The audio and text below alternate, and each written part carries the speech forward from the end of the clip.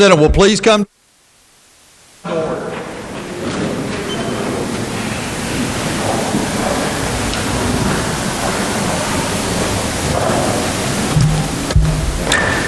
Senate will please come to order. All those not having privileges of the floor will please vacate the chamber. And with those on the floor and our guests in the gallery, please rise as we are led in prayer this morning by Bishop Joe Thomas. He's with the Non-Denominational Fellowship Pentecostal Ministries in Charleston, West Virginia. And then please remain standing as we are led in the pledge this morning by the senator from Logan County, Pastor Thomas. Most holy and all eternal God, we come just to say thank you. Father, we come to the end of our journey. Father, we thank you for what you've done down through these few months. Father, we thank you for keeping us from danger seen and unseen. Father, we thank you for your son Jesus, who died on the cross for the remission of our sins. Then, Father, we ask that you would bless this Senate president, who we would refer as the apostle. We ask you to bless the Senate clerk, who we refer to as the bishop. We ask that you will bless the Senate doorkeeper, head doorkeeper, who we refer to as the pastor. And the governor is the chief apostle. Father, we thank you for them, for leading us, and for every senator, every secretary, every assistant clerk. Father, we thank you for their guidance. Now, Father, we thank you for building us up where we have been torn down. Strengthen us where we've been weakened. And God, prop us on every hand. Bless every person that's in the galleries today. Father, protect their family. Bless them as they leave this place. And most of all, Father, we thank you for healing every person under the sound of my weak voice. Father, in the name of Jesus, we ask that you would bless the food that has been prepared all over this place. Bless the people that prepared it. And most of all, God, we ask and thank you for blessing us. In Jesus' name we pray. Amen. Amen. Thank you, Pastor. The senator from Logan County. Please join us as we honor America. I pledge allegiance to the flag. The United States of America, to the republic which stands, one nation under God, indivisible, with liberty and justice for all. Thank you. You may be seated. Reading of the Journal. West Virginia Legislature Senate Journal, Friday, March 6, 2020. The Senate met at 10:17 a.m. Senator Carmichael, Mr. President, in the chair. The senator from Marion County requests unanimous consent that further reading of the Journal be dispensed with and that it be approved as having been read. Is there objection? Chair hears none, so ordered. Introduction of guests. On behalf of the Senate, it is my pleasure to welcome our honorary pages for the day. Please stand and be recognized when your name is called. As guest of the senator from Braxton County, we have Keely Ann McWhorter. As guest of the senior senator from the 8th, Samantha Nye and Andrew DeWeese. As guest of the senator from Jefferson County, Teresa Rucker, Britt Shodell, and Eli Warhurst. And as guest of the senator from Raleigh County, Kylie Stone. As guest of the junior senator from the 17th, Megan Spelach. They're all standing in the front of our chamber. If the Senate would give them a warm Senate welcome.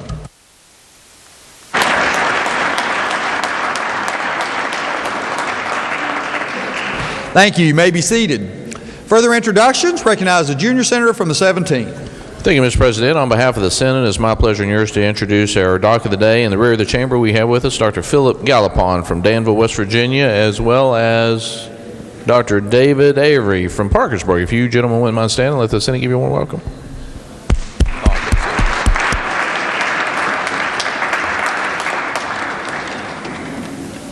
Further introductions, recognize the senator from Marion County. Thank you, Mr. President. In the rear gallery, I'm happy to have with me today my secretary who's been with me for several years now, Margie High.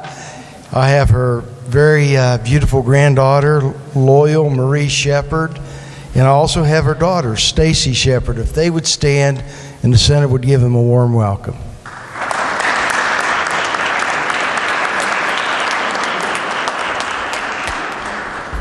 Further introductions, recognize the senator from Raleigh County. Thank you, Mr. President. Our page, Kylie Stone, has her chaperones here today, James Stone in the President's Gallery, if you'll stand, and also Kristen Canterbury here at the front, if you'll stand, and let's give them a warm Senate welcome.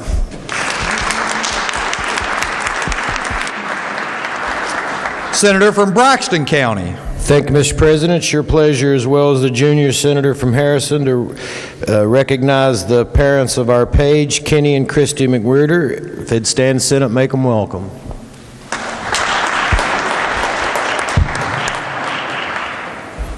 Further introduction, Senator from Jefferson County. Thank you, Mr. President. I am happy to welcome the chaperone for two of my pages, John Shodell from Jefferson County, and I also want to welcome one of my best friends, Michael Campbell, who came here just for the last day of the session. Would the Senate please make them both feel welcome?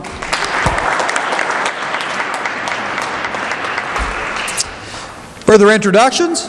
Further introductions. Senior Senator from the 8th. Thank you, Mr. President. One of our pages today, parents is here, and I would ask if Scott and if he could stand in the Senate, make him welcome, please.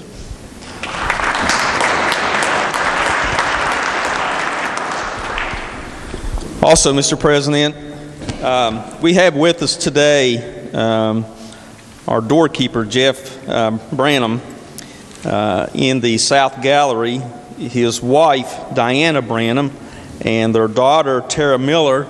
I would ask that they stand and the Senate make them welcome, please.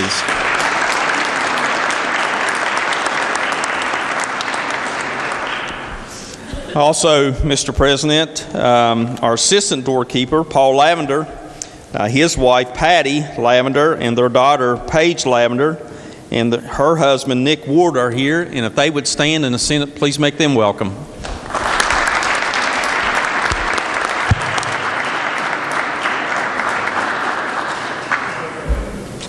Further introductions, Senator from Morgan County. Thank you, Mr. President. Also in the President's Gallery, between the two guests that were introduced by the Senator from Jefferson, is the husband of the Senator from Jefferson, Jim Rucker. I'd ask him to stand in the House to make him welcome.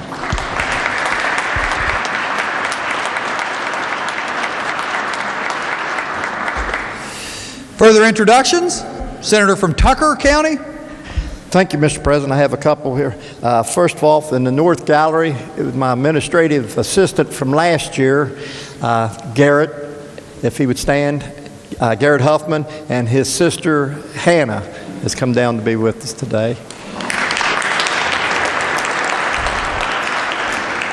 And also, usually, you know, my family comes down here on the last day, and I have 4 grandchildren at home right now. It just informed me they're watching me live stream since they can't be here. So I want to put a shout out to my granddaughter, Abriana, my grandson, Elijah, my grandson, Isaac, and my granddaughter, Willow, who's listening at home. So thank you, Mr. President.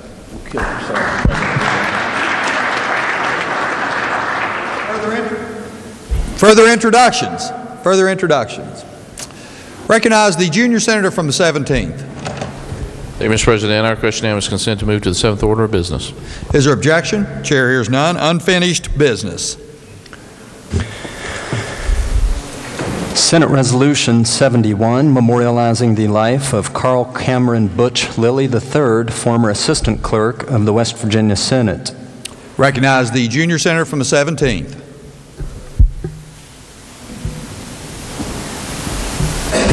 Thank you, Mr. President. I request unanimous consent that the resolution be taken up for immediate consideration, committee reference be dispensed with, and the resolution be placed upon its adoption. Is there objection? Chair hears none.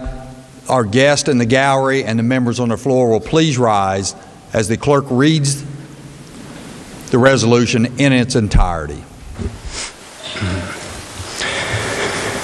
Senate Resolution 71, memorializing the life of Carl Cameron Butch Lilly III, newsman, author, former assistant clerk, and parliamentarian of the West Virginia Senate from 1976 to 2006, and dedicated public servant. Whereas Carl Cameron Butch Lilly III was born September 10, 1944 in Beckley, West Virginia, the son of Mary Edith Accord and the Reverend Carl Cameron Lilly II. And whereas Carl Cameron Butch Lilly III was president of his senior class at Glen Rogers High School in Wyoming County, and after graduation attended Beckley College. And whereas Carl Cameron Butch Lilly III had a love for words, which opened the door as a writer and editor for the Raleigh Register, Welch Daily News, and United Press International. And whereas Carl Cameron Butch Lilly III left news writing in 1976 and joined the staff of the West Virginia Senate as assistant clerk, where he oversaw the editing and printing of everything from stationery to legislation, including the Senate Journal and his most cherished publication, the West Virginia Blue Book. And whereas Carl Cameron Butch Lilly III served as an associate vice president of the American Society of Legislative Clerks and Secretaries in 1999 and 2000, and was recognized nationally as the recipient of the National Conference of State Legislatures Legislative Staff Achievement Award in 1999. And whereas Carl Cameron Butch Lilly III had a love for sports, which he expressed as a sports writer and t-ball and softball coach, as well as by leading the effort to have then Senate Chief Messenger and former professional baseball player Clint Hawk Thomas recognized for his distinguished career in the Eastern Colored League, which included playing in the first Colored World Series in 1924 and winning the second in 1925. And whereas Carl Cameron Butch Lilly III co-authored the book Reopening Glen Rogers, which told the story of the community where he grew up. And whereas Carl Cameron Butch Lilly III was married to his beloved wife Janet, with whom he shared the joy of having 3 daughters, Karen, Mary, and Jennifer, and grandchildren Cameron, Megan, Erica, Courtney, Nathan, and Madeline, and several great-grandchildren. And whereas, sadly, Carl Cameron Butch Lilly III passed away on November 27, 2019, ending a distinguished life of public service and leaving behind a spirit that will reside throughout the hills of West Virginia forever. And whereas it is fitting that the Senate pay tribute to the life and legacy of Carl Cameron Butch Lilly III for his many contributions to his community, state, and nation, therefore be it resolved by the Senate that the Senate hereby memorializes the life of Carl Cameron Butch Lilly III, newsman, author, former assistant clerk and parliamentarian of the West Virginia Senate from 1976 to 2006, and dedicated public servant. And be it further resolved that the Senate extends its most sincere condolences to the family of Carl Cameron Butch Lilly III on his passing. And be it further resolved that the clerk is hereby directed to forward a copy of this resolution to the family of Carl Cameron Butch Lilly III. Thank you. You may be seated. Question before the Senate is adoption of the resolution. Is there discussion? Is there discussion? Recognize the senior senator from the 5th. Thank you, Mr. President. I can tell you many stories about Carl, and some of them I really can't tell you. If you remember Carl and his humor, but you know, this is no offense to Lee, but Carl would, be there, when he talked. Sometimes you didn't understand what he was saying, and he told me one time that the reason I do that is because people really don't want to hear about him or hear about what's going on. They just want to vote. He, one day, and Lee and I were talking about this earlier, one day after the session, somebody came down from the gallery and said, you've got to get that guy to talk where we can understand him. We can't understand what he's saying up there. Well, that's the way Carl wanted it. He wanted to be able to go through the things and do that and put as little attention on him and more attention on the process. And he was all about the process. He understood the process, and he was the first time I ever saw time out.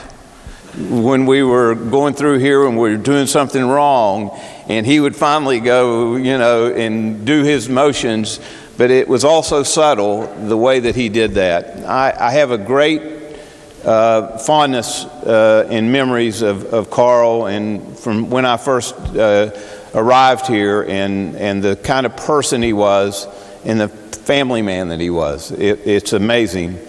And knowing a little about Glenn Rogers, the area that he was from, he is the epitome of the type of person, the kind of human being that comes from Glenn Rogers, and that's a testament to him. We're forever grateful for his service here, and I just wanted to share that, and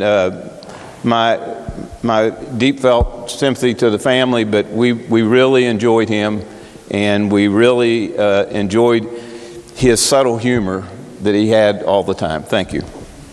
Thank you. Further remarks or further discussion? Recognize the senator from Boone County. Thank you, Mr. President. I also rise in support of this resolution.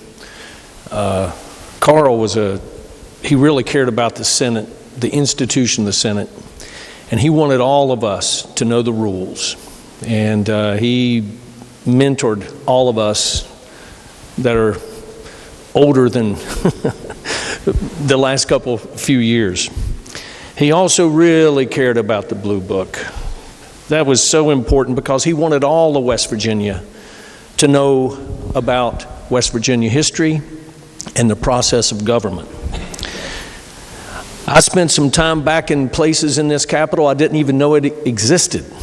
His little office back there, you could, I guess, gerrymander yourself back to where his office was, and we would chat and talk, and if I had questions, he would answer them for me. He loved music, was a good singer. He really always was asking about my good friend Mark Payne, the great banjo player, and where's he playing, and we'd run into him.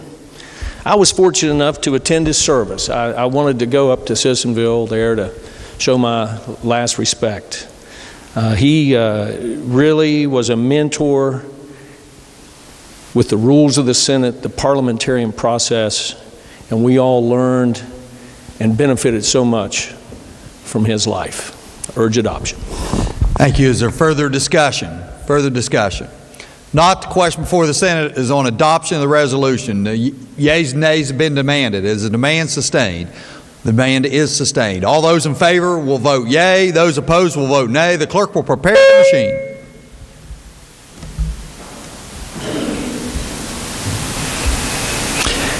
Has every member voted? Has every member voted? If so, the clerk will close the machine and ascertain the results on this question there being 34 yea, 0 nay, 0 absent and not voting. More than the majority of those present and voting having voted in the affirmative, I declare the resolution adopted. The junior senator for 17th is recognized. Thank you, Mr. President. I request unanimous consent that the comments by our senior senator from the 5th and our senator from Boone be printed in the appendix of the journal. Without objection, so ordered. Junior senator from the 17th. Thank you, Mr. President. I move the Senate stand in brief recess for the purpose of presenting the resolution. Junior senator from the 17th moves that the Senate stand in brief recess for the purpose of presenting this important resolution. All those in favor will say aye. Those opposed, no. The ayes appear to have it. The ayes do have it. Declare the resolution, or declare the Senate in recess to present this important resolution.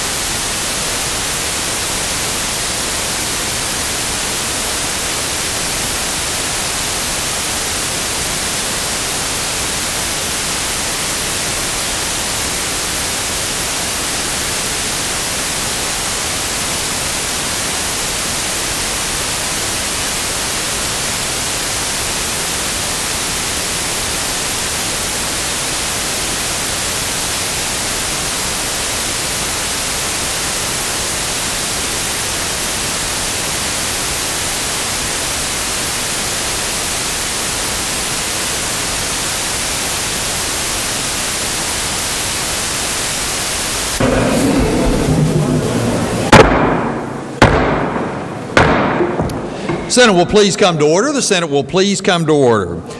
The senior senator from the 5th seeks recognition. Requesting unanimous consent to address the Senate. Is there objection? Chair hears none. Senator may proceed. Thank you, Mr. President, or Mr. Apostle, as we were told today.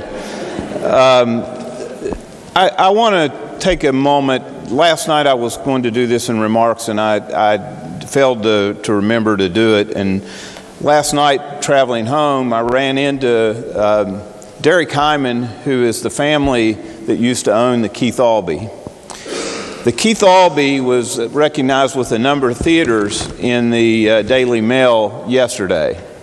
If you don't know about the Keith Albee, it was a theater, a vaudeville theater, that was built by Abe and Saul Hyman. And I ran into the grandson, Derek Hyman, and you all know, many of you all know the great-grandson, Max Hyman, that works for Senator Capito. The Hyman family built this theater in 1928 for $2 million. And it articulates all the theaters, but it has a picture of the Keith Albee. And I would like to make sure that you all would see this. The Keith Albee is a magnificent theater, and the Hyman family is to be congratulated for the way that they kept it, and I'll get into a little bit of that here in just a second, just how much they did. You know, as the vaudeville, this was built as a vaudeville theater, and the name Keith Albee comes from vaudeville. That was the vaudeville shows, and that's the name of the theater. Thomas Lamb, the architect, built a number of these theaters throughout the country, and right now the Keith Albee is the only Thomas Lamb atmospheric theater. When you look up to it, it's like you see the stars. You have lights that are lit up. This is a phenomenal place. In 2006, when Pullman Square came into Huntington, the Hyman family was running this as a theater. And when they were running this as a theater, they could not compete. And they had split up the Keith Albee into 4 theaters. So they put partitions. But what they did, knowing they wanted to keep the integrity of the building, they put the partitions up and covered any of the rosettes and all the fixtures in, so that if somebody ever took this over, that restoring this would be, and I'm not going to say easy, I'll get to that here in a second. So in 2006, the Hyman family had gifted this to Marshall University, and Marshall didn't want it. And a number of people, including myself, decided to get involved and try to save the Keith Albee. So in August of 2006, we started a 501c3 called the Keith Albee Performing Arts Center Incorporated, or KPAC for short. And since that time, we've been running it, and I have been fortunate, or unfortunate, whatever way you want to look at it, to be the co-president since 2006. So we've been doing, this will be our 14th year. We've had to do a new roof at $780,000. We had to do a new HVAC at $150,000. I can go on and on and on. But I talked to Derek last night, and I told him again how much I appreciated what his family did for the city of Huntington and what they did for the Huntington area in building that theater. If you have not been in it, I encourage you all to come. I'm not selling tickets, but on April 1st, we are having a Sorry Not Sorry. Chris Miller, who does the shows, this is Congresswoman Miller's son that does the TV on radio, the ads for car selling. He is going to go through and do a skit and things with his friend that they write all the things. And it's going to be funny. It's going to be a really neat thing. But we're doing these as fundraising events. But back to the Keith Albee. It's a gem. It's something that not many places have. It seats 2,400. It's the largest venue of its type between Pittsburgh and Cincinnati. It is a phenomenal place. I've been fortunate to see West Side Story when I was young and many things. But last week, they had fifth graders from the area schools in, and it was, I think we had somewhere in the neighborhood of about 1,200 students there to see something that's pretty remarkable, and they're engaged. We feel Congresswoman Miller has been working with us, as well as Senator Capito and Senator Manchin, but we're on the cusp of getting this as a historic, national historic landmark, which it is. As I mentioned, it's the only fully intact Thomas Lamb Atmospheric Theater in the country. Nothing like this. And next month, we will have a visit from the National Center for Arts and people that will judge and ask us questions. I speak about this because sometimes we get caught up in all the things that we do here, that we go back to areas and represent those areas. Like the senator from Harrison and the senator from Braxton have the Robinson Theater in Clarksburg, like you have the Smoot Theater, like you have the theater in Wheeling, the Capitol Theater, I believe it is. These are gems that you cannot replicate, and we need to maintain those.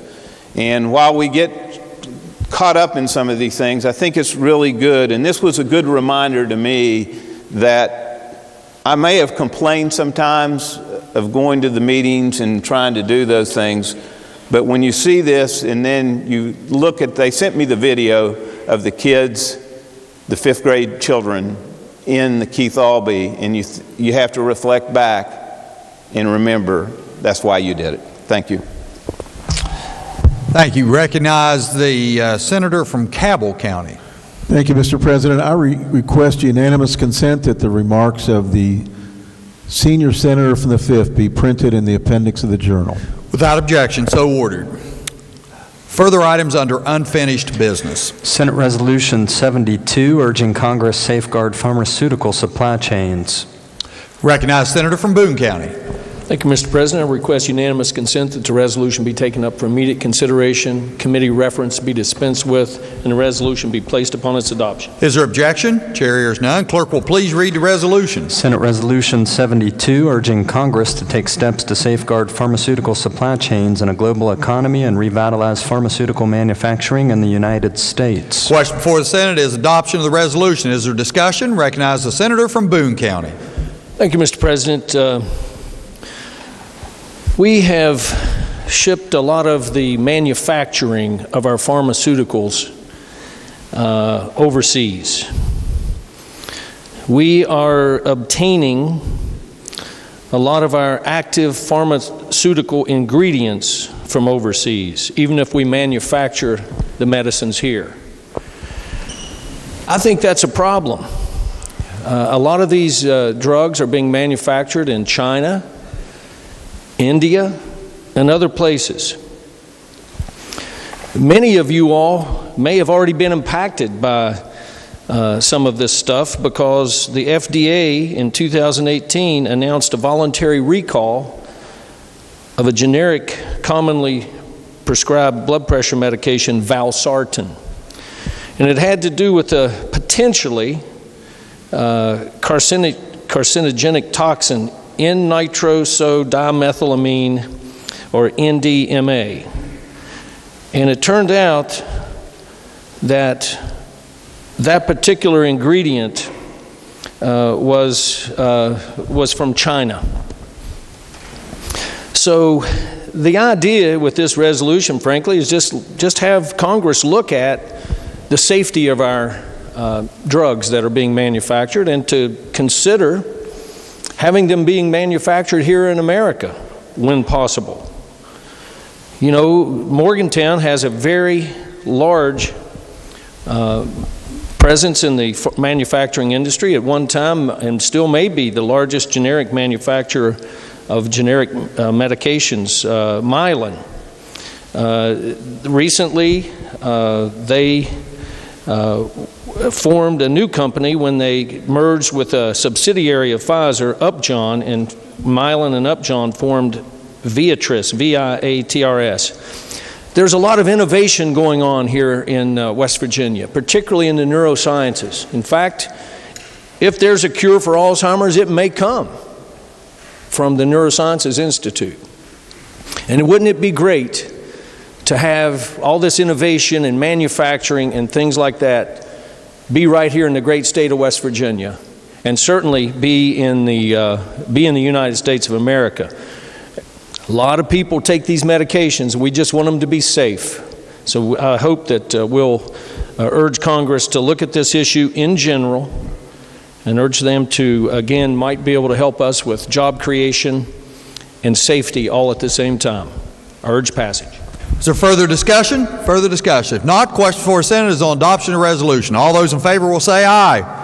Those opposed, no. The ayes appear to have, the ayes do have. Declare the resolution adopted. Are there further items under unfinished business? Senate Resolution 73, memorializing the life of Dorothy Vaughan, NASA mathematician and computer programmer. Recognize the senator from Monongalia County. Thank you, Mr. President. I request unanimous consent the resolution be taken up for immediate consideration, committee reference be dispensed with, and the resolution be taken up upon its adoption. Is there objection? Chair hears none. Clerk will read the resolution. Senate Resolution 73, memorializing the life of Dorothy Vaughan, a mathematician and computer programmer that helped make NASA what it is today. Question before the Senate is on adoption of resolution. There's discussion. Senator from Monongalia County. Thank you, Mr. President. Ladies and gentlemen, before you have Senate Resolution 73, which we were memorializing the life of Dorothy Vaughan.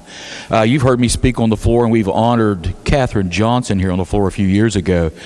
But Dorothy Vaughan was also a critical part of NASA's program and our success of putting man on the moon, so to speak. Dorothy is actually a graduate of Morgantown, of Beechurst Avenue High School. And that was the last remaining segregated school in Monongalia County at that time. But it's impressive to know that by the age of 19, she'd already graduated with a BA in mathematics. Went on to teach, but it was in 1943 that probably changed her life and everyone's life here in the United States and across the world in regards to space travel. Dorothy actually acquired a job at Langley Research Center, working for a small group there of computer programming at that time, believe it or not. She stayed there for 28 years, right through the John F. Kennedy space program. The program she initially was with was what was referred to at that time as the Advisory Committee for Aeronautics. And that later became NASA, and that's where she found her success and the success that we have seen in regards to our space program. Dorothy, in fact, did help us with the space race. She was depicted in the movie Hidden Figures, and they did her justice in that movie. Quite a remarkable woman. She went on to receive a Congressional Medal of Honor as actually a crater on the moon named after Dorothy Vaughan. It was dedicated on her 109th birthday, and it's a great honor, I think, for myself and the Morgantown community of all of West Virginia to recognize Dorothy today, and I urge adoption of the amendment. For the Thank you. resolution. Further discussion? Not. Question before the Senate is on adoption of resolution. All those in favor will say aye. Those opposed, no. The ayes appear to have, the ayes do have. Declare the resolution adopted. Recognize the junior senator from 17th. Thank you, Mr. President. I just request unanimous consent that the comments by the senators from Boone regarding Senate Resolution 72 and the senator from Monongalia County regarding Senate Resolution 73 be printed in the appendix of the Journal. Without objection, so ordered. Clerk has communication from the House of Delegates. The Clerk of the House announced that the House amended and passed committee substitute for Senate Bill 288 relating to family planning and child spacing. Message be received. Junior senator from the 17th. Thank you, Mr. President. I move the Senate amend the House amendment to Senate Bill 288. Junior senator from the 17th moves that the Senate amend the House amendments to Senate Bill 288. Is there discussion? Junior senator from the 17th. Thank you, Mr. President. I request unanimous consent to explain the amendment in lieu of having it read. Is there objection? Chair hears none. Senator may proceed. Thank you, Mr. President. This is a title amendment only. I urge passage. So further discussion? Not. Question before the Senate is on adoption of the motion by the junior senator from the 17th. All those in favor will say aye. Those opposed, no. The ayes appear to have it. The ayes do have it. Declare the motion adopted. The question now is, shall the bill pass? Is there further discussion? Not. All those in favor will vote yea. Those opposed will vote nay. The clerk will prepare the machine. Has every member voted? Has every member voted? If so, the clerk will close the machine and ascertain the results. On this question being 34 yeas, 0 nays, 0 absent, not voting, more than the majority of those present and voting having voted in the affirmative, I declare the bill passed. Clerk will communicate the action of the Senate to the House. The Clerk of the House announced that the House amended and passed committee substitute for Senate Bill 303, enacting Students' Right to Know Act. Message be received. Junior Senator from the 17th. We're not doing that one. Thank you, Mr. President. I move the Senate amend the House amendment to Senate Bill 303. Junior Senator from the 17th moves that the Senate amend the House amendments to Senate Bill 303. Is there discussion? Junior Senator from the 17th. Thank you, Mr. President. Our question is consent to explain the amendment in lieu of having it read. Is there objection? Chair hears none. Senator may proceed. Thank you, Mr. President. The purpose of this bill is to require the State Board of Education to collect for dissemination to students certain specified information that will help students make informed choices about their careers.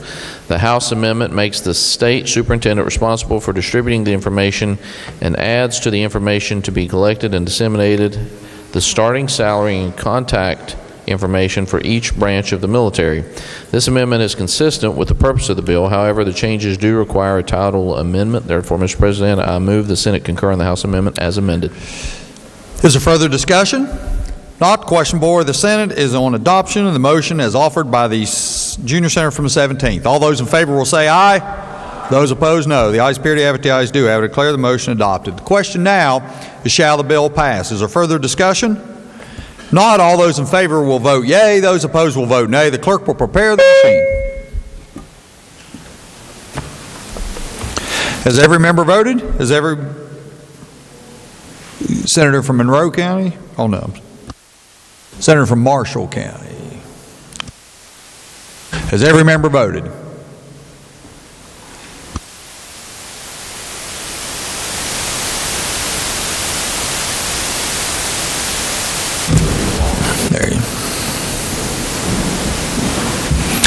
Has every member voted? So the clerk will close the machine and ascertain the results. On this question being 34 yeas, 0 nays, 0 absent, not voting, more than a majority of those present and voting having voted in the affirmative, I declare the bill passed. Junior Senator from the 17th. Thank you, Mr. President. I move the bill be made effective January 1, 2021. Request unanimous consent the roll call used on passage. The bill be used to make it so effective. Junior Senator from the 17th moves that the bill be made effective July 1, 2021.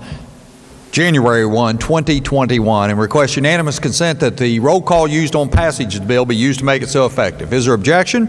Chair hears none. On this question, there being 34 yeas, 0 nays, 0 absent, not voting, more than two-thirds of those elected having voted in the affirmative, I declare the bill effective January 1, 2021. Clerk will communicate the action and send it to the House. The House amended the title only as it relates to committee substitute for Senate Bill 575, designating local fire department as safe surrender site to accept physical custody of certain children from lawful custodian.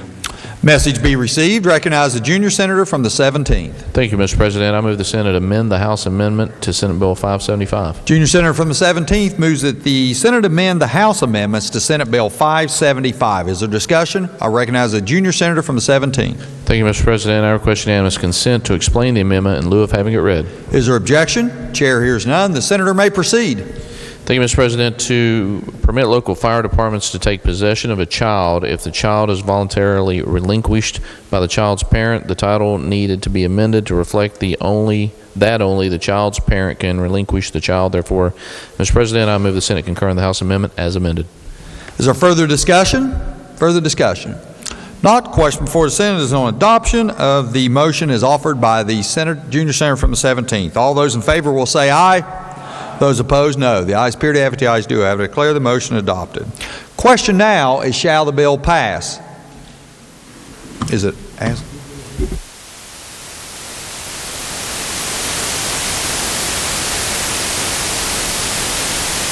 Junior senator from the 17th.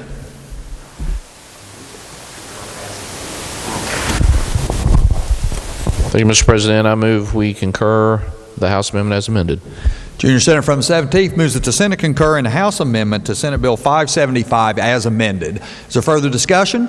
Not, all those in favor will say further discussion. Recognize the senior senator from the 6th. Thank you, Mr. President. I'll be brief. I just want to say my idea for this piece of legislation came from my wife. She's from California, and they have this in her home state, and she said, you know, it'd be a good idea for you to check into this. And after realizing it's only medical facilities that allow this currently, and this is maybe a little bit less intrusive for the person, that it might save a life. So I just wanted to give her some credibility for this, and I appreciate your support. Thank you. The question is on the amendment as amended to Senate Bill 575. All those in favor will say aye.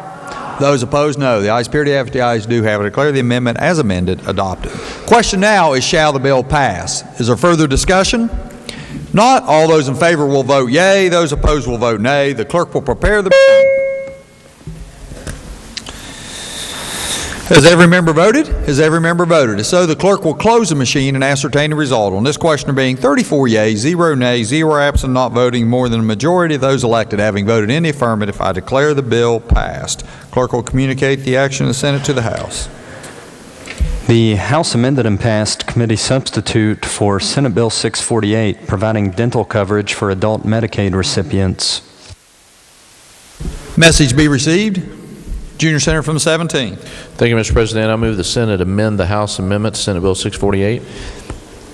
Junior Senator from the 17th moves that the Senate amend the House amendments to Senate Bill 648. Is there discussion? Recognize the Junior Senator from the 17th. Thank you, Mr. President. I request unanimous consent to explain the amendment in lieu of having it read. Is there objection? Chair hears none. Senator may proceed.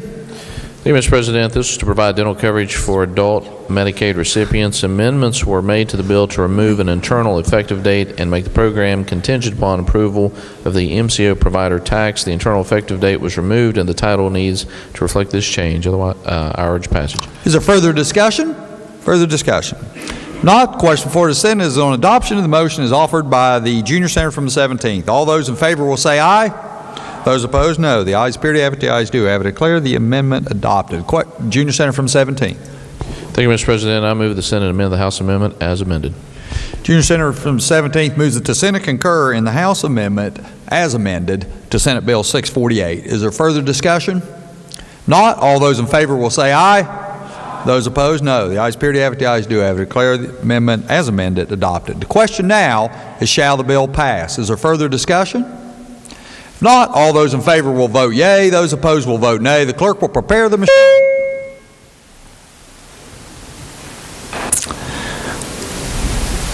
Has every member voted? Has every member voted? If so, the clerk will close the machine and ascertain the result. On this question, there being 32 yeas, 2 nays, 0 absent, not voting, more than the majority of those elected having voted in the affirmative, I declare the bill passed.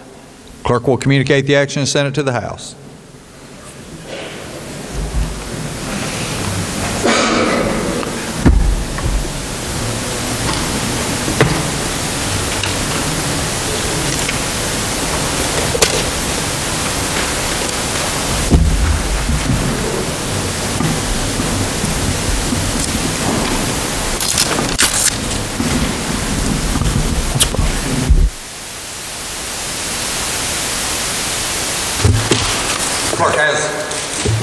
Clerk has additional House messages. The House amended and passed Senate Bill 723, requiring Department of Education develop plan based on analyzed data on school discipline.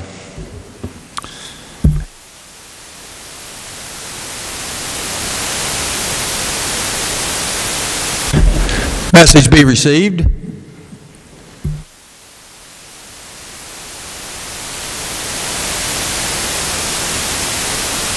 Recognize Junior Senator from 17. Thank you, Mr. President. I move the Senate amend the House amendment to Senate Bill 723.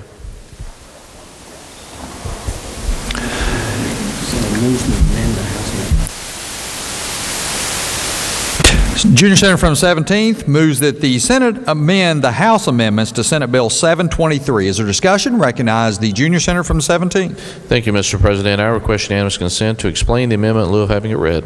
Is there objection? Chair hears none. Senator may proceed. Thank you, Mr. President. The purpose of this bill is to require the Department of Education to develop a statewide program to address the number of disciplinary actions taken against students.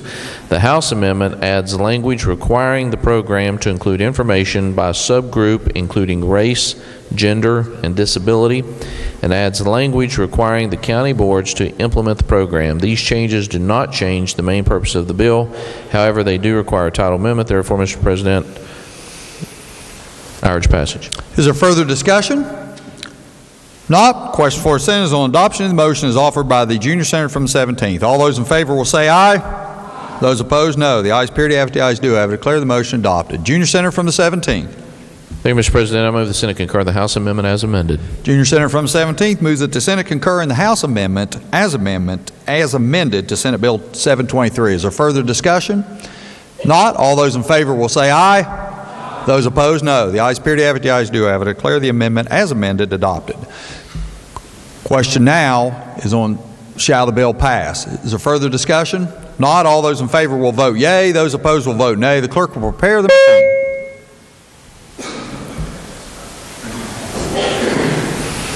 Has every member voted? Has every member voted? If so, the clerk will close the machine and ascertain the result. On this question being 34 yeas, 0 nays, 0 absent, not voting, more than a majority of those elected having voted in the affirmative, I declare the bill passed. Junior senator from 17. Thank you, Mr. President. I move the bill be made effective from passage and request unanimous consent that the roll call used on passage of the bill be used to make it so effective. Junior senator from the 17th moves that the bill be made effective from passage and request unanimous consent that the roll call used on passage of the bill be used to make it so effective. Is there objection? Chair hears none. On this question being 34 yeas, 0 nays, 0 absent, not voting, more than two-thirds of those elected having voted in the affirmative, I declare the bill effective from passage. Clerk will communicate the action of the Senate to the House. The House amended and passed Senate Bill 851, requiring Governor's Committee on Crime, Delinquency, and Correction proposed rule in coordination with law enforcement and certain medical boards. Message be received. Junior senator from 17. Thank you, Mr. President. I move the Senate refuse to concur in the House amendment to Senate Bill 851 and request the House to recede therefrom. Junior senator from the 17th moves that the Senate refuse to concur in the House amendments to Senate Bill 851 and that the House be asked to recede from the amendments. Is there further discussion? Recognize the junior senator from the 17th. Thank you, Mr. President. To require the Governor's Committee on Crime, Delinquency, and Correction in coordination with various law enforcement agencies to develop treatment referral programs for law enforcement agencies to accept controlled substances and refer people to drug treatment. The language of the House amendments appears to be misplaced linguistically, but more importantly, it limits the type of drug treatment programs that people can be sent to in abstinence-based type programs, and that the data suggests such limits are misguided. The House title amendment fails to incorporate the changes reflected in the amendment. I urge we recede. Is there further discussion? Not. Question for the Senate is on adoption of the motion that the Senate refuse to concur in the House amendments to Senate Bill 851. All those in favor will say aye. Those opposed, no. The ayes appear to have it, the ayes do have it. Declare the motion adopted. Clerk will communicate the action of the Senate to the House. Special order of business, or? Well, you got to do the committee report first.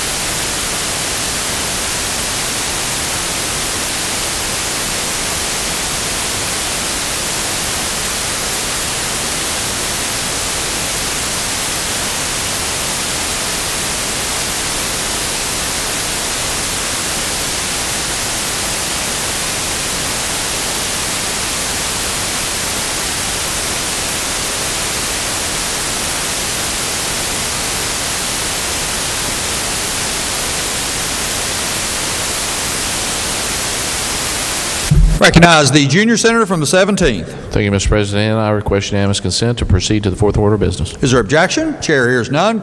Standing committee reports. Your Committee on Confirmations has had under consideration Senate Executive Message 2, requesting confirmation by the Senate of the nominations mentioned therein. There are 77 nominations listed herein, and reports the same back with the recommendation that the Senate do advise and consent to all of the nominations listed above. Respectfully submitted, Donna J. Boley, Chair. The report will be received.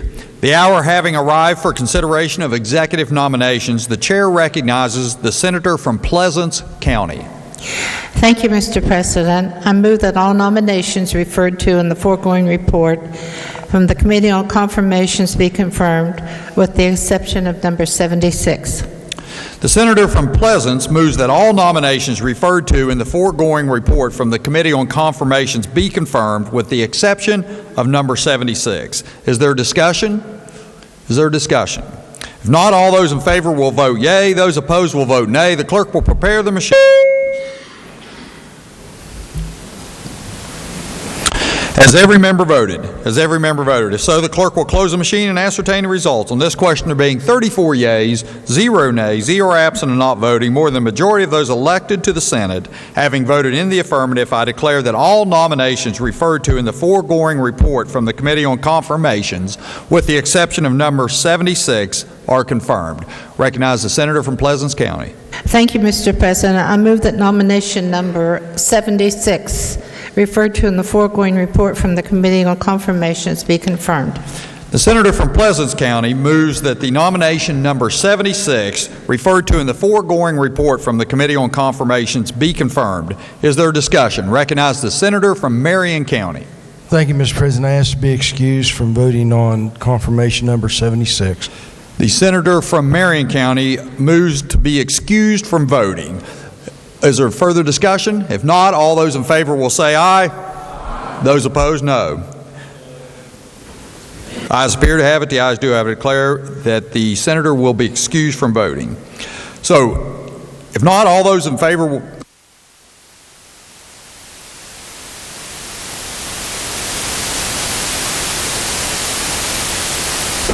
The question for the Senate is on adoption or the nomination of number 76. All those in favor will vote yea. Those opposed will vote nay. The clerk will prepare the machine.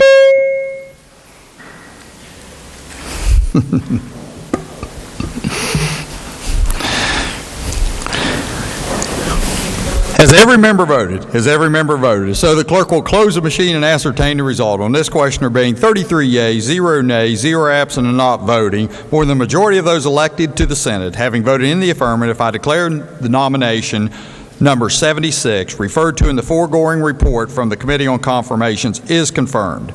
There being no further nominations, I declare the special order of business closed.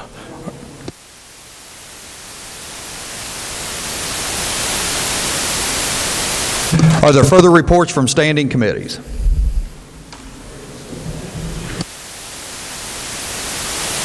Clerk has additional House messages. The Clerk of the House announced that the House of Delegates has agreed to the appointment of a committee of conference of 3 from each House on the disagreeing votes of the 2 Houses as to House Bill 4039, providing limitations on nuisance actions against fire department and emergency medical services. The Speaker appointed Delegates Bibby, J. Kelly, and N. Brown. Message be received. The Clerk of the House announced that the House of Delegates has agreed to the appointment of a committee of conference of 3 from each House on the disagreeing votes of the 2 Houses as to House Bill 4887, relating to revocation, cancellation, or suspension of business registration certificates. The Speaker has appointed Delegates C. Martin, Barnhart, and Angelucci. Message be received.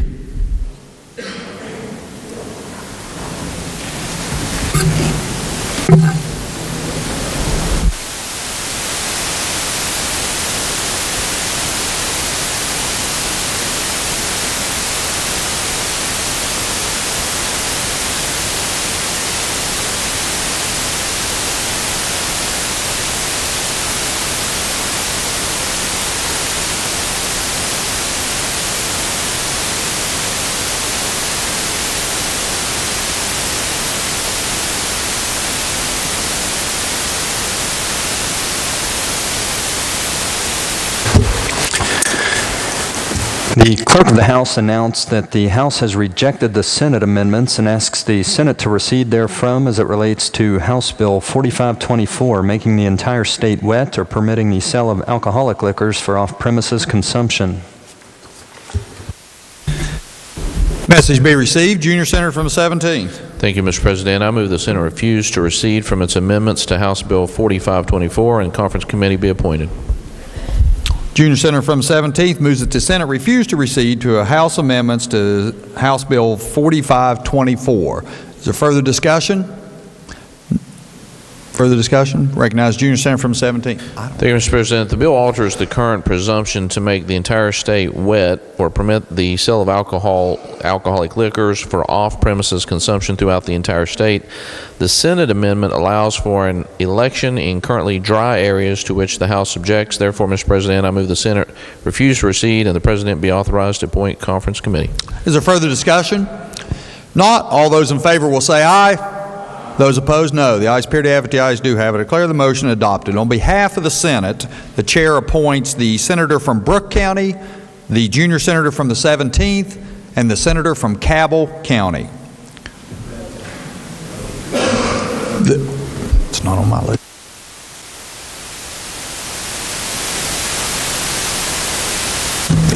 Excuse me, the chair has a correction. The chair appoints the senator from Brooke County, the junior senator from the 17th, and the senator from Logan County.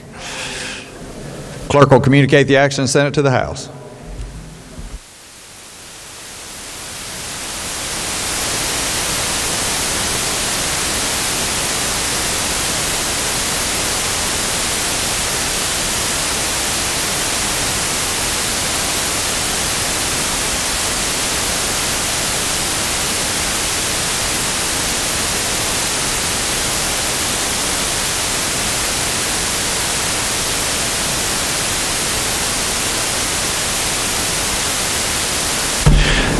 Clerk has a communication from the executive. I have a letter addressed to the Honorable Mitch Carmichael, President of the West Virginia Senate, and the Honorable Roger Hanshaw, Speaker of the House of Delegates, dated March 6, 2020. Dear President Carmichael and Speaker Hanshaw, after submission of my recommended fiscal year 2021 executive budget on January 8, 2020, there have been a few areas that require adjustments. The areas of adjustments are listed herein. Thank you for your prompt attention of this matter. Your cooperation is always appreciated. Should you have any questions or require additional information, please call me at any time. Sincerely, Jim Justice, Governor. Message be received. The message will be referred to the Committee on Finance. Clerk has additional message from the executive. I have executive message number 3, dated March 6, 2020, addressed to the Honorable Mitch Carmichael, President of the West Virginia Senate. Dear Mr. President, pursuant to the provisions of Section 20, Article 1, Chapter 5 of the Code of West Virginia, I hereby certify that the following annual reports have been received in the office of the Governor. There are several annual reports listed herein. Sincerely, Jim Justice, Governor. Message will be received. Clerk has another executive message. I have executive message number 4, dated March 6, 2020, addressed to the Honorable Mitch Carmichael, President of the West Virginia Senate. Dear Mr. President, in accordance with the provisions of Section 11, Article 7 of the Constitution of the State of West Virginia and Section 16, Article 1, Chapter 5 of the Code of West Virginia, I hereby report that I granted no pardons or reprieves nor commuted punishment to any person, nor remitted any fines or penalties during the period of March 7, 2019 through March 6, 2020. Very truly yours, Jim Justice, Governor. Message be received. Are there further communications from the executive? No, sir.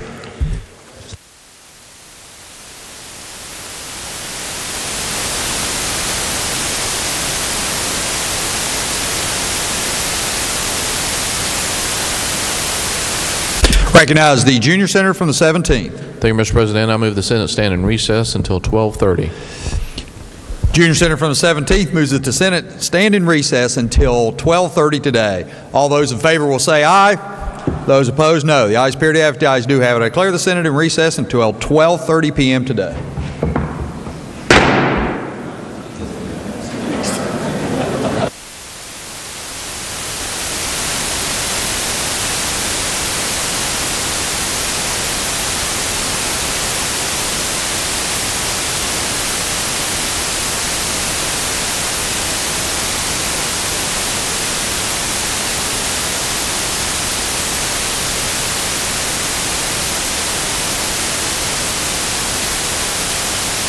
vote aye. Those opposed will vote no. The clerk will prepare the machine.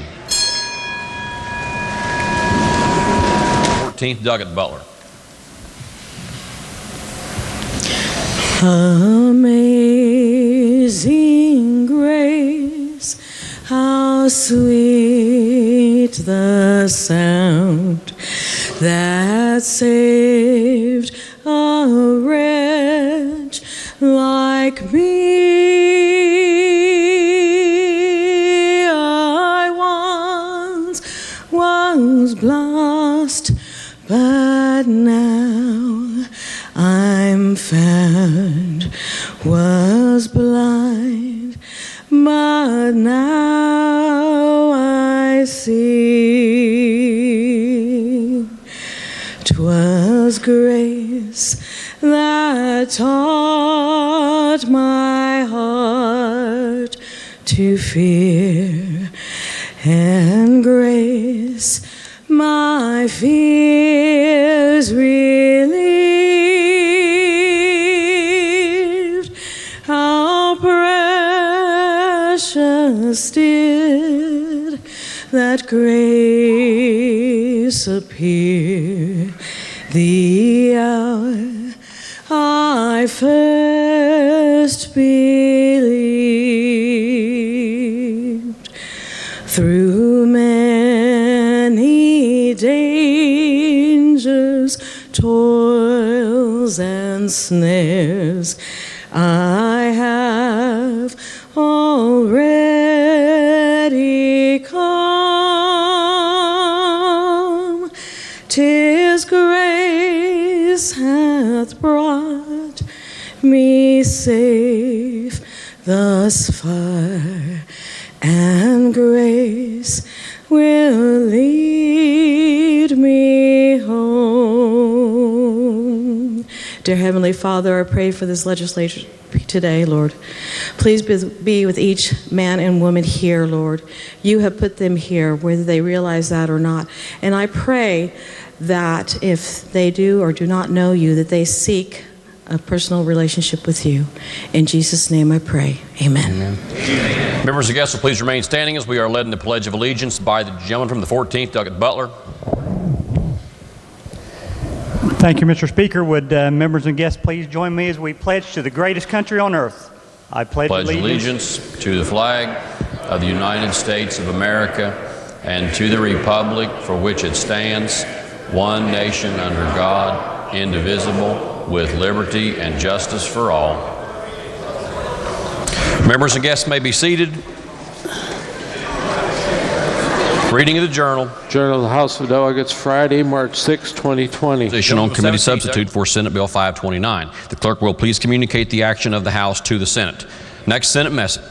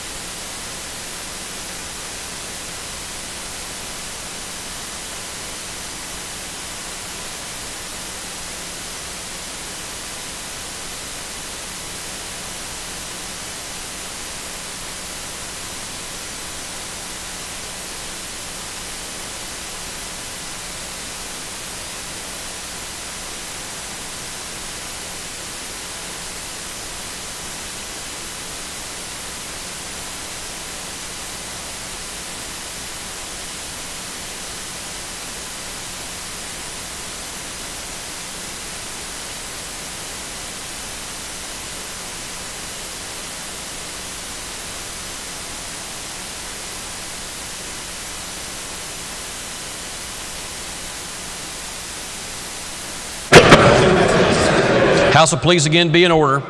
House will please again be in order. Lady from the 49th. Thank you, Mr. Speaker. In regard to committee substitute for Senate Bill 529, I move that the Speaker be allowed to appoint a committee of 3 conferees.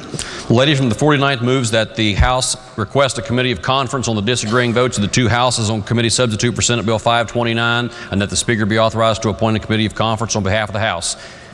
Those in favor of that motion will please say aye. Aye. Those opposed will please say no. The ayes appear to have it. The ayes do have it. The chair declares that motion adopted. On behalf of the House, on this conference committee, the chair appoints the gentleman from the 35th, Doug Capito, the gentleman from the 29th, Doug Steele, and the gentleman from the 36th, Doug Robinson, to serve as conferees on behalf of the House. For what purpose does the gentleman from the 1st, Doug McGeehan, seek recognition? Next message from the Senate.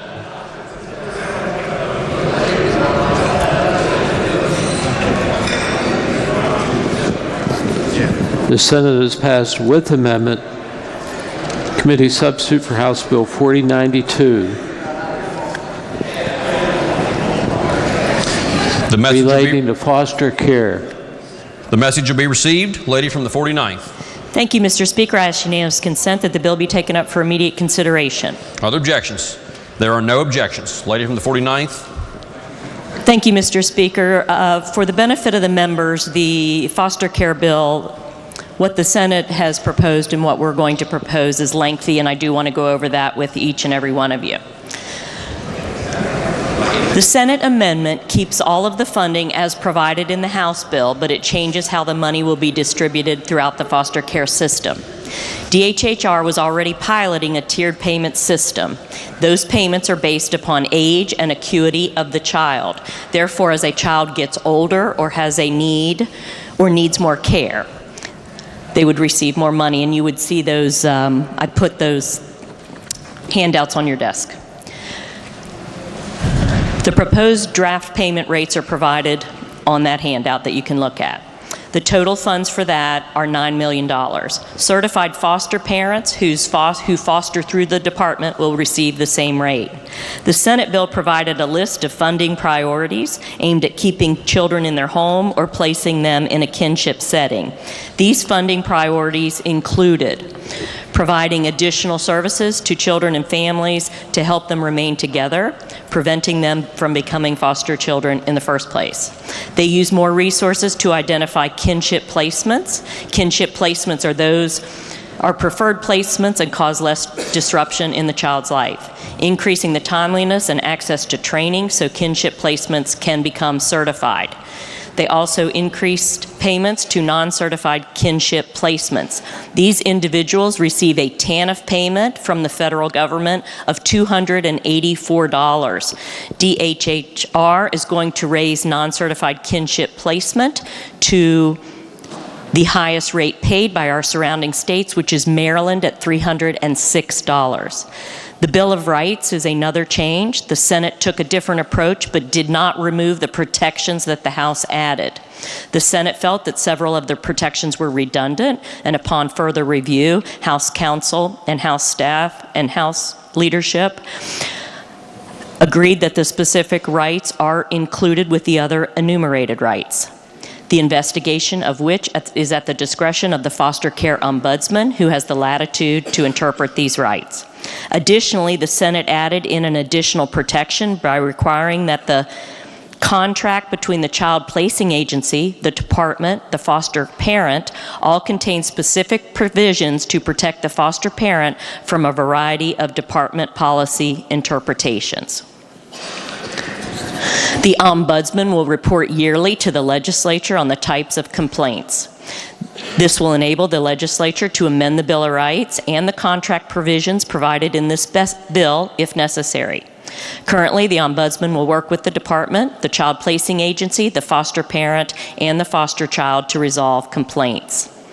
In relation to the priority of funding, the caseworker is required to do a family tree to identify kin to possible placement. A 60-day time frame was set forth. The Senate amendment codifies the substantiation of an allegation of abuse and neglect. This provides due process to enable a person to appeal such funding. The Senate removed the guardian ad litem reporting requirements. The Senate felt the House version encroached upon the authority of the judicial branch. The Senate did request that the Supreme Court provide guidance to circuit court judges regarding the supervision of guardian ad litems, and provided that that GAL may not be paid unless they are certified to perform such work. The court has already set up 3 regional meetings concerning the training of GALs and will occur within the next 6 months. Therefore, Mr. Speaker, I move we concur with further amendment and further title amendment. The lady from the 49th moves that the House concur in the Senate amendment and title amendment with further amendment and further title amendment to House Bill 4092. Is there discussion on the motion? The gentleman from the 28th, Douglas Pike, is recognized. Thank you, Mr. Speaker. I would just like to say for the benefit of the body that I would urge adoption of the lady's motion. The result of this bill that we've all spent so much time and effort over the past 60 days is nearing the finish line, and we have gotten nearly everything that we have asked for out of the Senate. So I am anxious for us to get this back to them, for them to concur with our amendment and get this to the governor's desk. Thank you, Mr. Speaker. The gentleman from the 30th, Douglas Bates, is recognized. Thank you, Mr. Speaker. Would the gentleman yield? Yes, sir. I just want to focus on the money issues if I can. My understanding is that the directive language with regard to how the money would be spent is taken out of the bill. Is that correct? That is correct. It is in the budget. Yeah, and the Senate inserted language to say we shall spend $16 million. Right, which is uncommon. Which is not, it's not more than uncommon, it's unconstitutional. You can't spend money through general law, and they do that all the time. So, that was big tonight. So, how are we making sure that the Senate allocates the money in their budget and we spend it? It's in our budget. So we have an agreement to that, is that correct? 16.8, yes. Okay, so if the gentleman would yield. Madam, thank you. Thank you very much. The gentleman from the 35th, Douglas Byrd, is recognized. Well, can I defer back to those two? I think they were getting ready to go at it. I'll go next, though. If the gentleman is not finished, the gentleman is still recognized.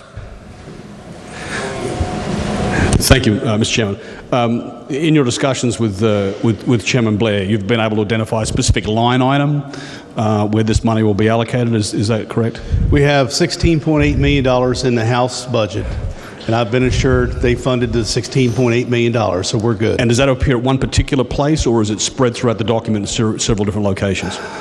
I'll have to get back to you on that. Okay. And do you know if there's any directive language in the budget that corresponds to the directive language? I'm not aware of that, no. So the directive language we had in our general law bill keep in mind what I had to do on the House's position.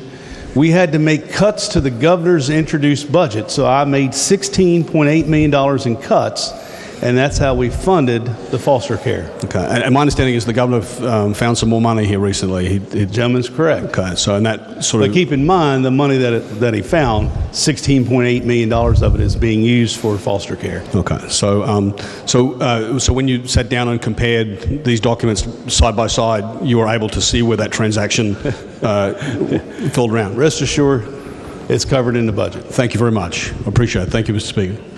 The gentleman from the 35th, Douglas Byrd. Thank you, Mr. Speaker. Will the majority leader yield for one quick question? Yes. I think you read that we were changing the date to December 2020, right? Yes, and if the House House would like, I could list the 5 changes that we're proposing back. No, that's okay, because your amendment in the system says December 2021. So I just wanted you to clarify which one it is. Is it December 2021 or December 2020? Because you might need to ask further amendment on the amendment. Yes, the paper I have in front of me says December 1, 2020, so if that is incorrect. It's HFA Summers 37, number 1. I think it says July 1st, 2021, and inserting December 1st, 2021. I just want to make sure we have the right date. That is incorrect. Thank you for finding that. May I ask unanimous consent to reform my amendment to change the date from December 1st, 2021 to December 1st, 2020? Are there objections to that reformation being made? There are no objections. That reformation of the amendment will be made. The gentleman from the 32nd, Douglas Fast, is recognized. Thank you. Would the gentlelady continue to yield? Yes. In the summary here, it said the Senate amendment codifies the substantiation of allegations of abuse and neglect. Can you give me more detail on that? I cannot, but I will ask counsel. Please do. Thank you.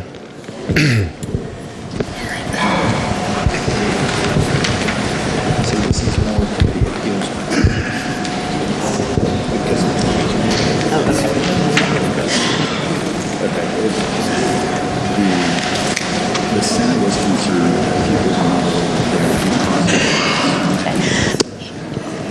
people were not Okay. The Senate was concerned that people were not aware of their due process rights if abuse and neglect was brought forth by the department. So this provides them a way to appeal such allegation. Is there some definition of substantiation of allegations of abuse and neglect that have been inserted? No. The substantiation is just the term used by the department. No, there is not, but substantiation is the term used by the department. Okay. And the Senate removed the guardian ad litem reporting requirements. What were those requirements and what has been removed?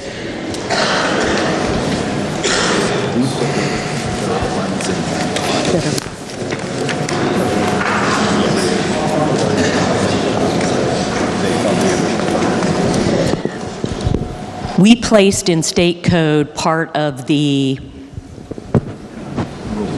rules of conduct of the guardian ad litems, and they felt that was overstepping our bounds. Okay. The court felt that. Can you just briefly tell me what those requirements that we inserted were that now have been removed?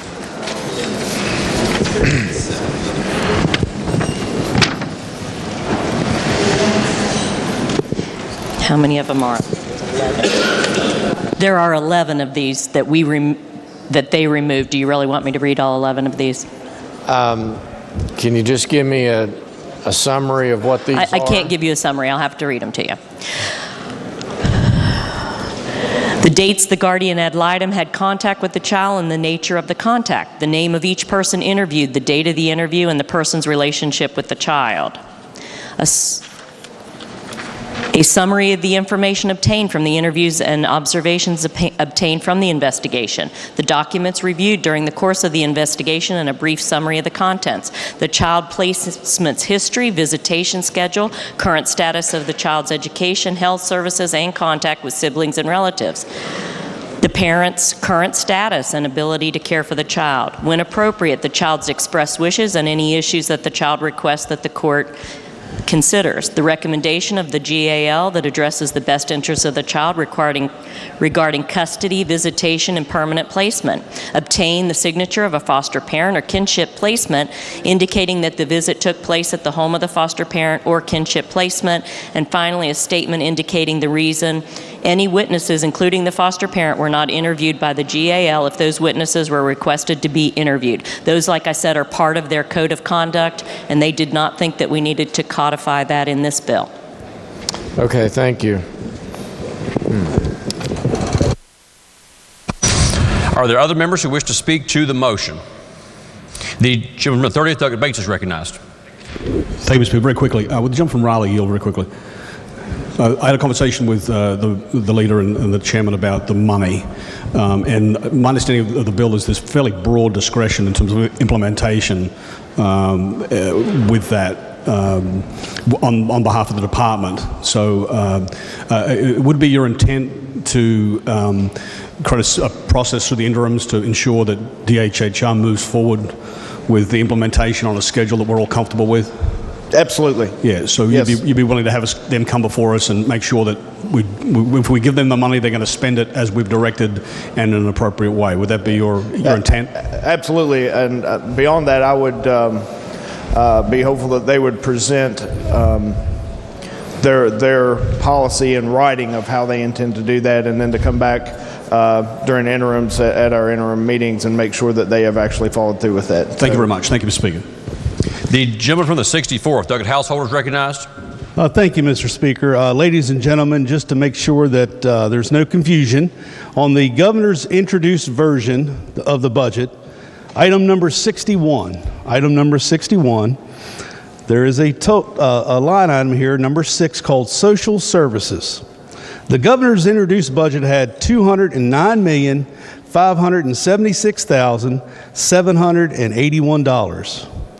When you see the budget coming back today on item number 61, Social Services, you will see that line item increased by $16,800,000. That new line item will read $226,376,781.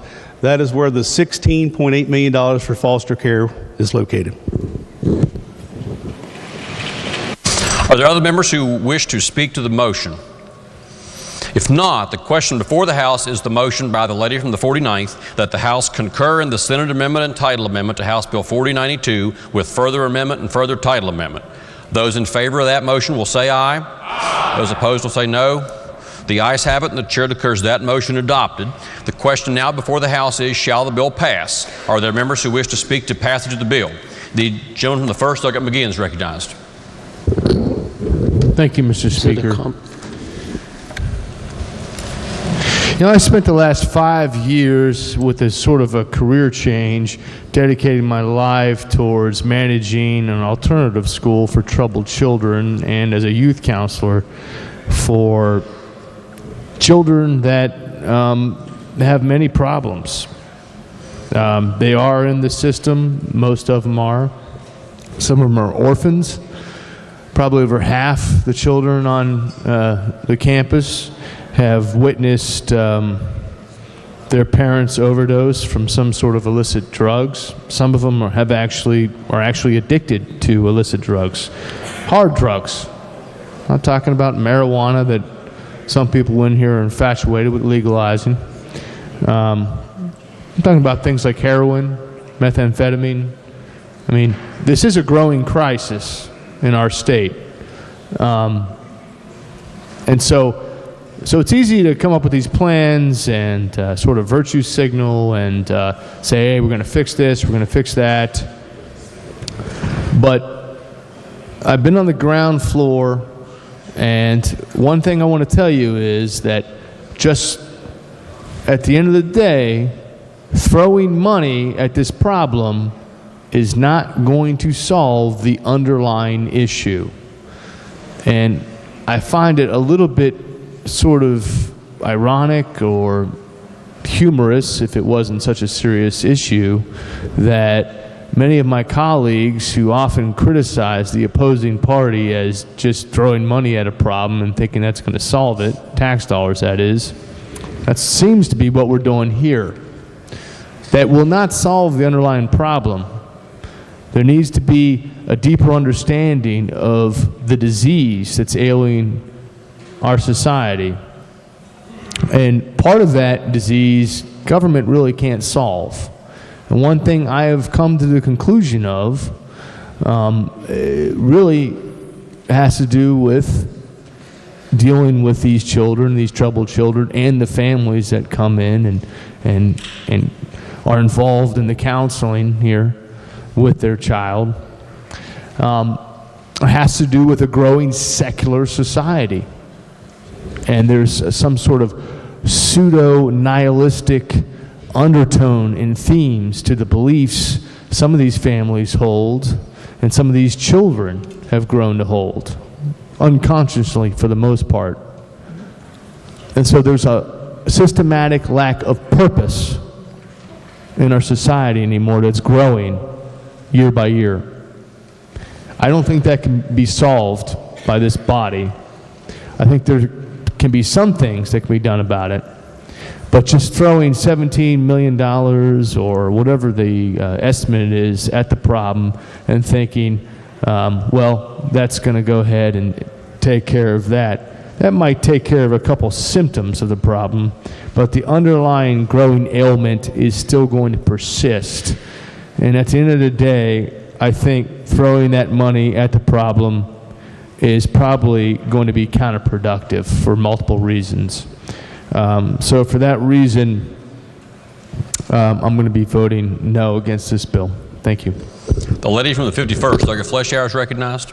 Thank you, Mr. Speaker. I am so proud of all the work that is done on this bill, and I differ with the gentleman from the first. I have talked to grandparents who do not want to be certified because they don't want to have control, and grandparents who are trying to raise 3 and 4 of their grandchildren who have drug-addicted children and are currently only getting $10 a day.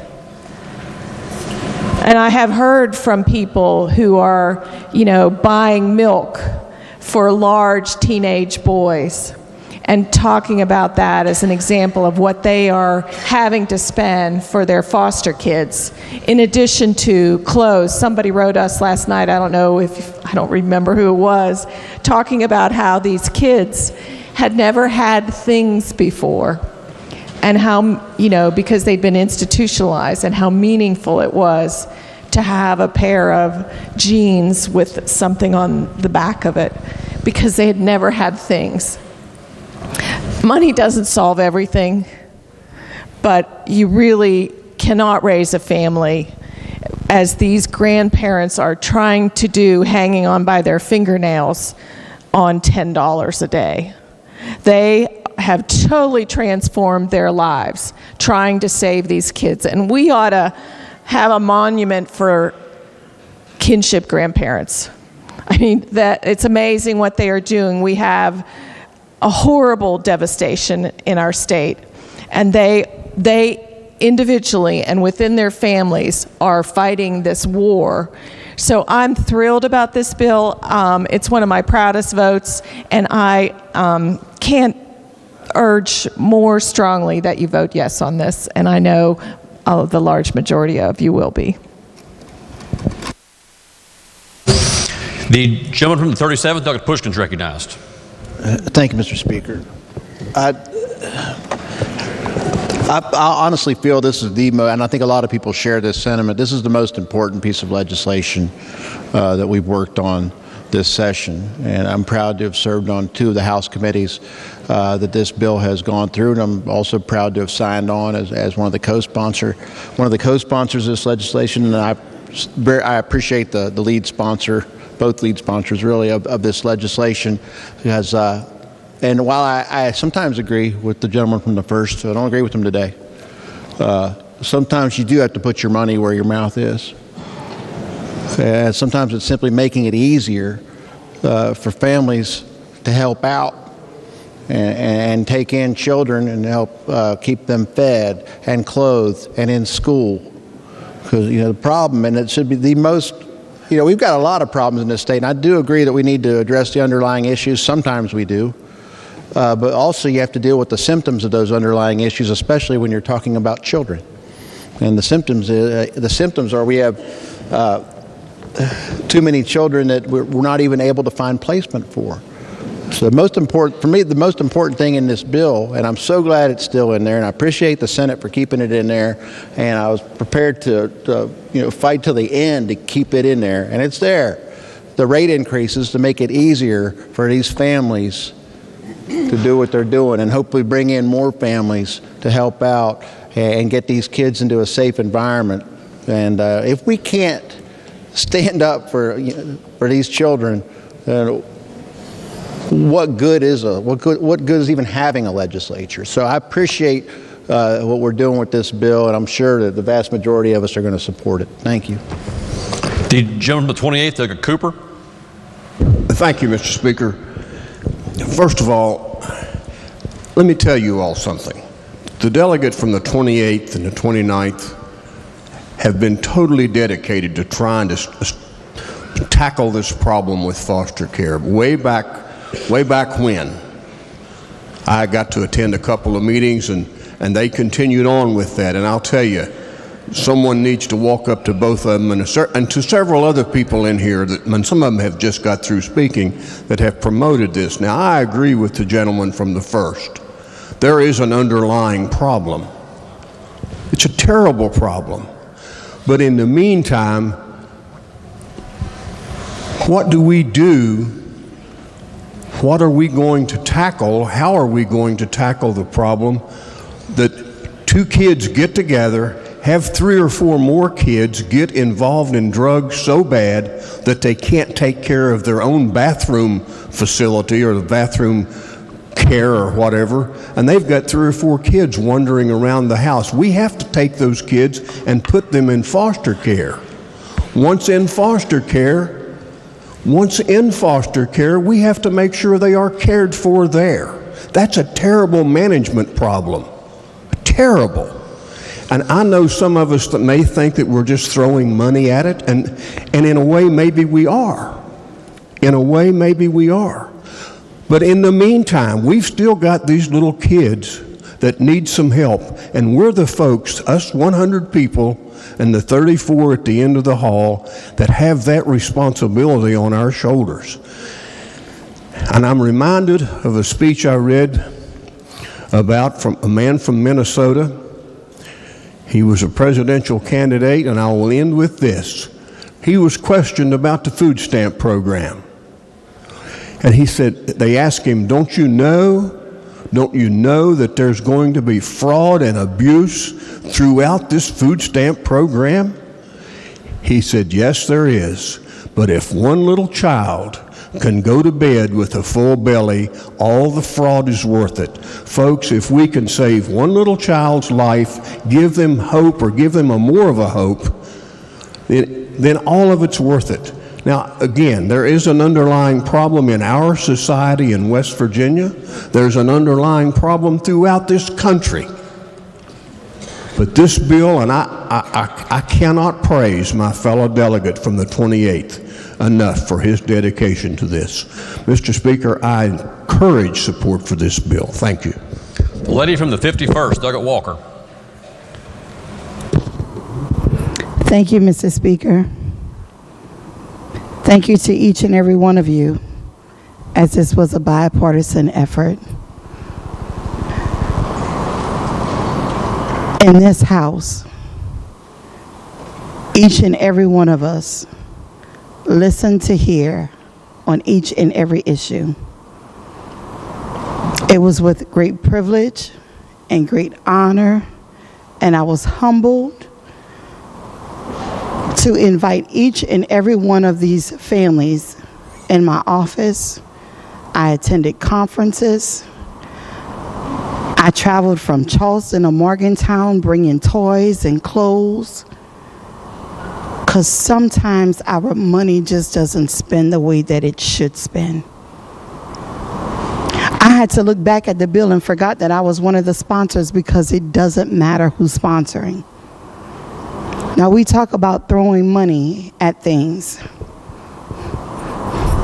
Those little mountaineers up there, this is an investment. This is an investment in the future. This is an investment in putting the children of West Virginia first. This is an investment of telling the folks who took a stand and stood up and waited for those children at 1 a.m. in the morning or 6 p.m. in the afternoon with open arms and open hearts, not knowing the bruises and the bumps and the scars and the brokenness that lie deep down within these children. But today, as a body, in the people's house, each and every one of you are saying, we're gonna make it a little bit better. How do we want these people to survive? Guys, this is not a hand out, this is a hand up.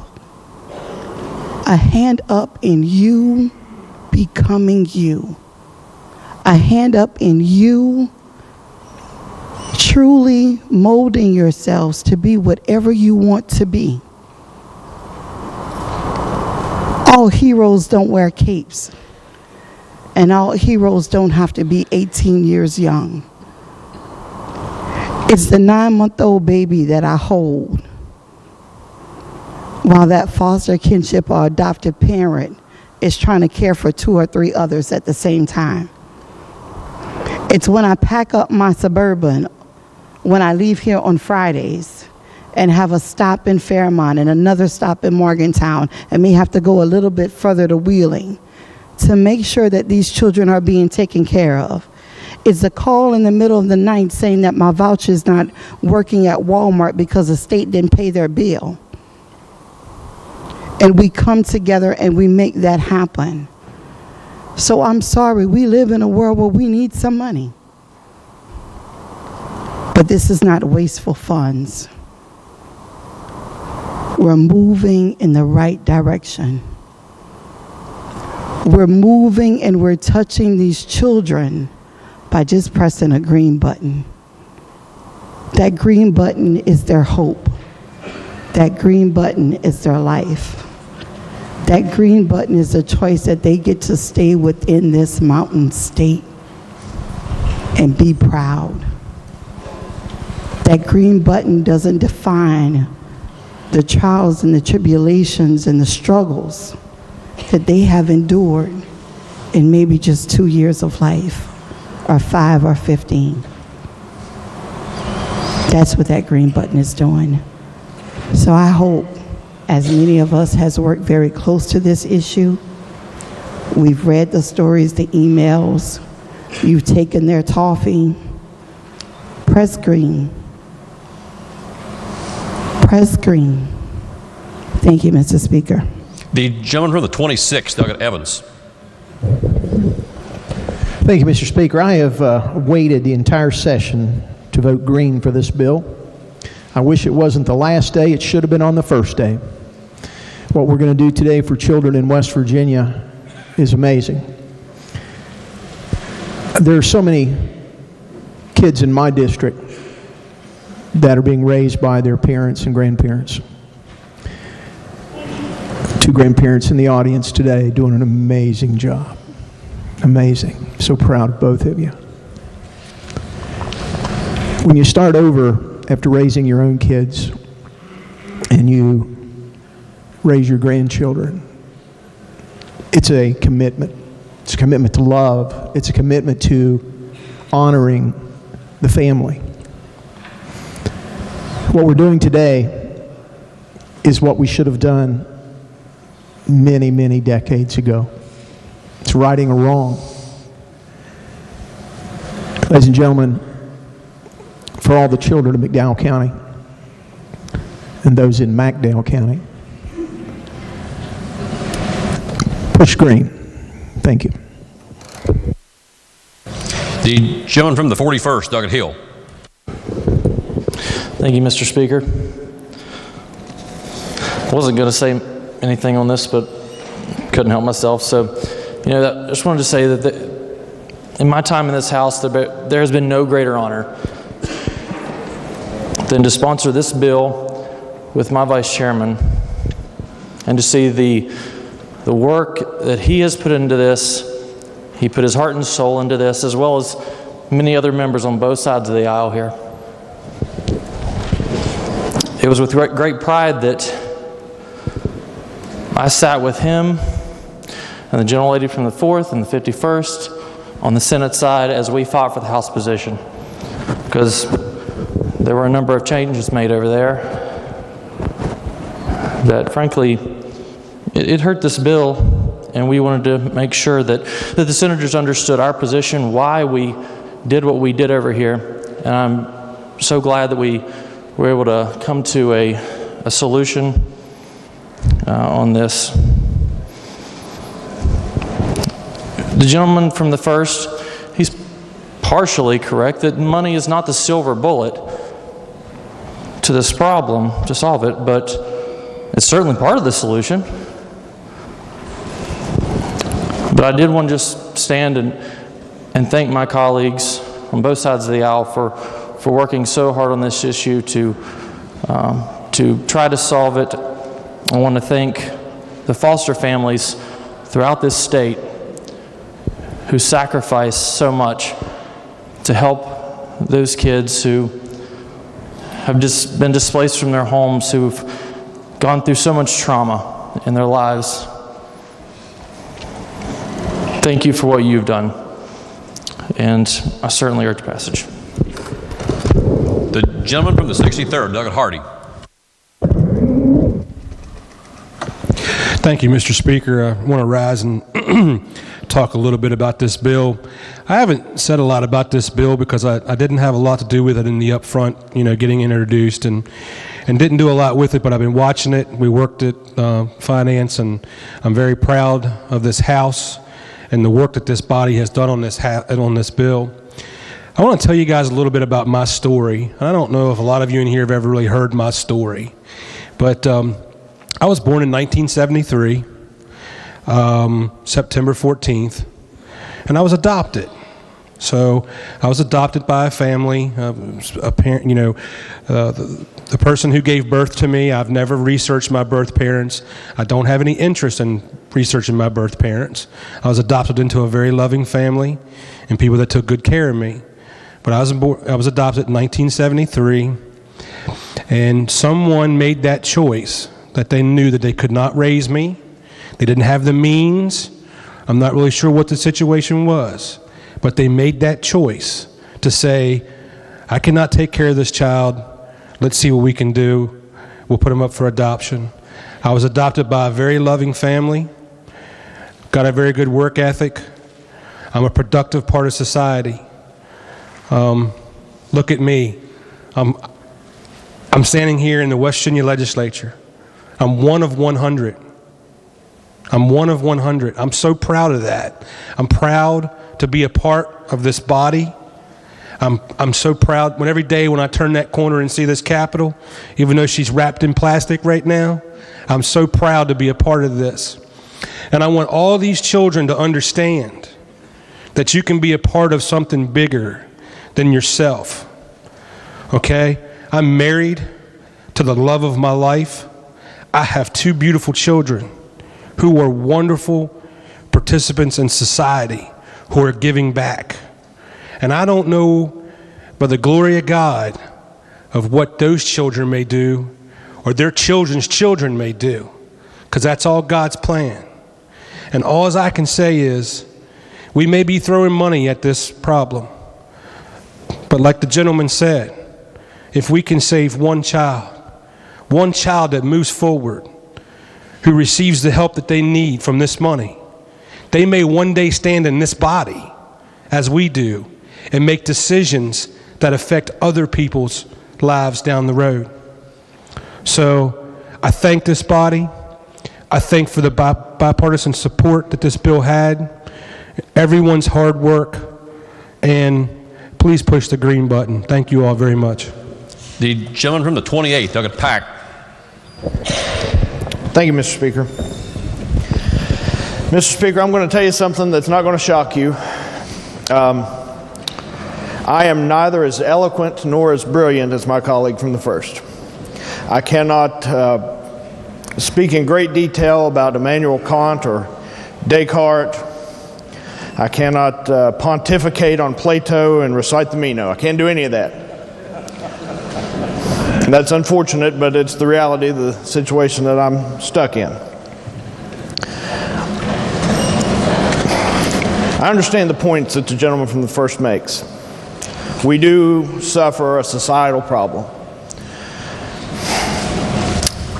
Is there a failing of the church to take care of this problem so that it's not a function of government? That's an entirely reasonable argument that I'm willing to entertain. However, the problem is at our doorstep. It's in our lap. It is, in fact, our problem. If I knew of a law that we could write to make people not use illicit drugs, I would write it. If I knew of a law to write to make people love and take care of their kids, I would sponsor that bill. Unfortunately, I'm not nearly smart enough to know what that law is, Mr. Speaker. I don't know how to write that bill. I wish I did. Because of that, we have a problem to address. It's my hope that the solution is before us in House Bill 4092. It is my hope that we take House Bill 4092 and pass it and begin to get a grasp on this problem that is escalating exponentially. I do find fault with the idea of saying that we're throwing money at anything. We're not throwing money. We're not burning money. We're investing in children. We're investing in children who have seen a life that most of us can't imagine and who have grown up without the basic love that most, if not all of us, receive from our family. And that's sad. So I wanted to say that we're not throwing money at anything. And I did want to say one more thing before I sit down. A lot of us in here have worked hard on this bill, and we should all take credit for that. All 100 of us in here should take credit for this bill that's getting ready to pass. We should all go home to our district and say, if we didn't do anything else, if we did nothing else, we did something good for the kids of West Virginia. I encourage every one of you to do that. But before we do, I would like to say that there is someone in this room that has worked infinitely harder on this bill than any of us. And his name's never going to be in the paper. And his name's not going to be up on that board when it lights up. And he's sitting over there beside the majority leader. Charlie Roskovinsky has worked harder on this bill than any of us. And he's not going to get a lick of credit. And he's running away now. But I wanted to say on this floor that we all owe Charlie a debt of gratitude because he has done a yeoman's job on this bill. So with that, Mr. Speaker, I urge its passage.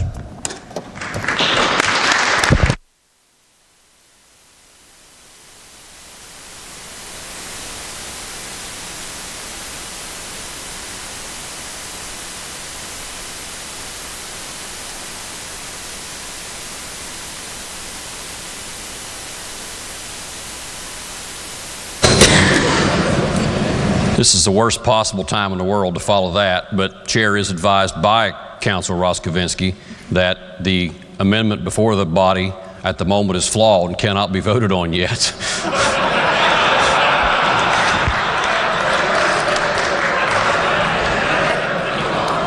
We like these diligent, and we like these doing as the gentleman said, but Chair would ask if there is objection to pausing consideration of this bill, taking a brief recess while we fix the amendment before we put the bill on for final passage. There's no objection. The House will be in recess until Council files the amendment.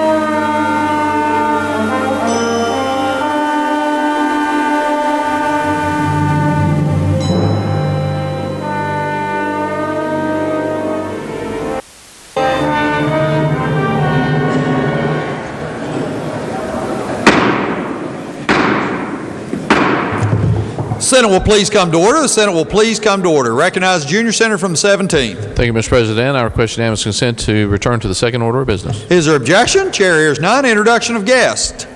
Introduction of guests. Recognize the senator from Pleasants County. Thank you, Mr. President. I'd like to introduce in the gallery to my right my administrative assistant, Carolyn Dawson. You all know her, and her husband's with her today, Wayne. Would you please make him welcome?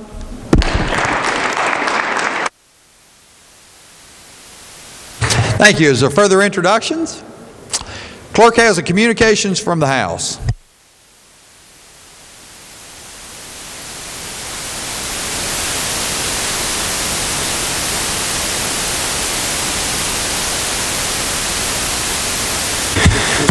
The House rejected the Senate amendments and asks the Senate to recede therefrom as it relates to House Bill 4388, limiting the Alcohol Beverage Control Commissioner's authority to restrict advertising.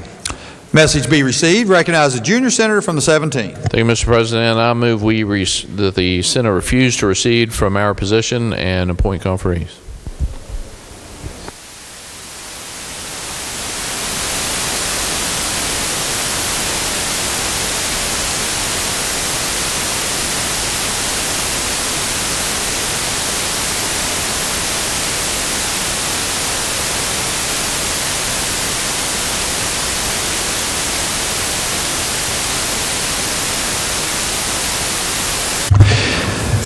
The junior senator from the 17th moves that the Senate refuse to recede from the amendments to House Bill 4388 and request the appointment of a conference committee. Is there further discussion? Not. All those in favor will say aye. Those opposed, no. The ayes appear to have, the ayes do have. Declare the motion adopted. On behalf of the Senate, the chair appoints the junior senator from the 17th, the senator from Jefferson County, and the senator from Harrison County. Clerk will communicate the action of the Senate to the House.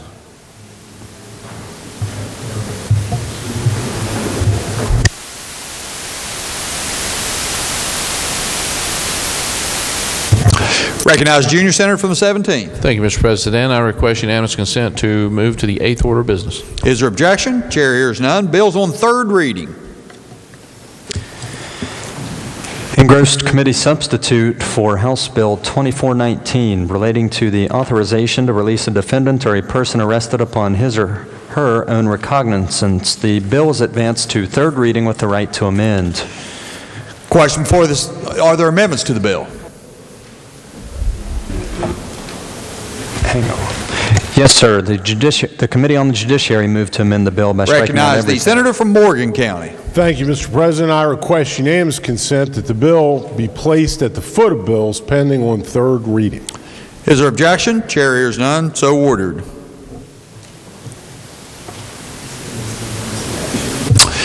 Recognize the junior senator from the 17th to announce the actions of the Rules Committee. Thank you, Mr. President. By actions of the Rules Committee on third reading, the following bills: 2961, 4155, 4398, 4535, and 4960 have been moved to the Rules Committee calendar. Bills on third reading. Engrossed committee substitute for House Bill 2478, modifying the Fair Trade Practices Act. Third reading of the bill. Question before the Senate is, shall the bill pass? Is there discussion? Recognize the senator from Morgan County. Thank you, Mr. President. House Bill 2478, as it lies before us now, would amend 3 sections of the Unfair Trade Practices Act. That's Article 11A of Chapter 47. The amended sections are Section 2, Section 6, and Section 9. Section 2 is largely just a technical amendment, changes the word herein to in this article. Changes in Section 6 are changes to the definition of cost. So for purposes of a retail establishment, we allow the cost to include applicable taxes. We continue to allow freight charges, but we delete from the definition of cost the mandatory markup provided for by that section in subdivision 2 now. That'd be deleted. Section 9 of the Act, the third one that we've amended, allows the awarding of attorney's fees, treble damages, court costs, litigation costs, attorney's fees in conjunction with a successful suit under the Act. Be happy to try to answer any questions. I urge the bill's passage. Is there further discussion? Recognize the junior senator from the 4th. Just a request a ruling from the chair on rule number 43. It's my understanding, thank you for your inquiry. In response to your inquiry, it's my understanding you are a member of a class and therefore would be required to vote. Thank you. Is there further discussion? If not, the question before the Senate is, shall the bill pass? All those in favor will vote yea. Those opposed will vote nay. The clerk will prepare the machine.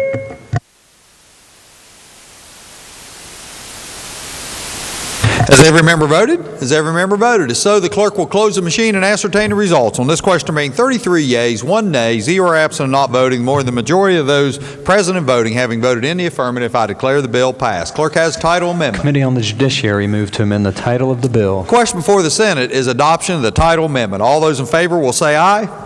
Those opposed, no. The ayes appear to have it. The ayes do have it. Declare the title amendment adopted. The clerk will communicate the action of the Senate to the House. Engrossed committee substitute for House Bill 2967, permitting a county to retain the excise taxes for the privilege of transferring title of real estate. Third reading of the bill. Question before the Senate is, shall the bill pass? Is there discussion? Recognize the senior senator from the 15th.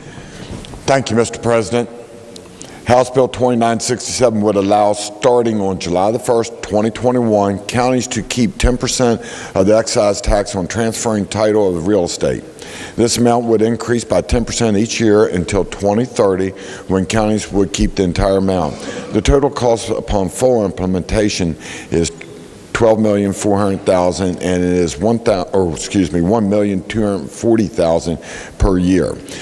This bill passed the House of Delegates 99-0 with 1 absent. Mr. President, I urge passage of this bill. Is there further discussion? If not, all those in favor will vote yea. Those opposed will vote nay. The clerk will prepare the machine.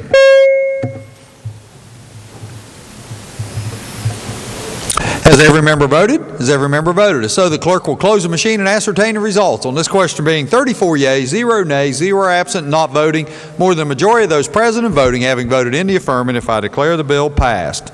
Clerk will communicate the action of the Senate to the House. Engrossed committee substitute for House Bill 4015 relating to broadband enhancement expansion. The bill was advanced to third reading with the right to amend. Are there amendments to the bill? Yes, sir. The Committee on Government Organization moved to amend the bill. Recognize the senior senator from the 6th. Mr. President, I request unanimous consent to explain the amendment in lieu of having it read. Is there objection? Chair hears none. The senator may proceed. Thank you, Mr. President. The committee substitute for House Bill 4015 generally addresses economic development by way of aiding broadband development and deployment. The amendment confines the bill to enactment of the Vertical Real Estate Management and Availability Act.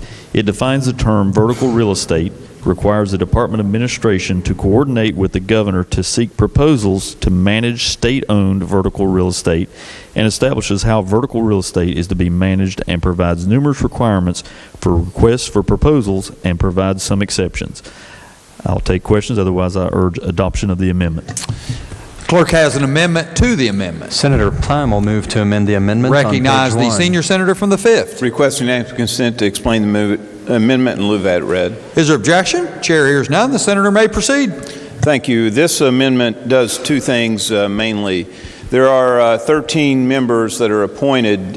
This takes the appointment of 3 years and say that they can serve 3 consecutive years. Once again, this is advice and consent of the Senate.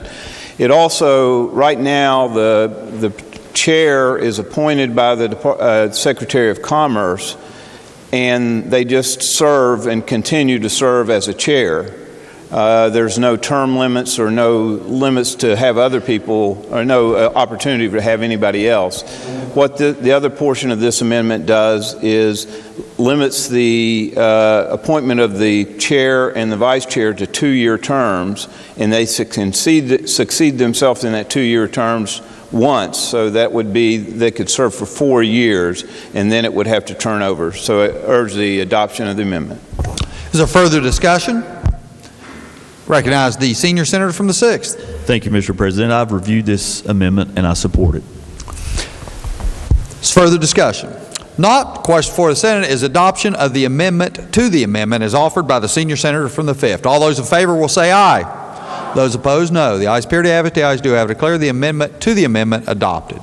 The question now is on the amendment as offered by the senior senator from the 6th as amended. Is there further discussion? If not, all those in favor will say aye. Those opposed, no. The ayes appear to have it. The ayes do have it. I declare the amendment as amended adopted. Are there further amendments to the bill? No, sir. Not, the clerk will read the bill a third time. Engrossed committee substitute for House Bill 4015 relating to broadband enhancement and expansion. Third reading of the bill. Question before the Senate is, shall the bill pass? Is there discussion, further discussion? Recognize the senior senator from the 6th. Thank you, Mr. President. The committee substitute for House Bill 4015 would aid broadband development and deployment by enacting the Vertical Real Estate Management and Availability Act. The bill defines the term vertical real estate, requires the Department of Administration to coordinate with the governor to seek proposals to manage state-owned vertical real estate, and establishes how vertical real estate is to be managed, and provides numerous requirements for requests for proposals and provides some exceptions. I'll take questions, otherwise I urge passage of the bill.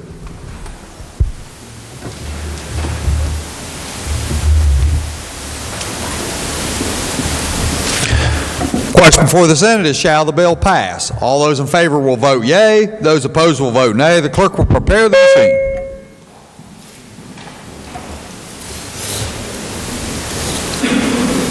Has every member voted? Has every member voted? If so, the clerk will close the machine and ascertain the results. On this question there being 34 yeas, 0 nays, 0 absent, not voting, more than the majority of those present and voting having voted in the affirmative, I declare the bill passed. Clerk will communicate. Clerk has title amendment. Committee on Government Organization move to amend the title. Recognize senior senator from the 6th. Mr. President, I ask for unanimous consent to withdraw the committee title amendment. Is there objection? Chair hears none. Clerk has another title amendment. Senator Plum will move to amend the title of the bill. Question before the Senate is adoption of the title amendment. All those in favor will say aye. Those opposed, no. The ayes appear to have it. The ayes do have it. Declare the title amendment adopted. Clerk will communicate the action of the Senate to the House.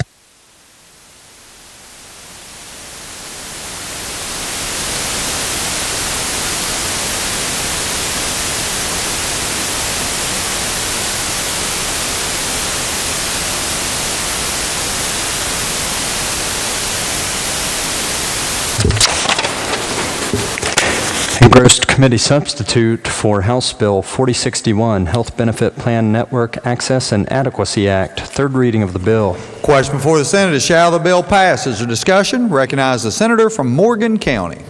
Thank you, Mr. President. The committee substitute for House Bill 4061 amends a number of sections of code in the insurance code and creates some new sections in the code, all relating to the creation of the Health Benefit Plan Network Access and Adequacy Act. And so the large part of the work done on this bill was done by the Committee on Health, and much of it was discussed yesterday when we adopted the strike and insert amendment. The purpose of the act is to require a health carrier providing a network plan to maintain a network, a provider network that is sufficient in numbers and appropriate types of providers, including those that serve predominantly low-income participants.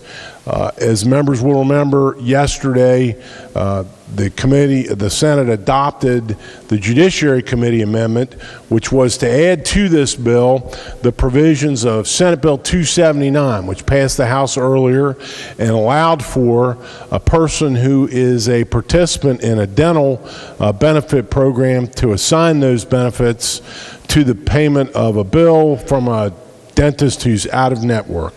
Mr. President, I would be happy to answer any questions about this bill. Otherwise, I urge its passage. Is there further discussion? Further discussion? If not, question before the Senate is, shall the bill pass? All those in favor will vote yea. Those opposed will vote nay. The clerk will prepare the machine.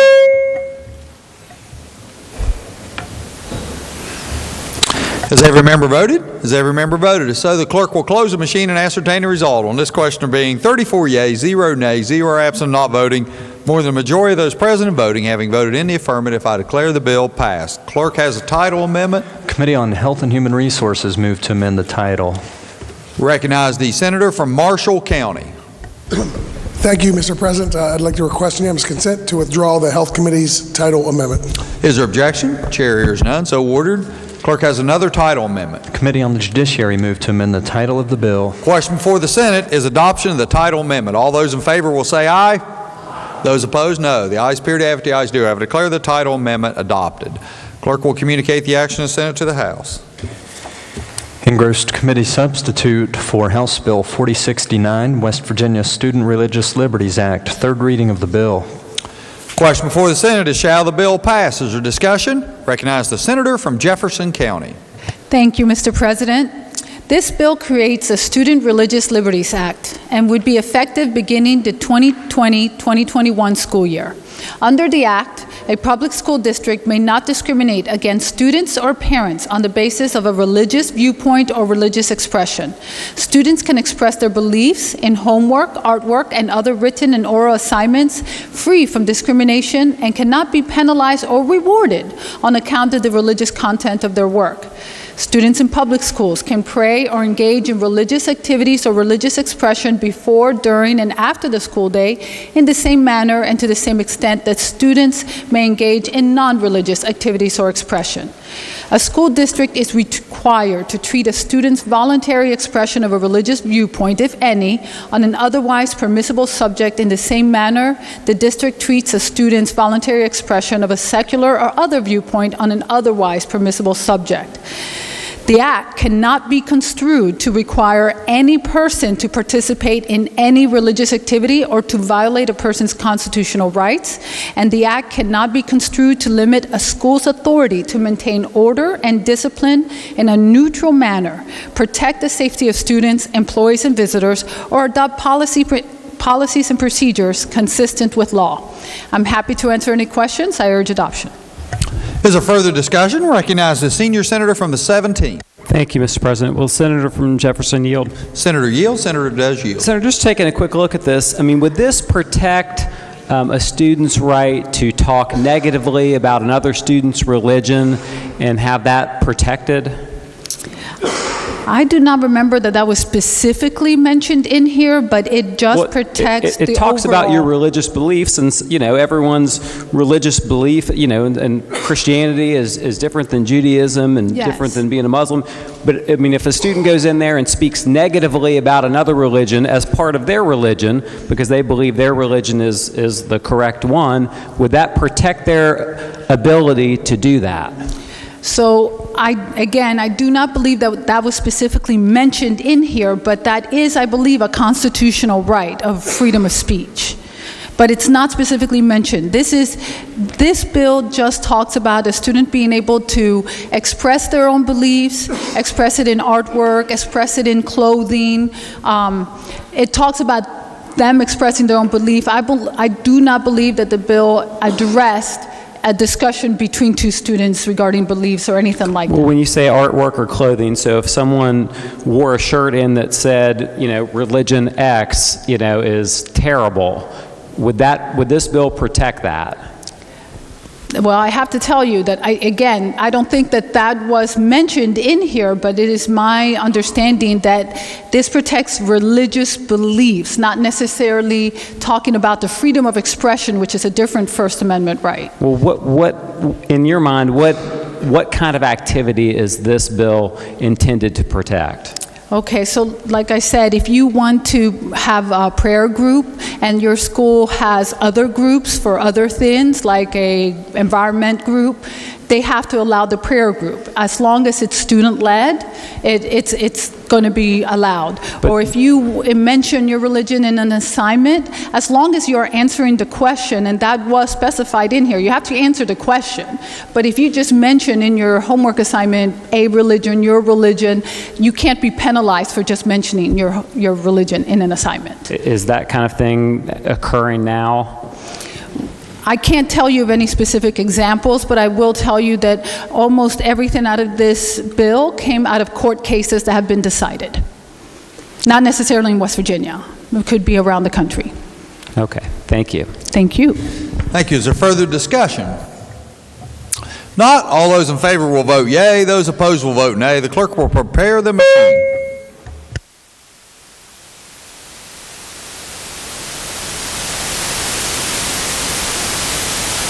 Has every member voted? Has every member voted? If so, the clerk will close the machine and ascertain the results. On this question there being 33 yeas, 1 nay, 0 absent, not voting, more than a majority of those present and voting having voted in the affirmative, I declare the bill passed. Clerk has a title amendment.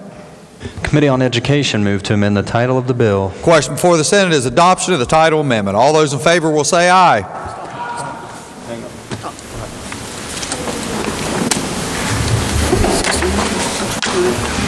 That's what we were doing.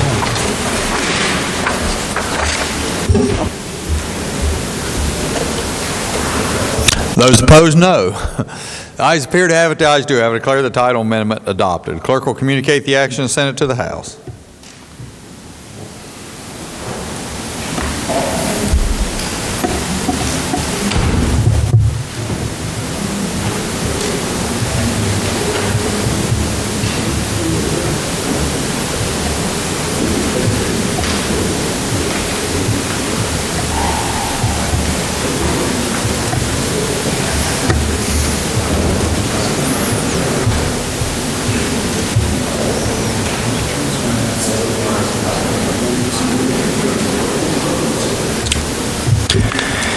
Further bills on third reading. Engrossed House Bill 4159 relating to the manufacture and sale of hard cider. Recognize the Senator from Morgan County. Thank you, Mr. President. House Bill 4159. Senator from Morgan County asks unanimous consent to offer an amendment on third reading to Senate Bill or to House Bill 4159. Is there objection? Chair hears none. Thank you, Mr. President. Are there amendments to the bill? Yes, sir. Senator Trump moved to amend the bill on page 12, Recognize the Senator 3. from Morgan County. Thank you, Mr. President. The amendment to the bill is to make it conform to the provisions we changed in an earlier Senate bill, which authorized special temporary wine licenses for fairs and festivals, one-day events. This bill opens the same sections of code, the cider bill, because it regulates cider, the sale of cider and its production under the article that addresses wines. And so the purpose of the amendment is to make the changes to include the changes we've already made to code in those sections in this bill. I urge its adoption. The Senator has asked unanimous consent to explain the amendment and has done so. Is there objection? Chair hears none. So the amendment has been explained. Is there further discussion?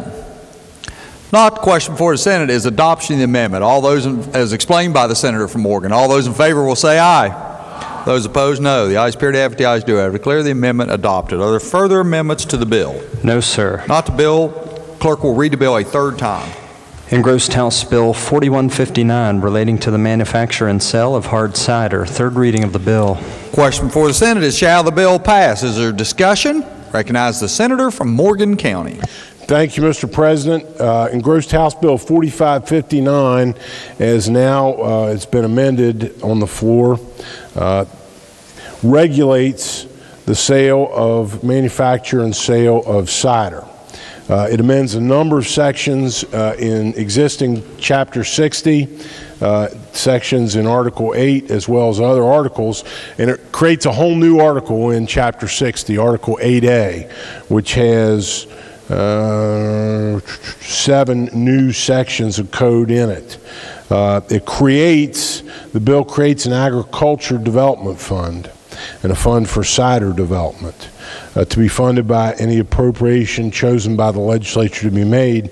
The bill defines hard cider as a subcategory of wine made from fruit or fruit juice that contains carbonation measures specified in the bill, alcohol by volume is specified in the bill, and then the bill transfers certain tax revenues from the sale of cider to the Department of Agriculture to help grow that industry. The bill lowers the current rate of tax for cider that is currently the same as wine under our law to a rate of 22.6 cents per gallon.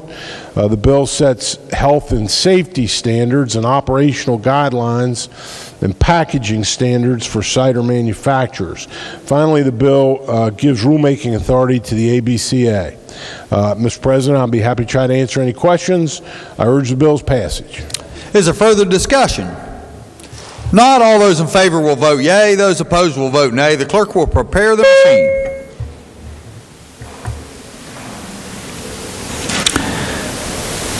Has every member voted? Has every member voted? If so, the clerk will close the machine and ascertain the results. On this question there being 31 yeas, 3 nays, 0 absent, not voting, more than the majority of those present and voting having voted in the affirmative, I declare the bill passed. Clerk has a title amendment. Senator Trump moved to amend the title of the bill. Question before the Senate is adoption of the title amendment. All those in favor will say aye.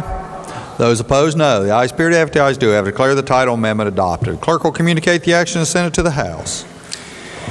Engrossed House Bill 4161, making it illegal to scleral tattoo a person. Third reading of the bill. Question before the Senate is, shall the bill pass? Is there discussion?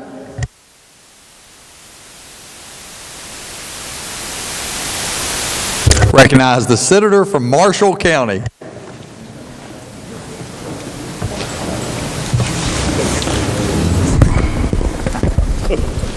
Mr. President, I request unanimous consent to move the bill to the foot of the bills. Is there objection? Chair hears none, so ordered.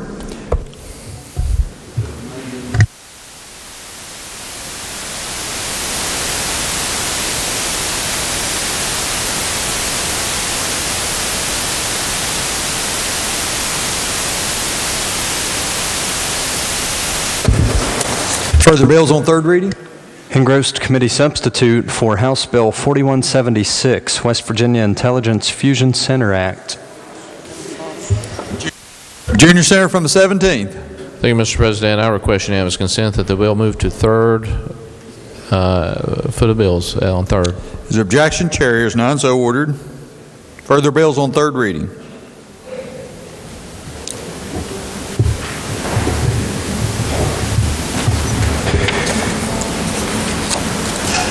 Engrossed committee substitute for House Bill 4422, the Patient Brokering Act. Third reading of the bill. The question before the Senate is, shall the bill pass? Is there discussion? Recognize Senator from Morgan County. Thank you, Mr. President. The committee substitute for House Bill 4422 amends 3 sections, creates 3 new sections in the state code. And they go in Chapter 16, which is health. New article designated as Article 60, the Patient Brokering Act, and it has 3 sections. The purpose of this bill is to create a law in West Virginia that prohibits healthcare providers and facilities from offering or soliciting compensation from anybody to induce the referral of a patient. So in that sense, it's similar to the Stark Law, which exists at the federal level. The bill provides criminal penalties and it provides exceptions which conform this bill to federal law. Be happy to try to answer questions. I urge passage of the bill. Is there further discussion? Recognize the Senator from Cabell County. Thank you, Mr. President. I just want to take a minute to rise in support of the bill and to thank the health chair for bringing this before us.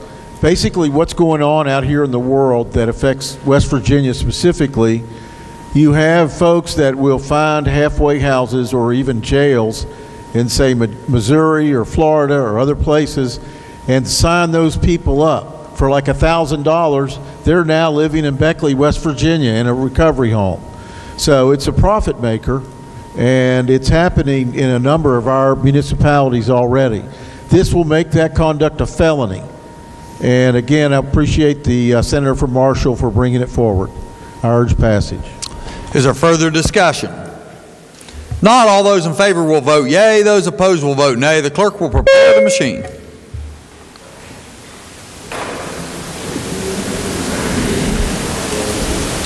Has every member voted? Has every member voted? So the clerk will close the machine and ascertain the result. On this question being 34 yeas, 0 nays, 0 absent, not voting, more than the majority of those present and voting having voted in the affirmative, I declare the bill passed. Clerk has title amendment. Committee on the Judiciary moved to amend the title of the bill. Question before the Senate is adoption of the title amendment. All those in favor will say aye. Those opposed, no. The ayes appear to have it, the ayes do have it. Declare the title amendment adopted. The clerk will communicate the action of the Senate to the House. Engrossed committee substitute for House Bill 4433 relating to deeds of trust. Third reading of the bill. Question before the Senate is, shall the bill pass? Is there discussion? The Senator from Morgan County. Thank you, Mr. President. Committee substitute for House Bill 4433 would create one new section of code in our state code. It goes in Chapter 38, which relates to liens. And it's Article 1 under vendors, liens, and trust deeds. And the new section is designated as Section 2A. And the section heading is how deeds of trust are to be construed, duties and rights of parties. So the committee, I think, appropriately made this perspective in its application only effective as to deeds of trust that are executed after the effective date of the article. And what the bill says is that unless a deed of trust or other law provides otherwise, to the contrary, and then a deed of trust securing debts is deemed to include certain default provisions that are delineated in the bill, Mr. President. There are altogether 5 of them. The House bill had some more, but the committee took a couple out. So the bill makes clear that this does not apply to residential deeds of trust, and it does not apply to any deed of trust that's covered under the West Virginia Consumer Credit and Protection Act. Be happy to try to answer questions. I urge passage of the bill. Is there further discussion? If not, recognize the senator from Harrison County. Thank you. Mr. Chairman, if will the gentleman yield? Senator yields. Senator does yield. Yes, sir. Just to be clear, sir, we're voting on the amendment that was adopted in the Senate Judiciary? Yes, that's the bill now, the strike insert amendment that was adopted by the Judiciary Committee. Because when I bring up the current bill, it's still the old bill, correct? I don't know what the computer's showing, but what I have before me is the Judiciary Committee amendment, which took out what the distinguished senator from Harrison described as a waste trap, or a language that potentially could place an unwitting borrower in jeopardy. That's not part of this anymore. That was taken out by the committee. Thank you, Mr. Chairman. I just want to be sure, because again, the computer on the current bill is showing the previous version, but thank you. Thank you.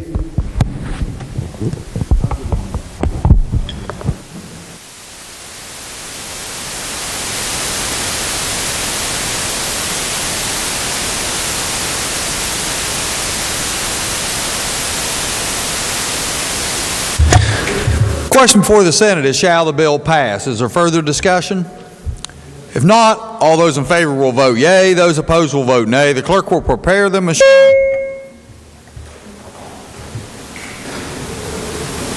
Has every member voted? Has every member voted? If so, the clerk will close the machine and ascertain the result. On this question there being 34 yeas, 0 nays, 0 absent and not voting, more than the majority of those present and voting, having voted in the affirmative, I declare the bill passed. Clerk has the title amendment. Committee on the Judiciary move to amend the title of the bill. Question before the Senate is adoption of the title amendment. All those in favor will say aye.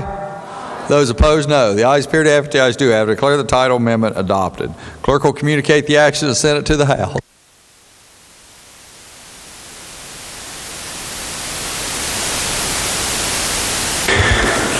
Engrossed committee substitute for House Bill 4444, establishing medals of valor and medals for bravery for emergency medical services, firefighters, and law enforcement officers. Third reading of the bill. Question before the Senate is, shall the bill pass? Is there discussion? Senator from Morgan County. Thank you, Mr. President. House Bill 4444 would create a new article in the state code. And it goes in Chapter 29, the Administrative Procedures Act, and it's designated as Article 32, Medals of Valor. And there are a total of 5 sections in the new article. The bill, as we have it before us, would create several boards: a Firefighters Honor Board, a Law Enforcement Officers Honor Board, and an Emergency Medical Services Honor Board. And the bill creates a Medal of Valor, a West Virginia Medal of Valor, to be awarded to firefighters, law enforcement officers, and emergency medical providers who distinguish themselves conspicuously by gallantry at the risk of their lives. The bill addresses the constitution of these boards, which would make nominations, which, upon the adoption of a resolution by the legislature, would authorize the governor to bestow upon those persons nominated and who are the subject of resolutions, concurrent resolutions passed by the legislature, a West Virginia Medal of Valor, one for law enforcement officers, one for firefighters, and one for emergency medical services personnel. I'd be happy to answer questions. I urge the bill's passage. Is there further discussion? Further discussion. Not question. Recognize the senator from Wood County. Mr. President, I just had one question for the Senator council. from Morgan yields. Senator does yield. Chairman, I just want to make sure I heard. There's one single medal, and it is strictly for risking one's life. Did I hear you right? Under subsection A of section 1, the Medal of Valor, I'll just read it, it's brief. There's hereby established a Medal of Valor to be awarded to firefighters, law enforcement officers, and emergency medical services personnel who distinguish themselves conspicuously by gallantry and intrepidity at the risk of their lives and beyond the call of duty in the performance of their duties. Does that mean that to get the Medal of Valor, you have to risk your life? Did that whole sentence there float? Yes, it's all one sentence. So risk of lives, gallantry, risk of lives, above and beyond the call of duty. Okay, those three separate. Okay, thank you. Thank you. Mr. President. Is there further discussion? Not. The question before the Senate is, shall the bill pass? All those in favor will vote yea. Those opposed will vote nay. The clerk will prepare the machine.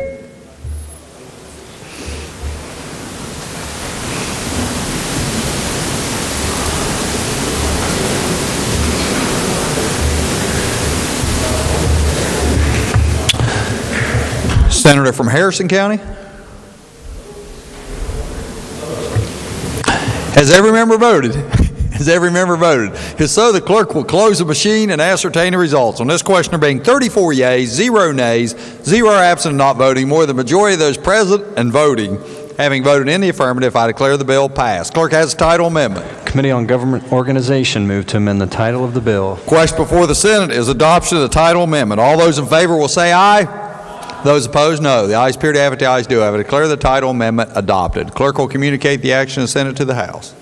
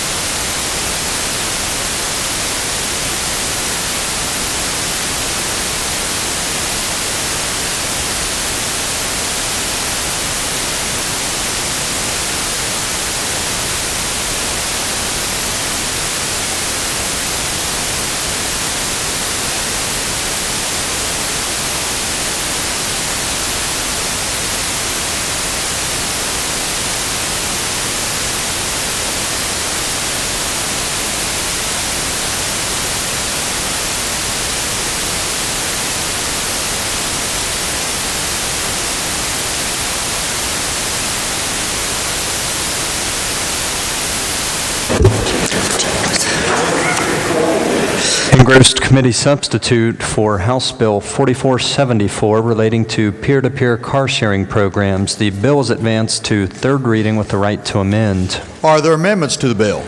Yes, sir. The Committee on the Judiciary moved to amend the bill by striking out everything after the enacting clause. Recognize the senator from Morgan County.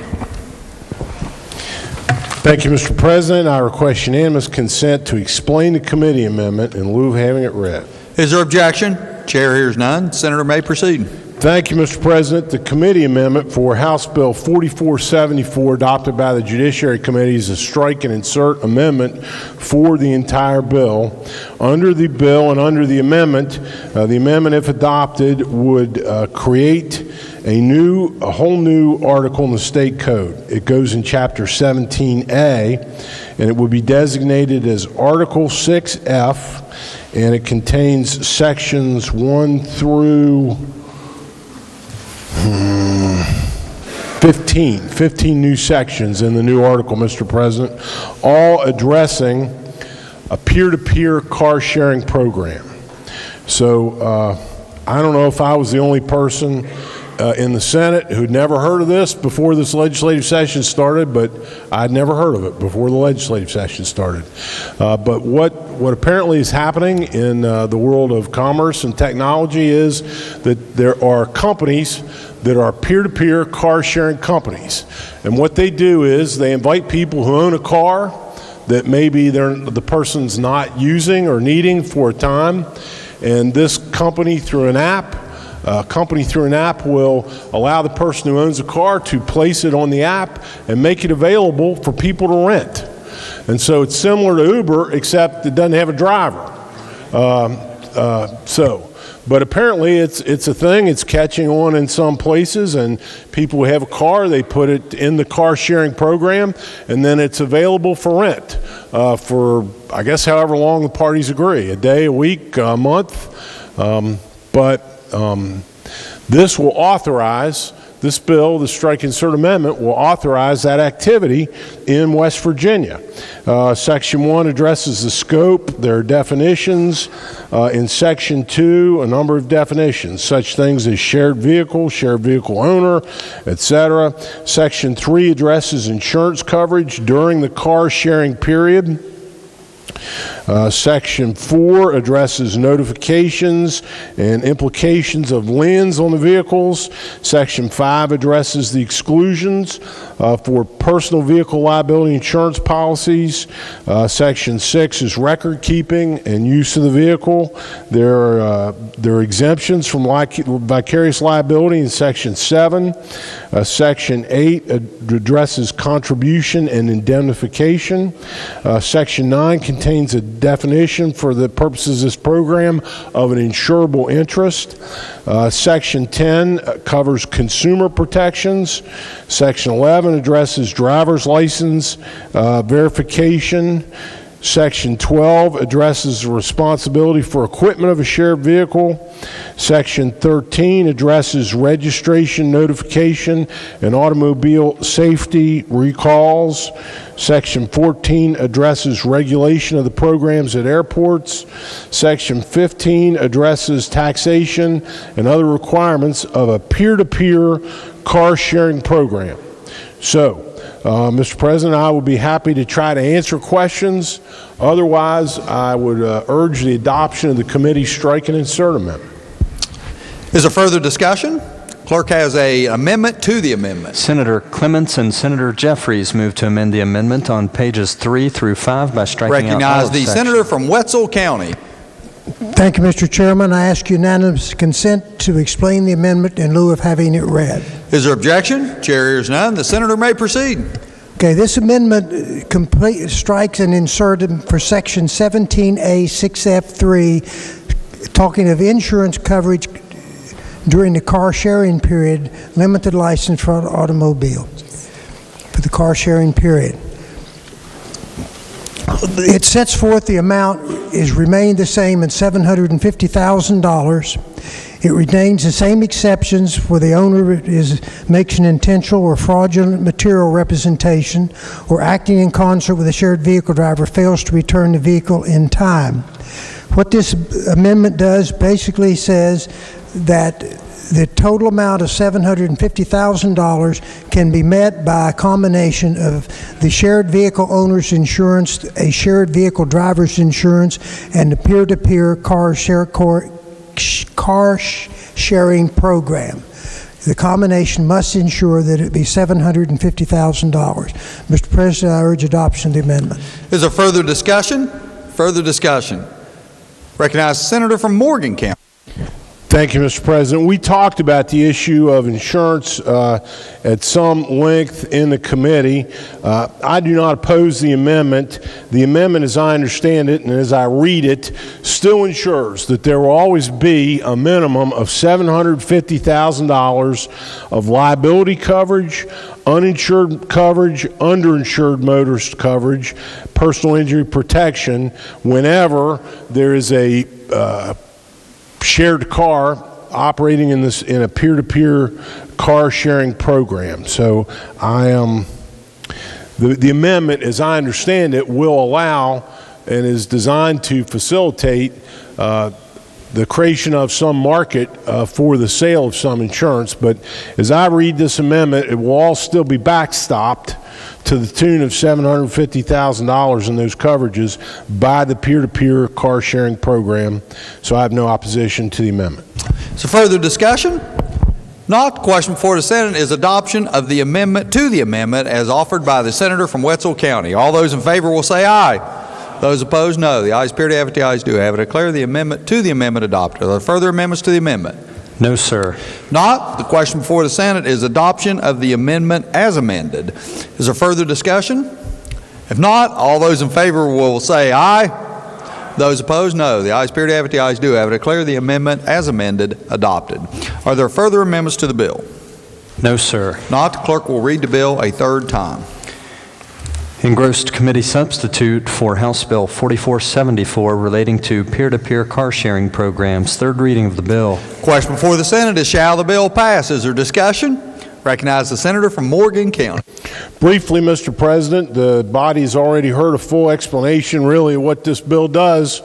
I'm not sure I ever want to go rent somebody else's car or put mine on an app to let somebody else, a stranger, rent my car, but this bill does facilitate apparently something that's happening in the free market. And so I think West Virginia ought to be with the free market, and I urge the bill's passage. Is there further discussion? Recognize the junior senator from the 4th. Thank you, Mr. Chairman. Would the senator yield? Senator from Morgan yield? Senator Morgan. does yield. Yeah, thank you. Sorry, is this something that's already permissible in the state if this does not pass, as far as being able to share your vehicle? You know, I'm not an expert on that. You can, I think probably, yeah. I don't know of any law that would prohibit you from renting your car to me for a month, but the peer-to-peer networks, you know, the apps on mobile phones and stuff are the technology that makes this, I guess, more viable as a business. So, you know, the way it was explained to me, this was really interesting. People who live in New York City very often don't have a car. You know, it costs a fortune to have a place to garage or park a car in New York City. So somebody from New York coming to West Virginia for a month to view our beautiful mountains or fish our trout streams might need a car, and might not want to have a taxi or an Uber person driving them around, but might want to rent a car for 30 days. And this bill will facilitate businesses that I guess are rising up to meet that demand and make those commerce connections. So would this regulate somebody who actually rented the car in New York then, if they came to West Virginia, or only if you're renting it from here? I think to tell you the truth, I think what I've heard is that there's similar legislation being adopted in lots of other states as this thing arises. You know, I remember, I think West Virginia was one of the last states to authorize Uber, but I don't know how many states have done this, but this would regulate the application and operation of these programs within the boundaries of the state of West Virginia and nowhere else. Okay, here's just my concern. I wasn't sure if this is needed in order for somebody to actually, say you're renting somebody a car because they can't afford a car year-round or whatever, and they're paying you a month to go use your car to go to work. Is this going to prevent that person from being able to rent their car to somebody if they're not using the app, or no, by jacking up the expense? I don't think so. And of course, we have an article in our code that addresses what I would call the traditional car rental operations, companies that we know the names of all of them, right? Hertz, Enterprise, Avis. I don't know if Avis is a thing anymore, but it was in my youth. That companies that rent cars to people. This would be, I guess, a market competitor, allowing individuals to, through a network platform, rent their own cars. Okay. With Enterprise of those, I could use my own car insurance, though. If I go use one of those, I don't have to buy their insurance. Is that correct? If you were to use like an Enterprise or something like that, I could use my own insurance. I wouldn't have to, Enterprise doesn't necessarily have to buy it through them. Does this work that way as well if I already have I think the senator is correct as to the way traditional rental car works. This bill requires that there be a total of $750,000 of liability insurance. With the amendment that we adopted, it does not mandate the mix. So it contemplates that I, as a person who is renting your car, might have liability insurance that indemnifies me for liability that I incur when I'm driving your car. It contemplates that you, as the owner of a car you're renting to me, might have your own insurance on that car. And what the bill says is that between those two and backstopped with the peer-to-peer car program, there has to be an aggregate, a minimum of $750,000 of liability coverage. Okay, thank you. Thank you. Members desiring to speak to the bill? Not. Question for the Senate is, shall the bill pass? All those in favor will vote yea. Those opposed will vote nay. The clerk will prepare the machine.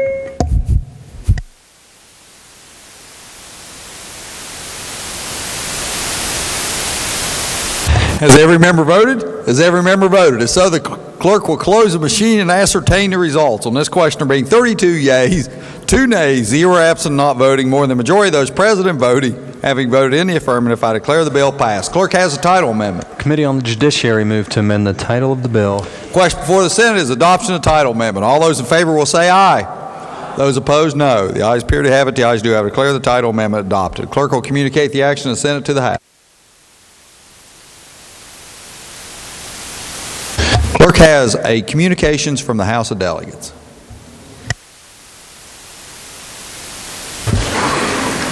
The Clerk of the House announced that the House refused to recede from its amendments and appointed a conference committee, Delegates Capito, Still, and Robinson, as it relates to Senate Bill 529, establishing limitations on claims and benefits against state. Message be received. Recognize the junior senator from the 17th. Thank you, Mr. President. I move the Senate refuse to concur in the House amendment to Senate Bill 529 and request the House to recede therefrom. Junior senator from the 17th moves that the Senate refuse to recede and appoint conferees. Yeah. Refuse to recede from the amendments to Senate Bill 529 and that request the appointment of a conference committee. Is there a discussion? Is there a discussion? If not, all those in favor will say aye. Those opposed, no. The ayes appear to have it. The ayes do have it. Declare the motion adopted. On behalf of the Senate, the chair appoints the senator from Brooke County, the senator from Wetzel County, and the senator from Cabell County. Clerk will communicate the action of the Senate to the House.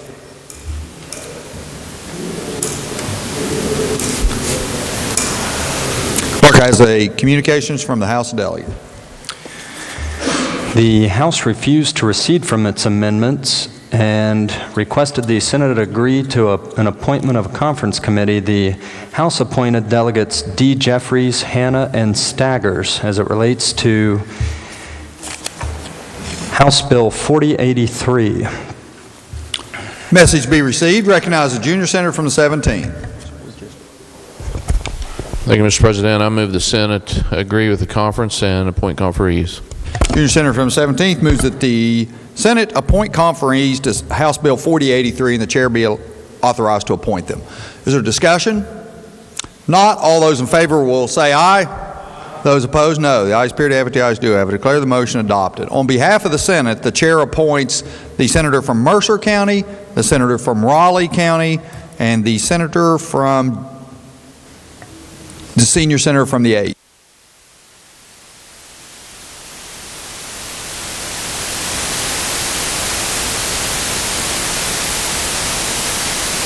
Clerk will communicate the action of the Senate to the House.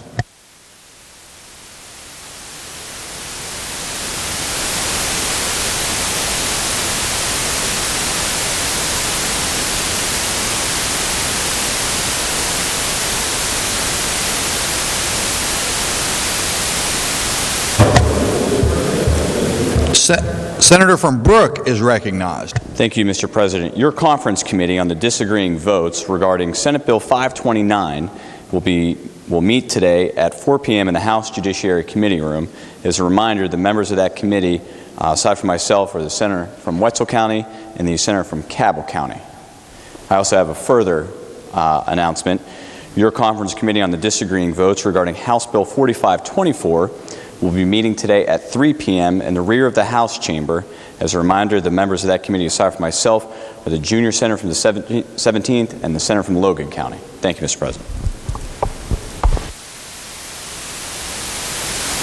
Bills on third reading. Engrossed committee substitute for House Bill 4497, requiring an external defibrillator device at any secondary school athlete event. Third reading of the bill. Question before the Senate is... Excuse me. Yeah. The bill is advanced to... She needs to ask unanimous consent to recognize her. Recognize the Senator from Jefferson County. I request unanimous consent to amend the bill on third reading. Is there objection? Chair hears none. Are there amendments to the bill? Yes, sir. Senator Rucker moved to amend the bill on page 1 by striking out the section Recognize caption. the Senator from Jefferson County. Thank you, Mr. President. This is a technical amendment to correct the section reference. Is there further discussion? Further discussion? Not. The question before the Senate is adoption of the amendment to the amendment as offered by the Senator from Jefferson County. All those in favor will say aye. Those opposed, no. The ayes appear to have it. The ayes do have it. I declare the amendment to the amendment adopted. Are there further amendments to the amendment? It's an amendment. Are there further amendments to the bill? No, sir. Not. The clerk will read the bill a third time.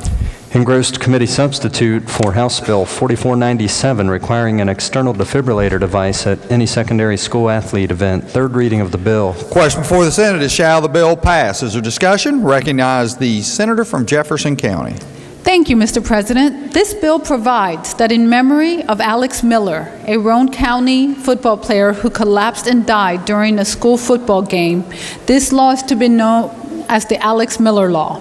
It provides that the WVSSAC by the 2021-2022 school year is to require that an automated external defibrillator device and a posted emergency action plan be present on the school or event grounds during the duration of all athletic events and practices under the control, supervision, and regulation of the Commission, and that all school sports personnel be trained in the use of the device.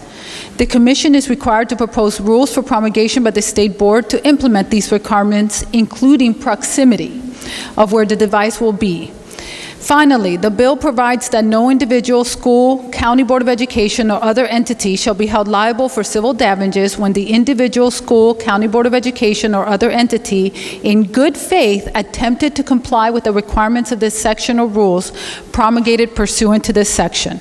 I'm happy to answer any questions. I urge passage. Is there further discussion? Recognize the Junior Senator from the 17th.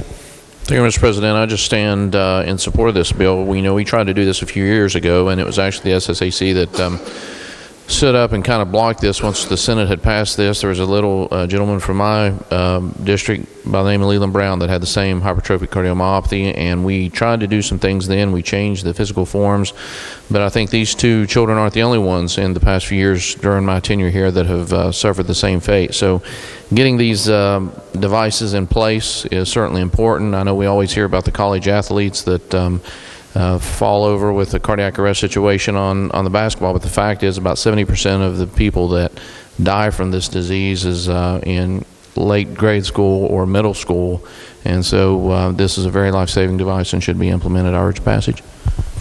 Is there further discussion? Senator from Marshall County. Thank you, Mr. President. I also stand in support of this bill. This bill will save somebody's life in the next few years, without a doubt, and to have these AEDs in all these events, to provide the training and to remove the liability for people trying to make an honest effort to save someone's life, it will do just that, and I applaud the passage of this bill. Is there further discussion? Senator from Tucker County. Thank you, Mr. President. Also rise in support of this. A couple of years ago, this body passed a bill that required them on every section and every underworking coal mines, underground coal mines, and in that first year there was 2 lives saved because we had the defibrillators. on the section. There was one with a heart attack and one with electrocution that if we wouldn't have passed that bill, these gentlemen would have died because of it. So I urge support for the bill. Is there further discussion? Further discussion? Not. Question for the Senate is, shall the bill pass? All those in favor will vote yea. Those opposed will vote nay. The clerk will prepare the machine.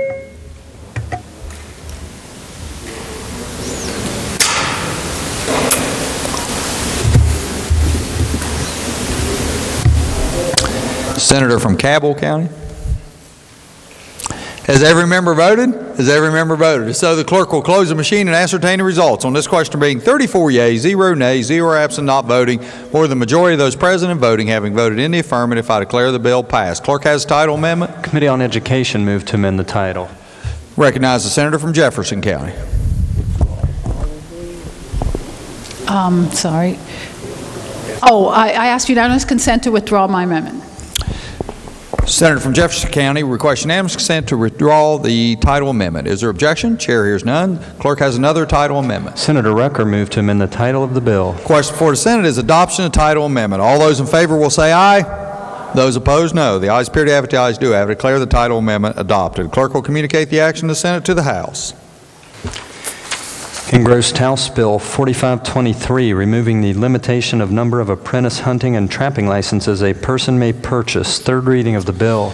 Question before the Senate is, shall the bill pass? Is there discussion? Recognize the senator from Upshur County. Thank you, Mr. President. The engrossed House bill amends a single section of Code 20-2-42YD.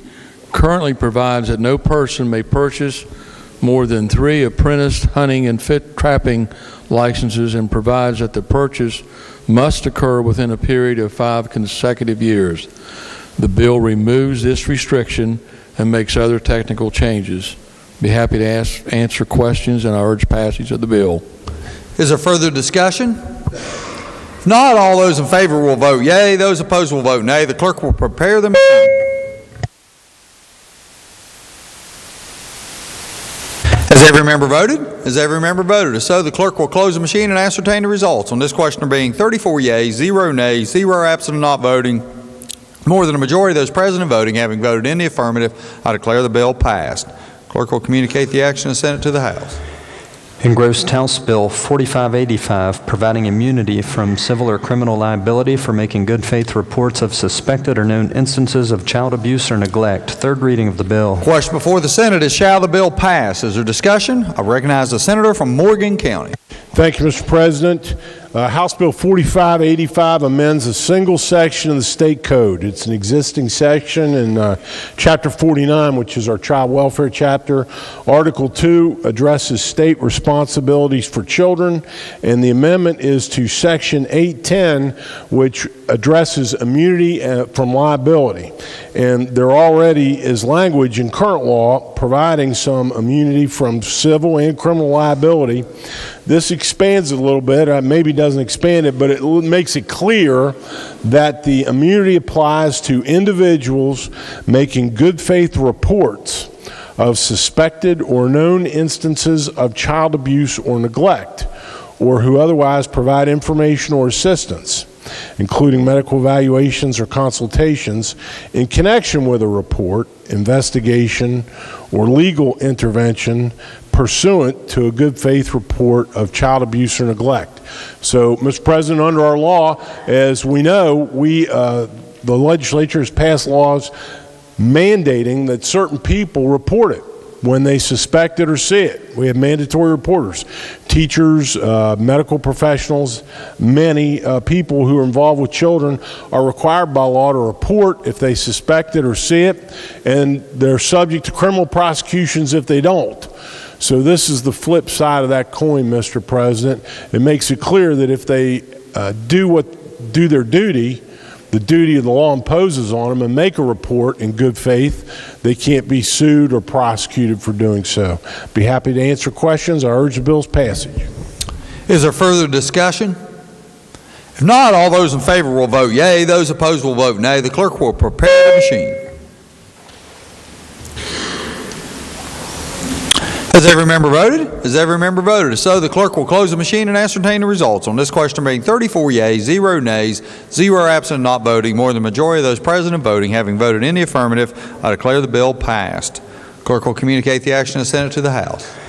Engrossed committee substitute for House Bill 4587, modernizing the Public Service Commission's regulation of solid waste motor carriers and solid waste facilities. Third reading of the bill. Question before the Senate is, shall the bill pass? Is there discussion? Recognize the senior senator from the 6th.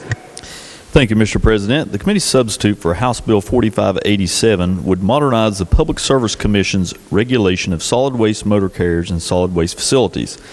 The bill would prohibit any solid waste motor carrier from changing, suspending, or annulling any individual rate, joint fare, charge, or classification for the collection of hauling of solid waste except after 30 days' notice to the Public Service Commission and the carrier's customers. Under this bill, solid waste carriers would be permitted to increase rates for the collection and or hauling of solid waste once per year on January 1st without filing an application for approval by the PSC, and shall be considered just and reasonable and preferential if the carrier complies with notice requirements and the percentage of the increase over the prior rate is equal to or less than the percentage of any increase in the United States Department of Labor's Bureau of Labor Statistics Waste Sewer Trash Index. Such rate increases shall be subject to challenge by the Commission only if it determines that the increase is in fact in excess of the amount of the increase in the index for the relevant time period. A motor carrier may implement 4 of these index rate increases before going to the PSC for a rate increase, provided that the PSC shall not engage in retroactive rate making. The bill also provides that PSC must work with a waste hauler on alternative pickup arrangements due to circumstances out of the waste hauler's control, such as bad weather, flooding, and road closures. However, any interruption in service that lasts longer than 5 days shall be reported to the PSC, and the staff of the PSC shall establish a contingency pickup arrangement for the affected customers. I'll entertain questions. Otherwise, I urge passage of the bill. Is there further discussion? If not, all those in favor will vote yea. Those opposed will vote nay. The clerk will prepare the machine. Has every member voted? Has every member voted? If so, the clerk will close the machine and ascertain the results. On this question being 34 yeas, 0 nays, 0 absent, not voting, more than the majority of those present and voting having voted in the affirmative, I declare the bill passed. Clerk has the title amendment. Senator Maynard moved to amend the title of the bill. Question for the Senate is adoption of the title amendment. All those in favor will say aye. Those opposed, no. The ayes appear to have it. The ayes do have it. Declare the title amendment adopted. The clerk will communicate the action of the Senate to the House. Engrossed House Bill 4606, listing contractor classifications on a contractor license. Third reading of the bill. Question before the Senate is, shall the bill pass? Is there discussion? Senior Senator from the 6th. Thank you, Mr. President. House Bill 4606 adds a single new section of code relating to the licensing of contractors. The bill requires an individual's contractor classification to be listed on the license. For specialty classifications, there is no limit to the number of specialty classifications that the contractor may have listed on the license.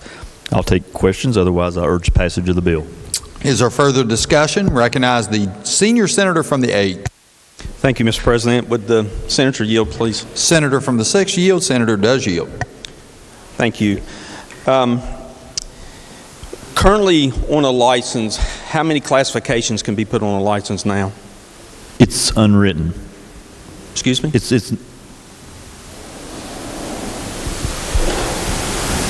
an unwritten policy, but they can put 3. They can put 3. And so what this piece of legislation is going to do is to open it up where you can put all of them on it? Yes, this just codifies it since it's unwritten right now. Okay.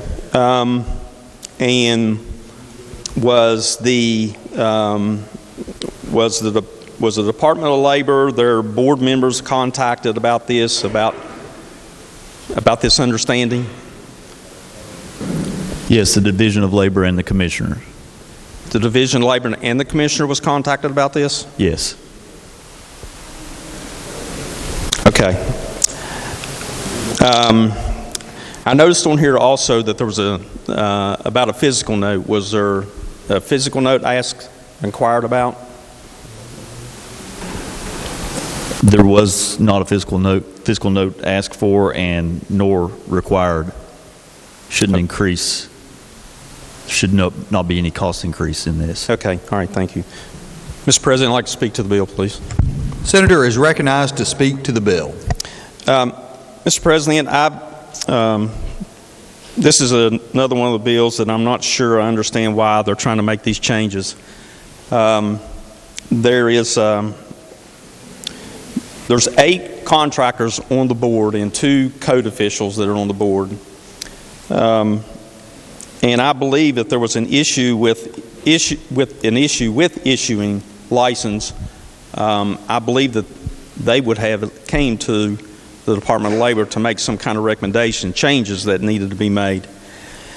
And to allow to open up all of the classifications of tested, untested, we're talking anywhere from 44, almost up to 60 classifications that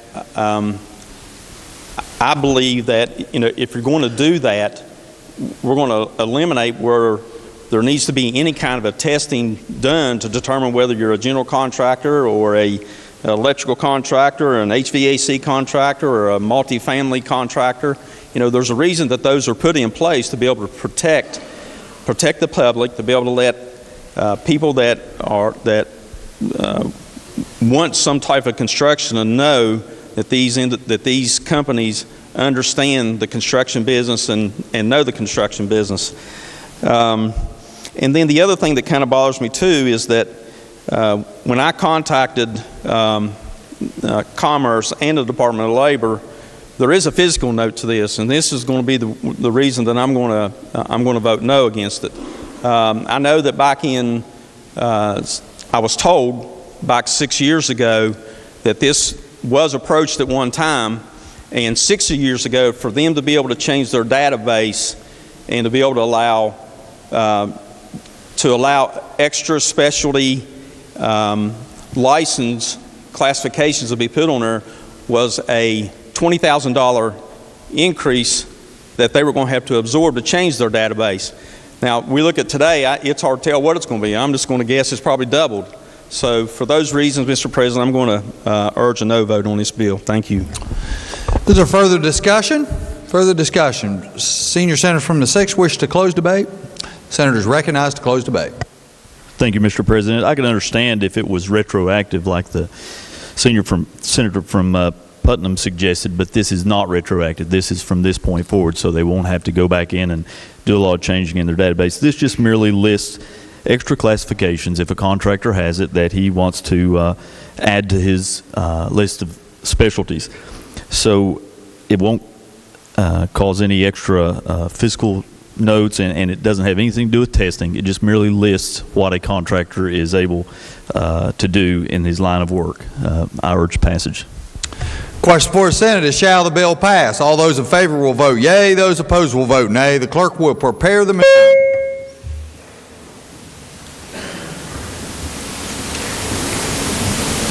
Has every member voted? Has every member voted? If so, the clerk will close the machine and ascertain the results. On this question being 15 yeas, 19 nays, 0 absent, not voting, less than the majority of those present and voting, having voted in the affirmative, I declare the bill rejected. Clerk has other bills on third reading. Don't. We've rejected the bill. Got to communicate that because it's their bill. Clerk will communicate the action of the Senate to the House. Engrossed House Bill 4607, authorizing the operation of mobile shops for hair, nail, cosmetology, and aesthetic services. The bill is advanced to third reading with the right to amend. Are there amendments to the bill? Yes, sir. The Committee on Government Organization moved to amend the bill. Recognize the senior senator from the 6th. Mr. President, I request unanimous consent to withdraw the Government Organization Committee amendment. Is there objection? Chair hears none. So ordered. Clerk has another amendment. Senator Maynard moved to amend the bill by striking out everything after the enacting clause. Recognize the senior senator from the 6th. Mr. President, I request unanimous consent to explain the amendment in lieu of having it read. Is there objection? Chair hears none. Senator may proceed. Mr. President, the strike and insert amendment for House Bill 4607 makes technical changes and resolves a potential code conflict with House Bill 4099, the shampoo assistant bill. I urge adoption of the amendment.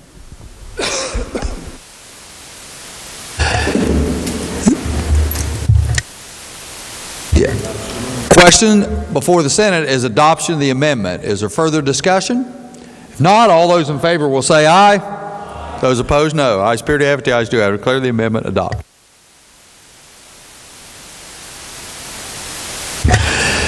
Are there further amendments to the bill? No, sir. Not, the clerk will read the bill a third time. Engrossed House Bill 4607, authorizing the operation of mobile shops for hair, nail, cosmetology, and aesthetic services. Third reading of the bill. Question before the Senate is, shall the bill pass? Is there discussion? Recognize the senior senator from the 6th. Thank you, Mr. President. House Bill 4607 authorizes the registration, operation, and regulation of mobile shops to provide esthetician, barber crossover, barber permanent wavist, cosmetologist crossover, hairstylist, or nail technician services to the public. I'll take questions, otherwise I urge passage of the bill. Is there further discussion? Not, all those in favor will vote yea, those opposed will vote nay. The clerk will prepare the machine.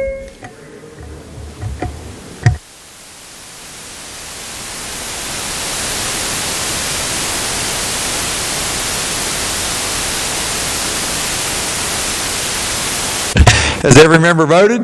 Has every member voted? If so, the clerk will close the machine and ascertain the result on this question being 27 yeas, 5 nays, 2 absent and not voting, more than the majority of those present and voting having voted in the affirmative. I declare the bill passed. The clerk has a title amendment. Senator Maynard moved to amend the title of the bill. Question before the Senate is adoption of the title amendment. All those in favor will say aye.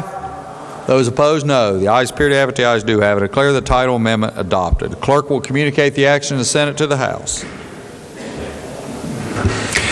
Engrossed committee substitute for House Bill 4615, West Virginia Critical Infrastructure Protection Act. The bill is advanced to third reading with the right to amend. Are there amendments to the bill? Yes, sir. The Committee on the Judiciary moved to amend the bill. Recognize the senator from Morgan County. Thank you, Mr. President. I request unanimous consent of the Senate to explain the committee amendment in lieu of having it read. Is there objection? Chair hears none. The senator may proceed. Thank you, Mr. President. House Bill 4615 would create a new section of code, and it goes in Chapter 61, which is our criminal code, Article 10, which is crimes against public policy, and it would be designated as Section 34, and it's Critical Infrastructure Protection Act. The idea behind this bill, Mr. President, is to create additional penalties or heightened penalties for trespassing and other crimes against critical infrastructure. So subsection A of this new section refers to the act as the West Virginia Critical Infrastructure Protection Act. Under subsection B, there are definitions. There's a definition of what is critical infrastructure and a critical infrastructure facility. Those are defined. And there's a list of 15 items or facilities that are defined as critical infrastructure facilities. For instance, I will not read them all, but 1, a petroleum or aluminum refinery. 2, an electrical power generating facility or substation. 3, chemical, polymer, or rubber manufacturing facility. Number of such similar items that are defined, Mr. President, as critical infrastructure facilities, including healthcare facilities. It actually goes on. There are 20 total. Airport. So, offenses in subsection C. It defines some new offenses. Trespassing, entering property containing a critical infrastructure facility without permission is a misdemeanor. And it's got a hefty penalty for trespassing. It's a fine of $250 to $1,000, jail not less than 30 days, nor more than 1 year, or both. And if the intent of the trespasser is to willfully damage, destroy, vandalize, tamper with equipment, or impede and inhibit operations of the facility, then it's a misdemeanor, and it's a bigger misdemeanor, fine of up to $1,000, jail up to 1 year, or both. Subdivision 2 contains an additional offense. Any person who willfully damages, destroys, vandalizes, defaces, or tampers with equipment in a critical infrastructure facility is a felony. It's guilty of a felony, fine of $1,000 to $5,000, imprisonment of 1 to 5 years, or both. Subdivision 3 addresses conspiracies to commit those offenses. There are exceptions. First of all, under subsection D1, it says any person arrested or convicted for one of the offenses may be held civilly liable for any damages as a result of the offense. Subsection E provides exemptions. So there's an exemption. The section doesn't apply to lawful monitoring, lawful picketing in the workplace that arises out of a labor dispute, and engaging in union or organizing activities, lawful free speech and assembly, including but not limited to protests and picketing. And it accepts a contractor who has a contractual relationship with a critical infrastructure facility, and the contractor's employees are acting within the scope of their employment. So, Mr. President, I will be happy to try to answer any questions. Otherwise, I urge the adoption of the committee's amendment.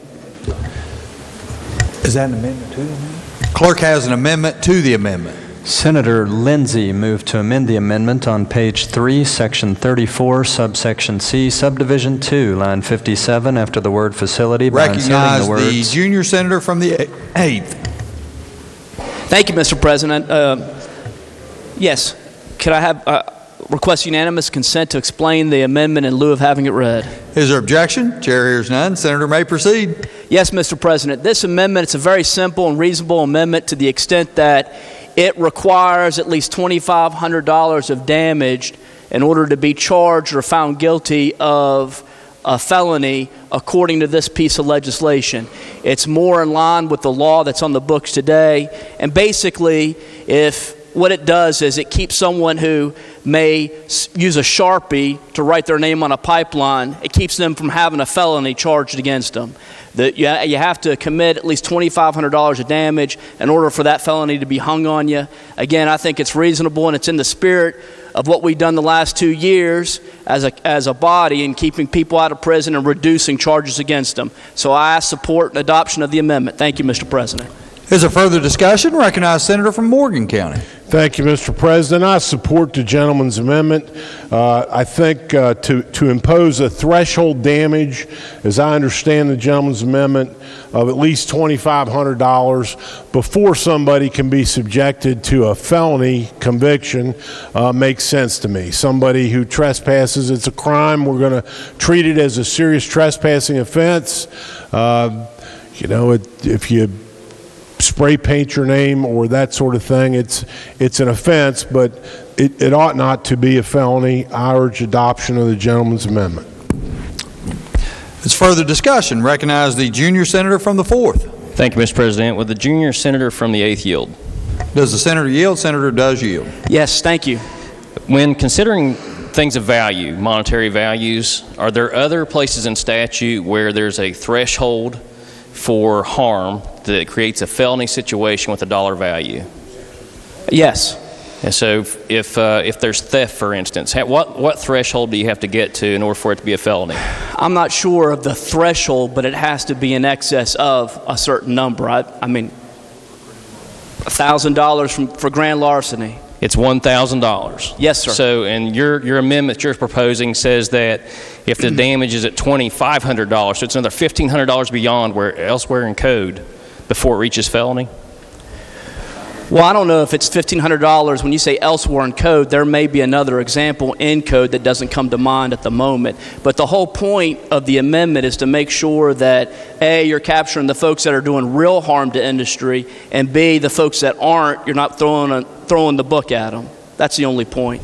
Yeah, I understand the intent, but I think you're going kind of well beyond where there's already an established threshold for where you reach a felony level of harm. and that's at $1,000. So I would oppose the gentleman's Well, I amendment. wouldn't assume that $1,000 is the only threshold in code. I can't recall the entire code as I stand here, but that's an assumption for you to make, sir. Okay. Thank you. Permission to speak to the amendment at the appropriate time. Don't? Never mind.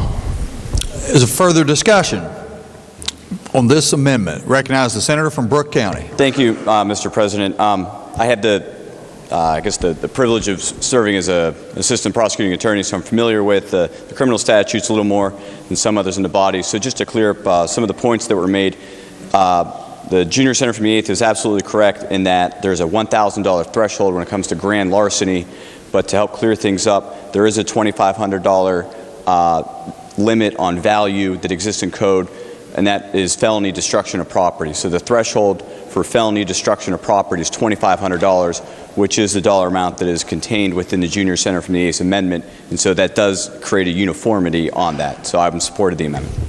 Is there further discussion? Senator wish to close debate from the junior senator from the 8th. Wish to close debate? Thank you, Mr. President. Okay. Question before the Senate is adoption of the amendment as offered by the junior senator from the 8th. All those in favor will say aye. Aye. Those opposed, no. The ayes appear to have it. The ayes do have it.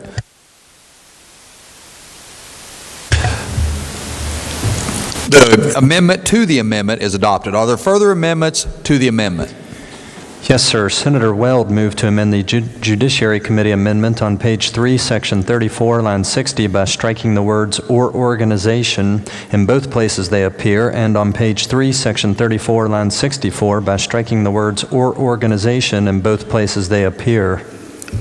Question before the Senate is adoption of the amendment to the amendment as offered by the senator from Brooke. Is there discussion? Recognize senator from Brooke County. Thank you, Mr. President. My amendment, after this bill passed out of the Judiciary Committee, I started to think about the conspiracy part, and that's what this applies to. So the conspiracy part, as it came out of the committee, would have allowed for if one individual conspired with some other individuals who were also the same or part of the same organization, it would have allowed for the entire organization be imputed into the conspiracy, even if there were members of that organization that had nothing to do with the trespass or the damage that occurred. And so, in my mind, this is a cleanup of that section to ensure that members of an organization who had nothing to do with the larger conspiracy, who knew nothing about it, couldn't be pulled into something that they were not a part of or aware of. I'm happy to answer any questions, and I urge adoption of the amendment. Is there further discussion? Recognize senator from Morgan County. Thank you, Mr. President. Only to say that I support the gentleman's amendment. I think it improves the bill. Is there further discussion? Not. The question before the Senate is adoption of the amendment to the amendment as offered by the senator from Brooke County. All those in favor will say aye. Aye. Those opposed, no. The ayes appear to have it. The ayes do have it. Declare the amendment to the amendment adopted. Are there further amendments to the amendment? No, sir. If not, the question before the Senate is adoption of the amendment, the Judiciary Committee amendment as amended. Is there further discussion? Not. All those in favor will say aye. Aye. Those opposed, no. The ayes appear to have it. The ayes do have it. Declare the amendment as amended adopted. Are there further amendments to the bill? No, sir. Not. The clerk will read the bill a third time. Engrossed committee substitute for House Bill 4615, West Virginia Critical Infrastructure Protection Act. Third reading of the bill. Question before the Senate is shall the bill pass? Is there discussion? I recognize the senator from Morgan County. Thank you, Mr. President. I'll be very brief. I don't have to explain any aspect of the bill. We've gone over the whole thing. The strike and insert amendment and the amendments to it. I'm grateful for the amendments to the committee amendment that were made by senators just a moment ago. I think now, Mr. President, this bill strikes a decent balance between the statement and that we want to make and the protection we want to provide for our state's critical infrastructure, while at the same time mitigating any aspects of the bill that would be unreasonably harsh in circumstances where harshness may not be warranted. I think the bill now achieves a good balance. I urge its passage. Question before the Senate is shall the bill pass? The further discussion? Not. All those in favor will vote yea. Those opposed will vote nay. The clerk will prepare the machine.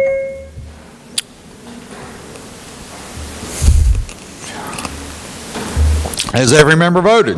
Has every member voted? If so, the clerk will close the machine and ascertain the results. On this question, there being 21 yeas, 13 nays, 0 are absent and not voting, more than the majority of those present and voting having voted in the affirmative, I declare the bill passed. The clerk has the title amendment. Committee on the Judiciary move to amend the title of the bill. Question before the Senate is adoption of the title amendment. All those in favor will say aye. Those opposed, no. The ayes appear to have it. The ayes do have it. I declare the title amendment adopted. The clerk will communicate the action of the Senate to the House. Engrossed committee substitute for House Bill 4645, establishing the Office of Regulatory and Fiscal Affairs under the Joint Committee on Government and Finance. Third reading of the bill. Question before the Senate is, shall the bill pass? Is there discussion? Recognize the senior senator from the 6th. Thank you, Mr. President. The committee substitute for House Bill 4645 would establish a Division of Regulatory and Fiscal Affairs, which would be managed by the legislative auditor. The division would be tasked with assisting the legislature with completion of fiscal notes and economic impact analyses related to the proposed legislation and legislative rules. I'll entertain questions. Otherwise, I urge passage of the bill. Is there further discussion? Further discussion? Not, all those in favor will vote yea, those opposed will vote nay. The clerk will prepare the machine.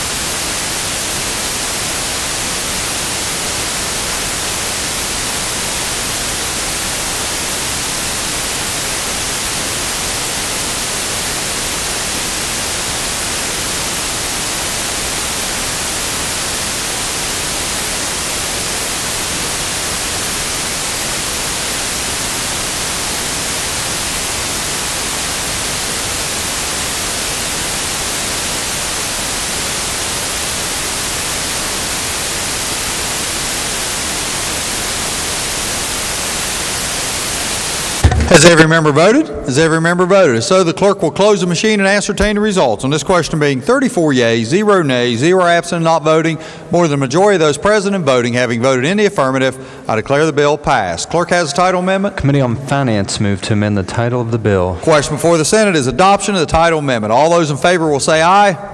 Those opposed, no. The ayes appear to have it. The ayes do have it. I declare the title amendment adopted. I'll recognize the junior senator from the 17th. Mr. President, I move the Senate stand in recess until 3:15. Junior senator from the 17th moves the Senate stand in recess until 3:15. All those in favor will say aye. Those opposed, no. The ayes appear to have it. The ayes do have it. I declare the Senate in recess until 3:15 p.m. today.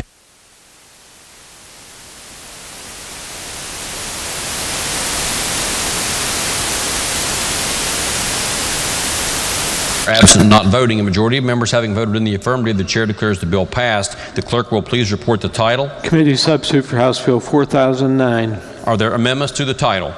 If not, the title as read by the clerk will be and remain the title of the bill. The clerk will please communicate the action of the House to the Senate. Ladies and gentlemen, we did postpone further consideration of our action on House Bill 4092 until after completion of the Senate message on House Bill 4009. Having completed House Bill 4009, the question now is again on consideration of House Bill 4092. The amendments, as suggested by council, are now available in the system for consideration by each member. So to get the bill back in the proper posture for consideration of those amendments, the chair recognizes the lady from the 49th. Thank you, Mr. Speaker. I move that we reconsider the motion to concur with further amendments, House Bill 4092. The lady from the 49th moves that the House reconsider its vote on the motion to concur with the Senate amendments on House Bill 4092. Those in favor of the lady's motion will say aye. Aye. Those opposed will say no. The ayes have it and the motion is adopted. Mr. Speaker, lady from the 49th. I ask unanimous consent to withdraw my previous amendments. Previous motion? Yeah. The lady from the 49th asks unanimous consent to withdraw the previous motion, the previous amendment. Are there objections? There are no objections. That amendment, which was before the House, is now withdrawn. Lady from the 49th.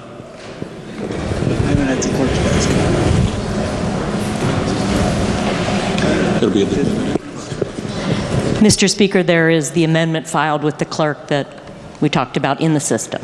Okay. Let me explain the new amendment. The question before the House is the adoption of the amendment that is now available in the system. Lady from the 49th to explain the amendment. Thank you, Mr. Speaker.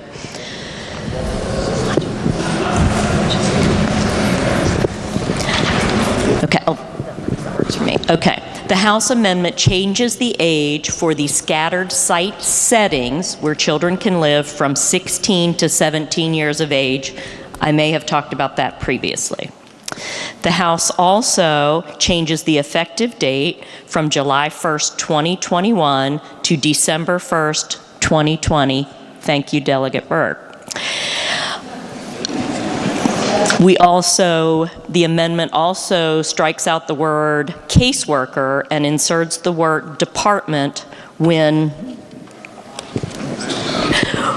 for the need to do the kinship family tree, so that the caseworker does not have to spend time doing that. Another person can be responsible for that function. And then there is language about the guardian ad litems. The amendment requests the court to review the rules of procedure for abuse and neglect proceedings and the rules of professional conduct specific to the guardian ad litem. That is all the amendment. The question before the House is the adoption of the amendment as just explained by the lady from the 49th. Are the members who wish to speak to the amendment? If not, those in favor of the amendment will say aye. Aye. Those opposed will say no. The ayes have it, and the chair declares the amendment adopted.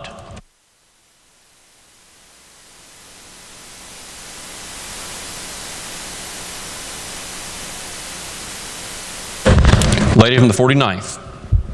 Thank you, Mr. Speaker. I move to concur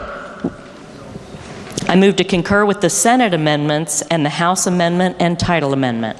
The lady from the 49th now moves that the House concur in the Senate amendments with further amendment and further title amendment.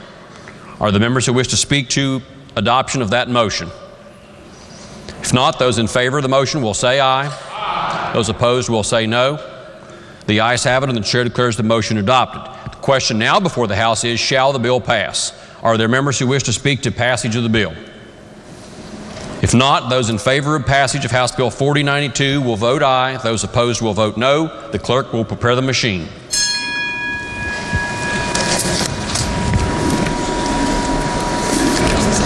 Has every member voted? If so, the clerk will close the machine and ascertain the result. On that question, there were 98 ayes, 1 nay, and 1 member absent, not voting. A majority of members having voted in the affirmative, the chair declares the bill passed. The clerk will please report the title. Committee substitute for House Bill 4092. Are there further amendments to the title? If not, the title as amended by the House will be and remain the title of the bill. The clerk will please communicate the action of the House to the Senate and request concurrence therein.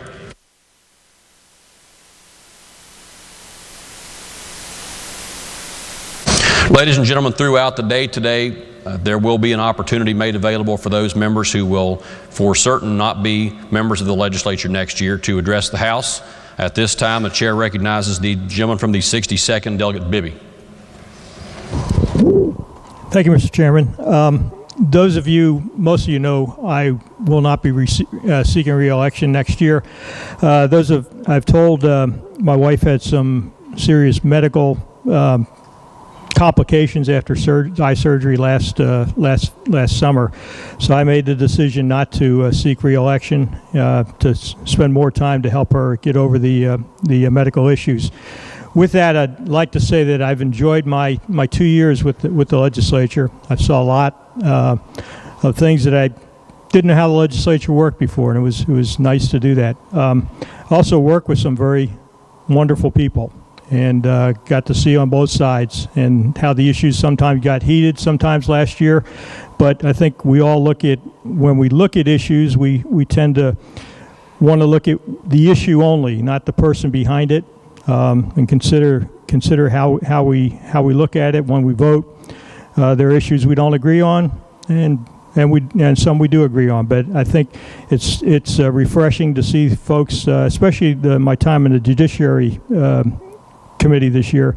I really enjoyed the camaraderie and the back and forth. There weren't a lot of issues that we agreed on in both sides, but there were some good heated discussions, and I enjoyed that, and I appreciate everyone's respect for what I have to say, and I hope I showed respect for what others had to say. And with that, Mr. Speaker, I'd like to say thank you for this opportunity to express my sincere thanks for allowing me to serve here in the House with you and help my constituents back home. Thank you.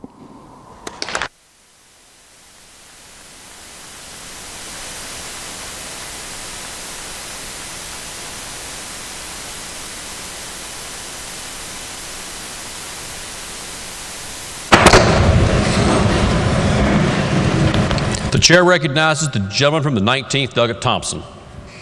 Thank you, Mr. Speaker. As my time in the legislature comes to an end today, of course, I'm sure we'll be back for some other fun events this summer, maybe next fall, but my last regular session comes to an end. I just want to take a few minutes to reflect on the last 4 years and recognize the fact that you all have been very good to me since I've been here. Obviously we've all had a lot of fights and a lot of laughs, but that's part of the process, so that's wonderful. I'm proud of my legislative record, but most importantly, I love this state, and it's been wonderful to meet people from every corner of it, from the panhandles, the coal fields, the river valleys. It's been a true pleasure to meet everyone here. In fact, that's been the best part of my time here.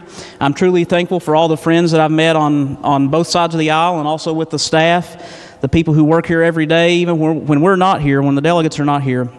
So just to conclude, I just want to say that I'll miss everybody here, and I invite you to come visit me in Wayne County. So thank you all.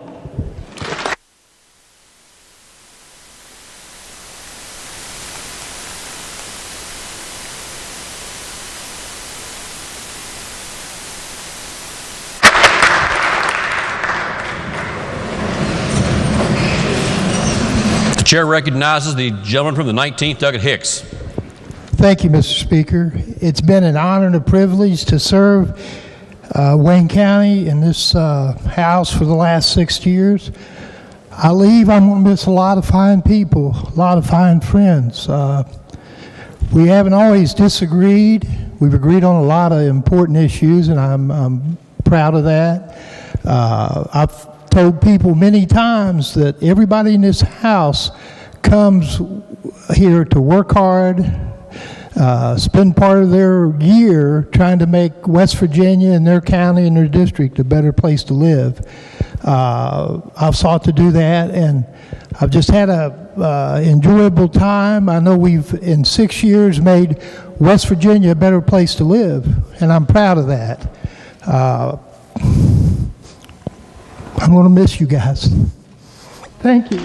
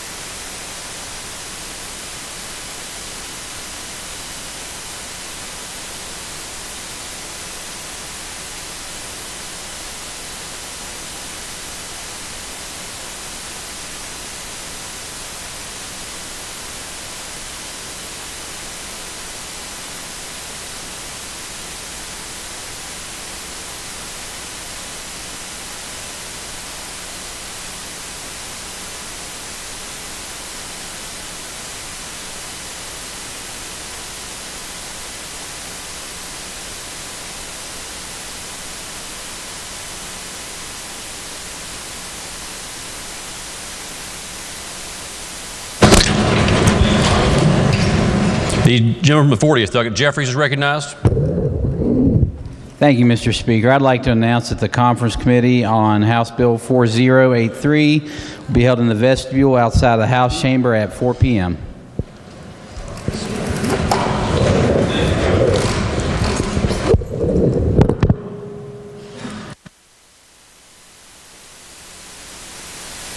Are there introductions at this time?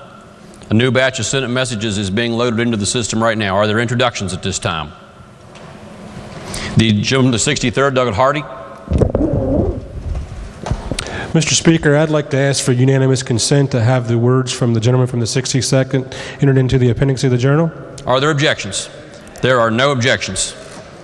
The gentleman from the 16th, Douglas Linville, is recognized. Thank you, Mr. Speaker. I'd like to ask unanimous consent that our friends from across the aisle from the 19th comments both be added to the appendix of the journal. The comments from the gentleman from the 19th, Douglas Hicks, and the gentleman from the 19th, Douglas Thompson. Are there objections? There are no objections. The gentleman from the 28th, Douglas Pack. Thank you, Mr. Speaker. In the North Gallery is my very good friend, Miss Marilyn Pierce. If she would stand, and the House make her welcome.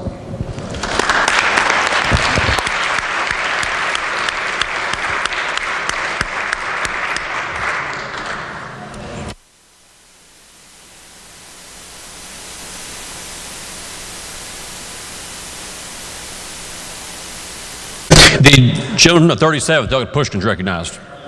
Thank you, Mr. Speaker. I'd ask unanimous consent that the remarks from the gentleman from the 28th, when he quoted Democratic presidential candidate Hubert Humphrey, to be recorded in the appendix of the journal. Are there objections? There are no objections.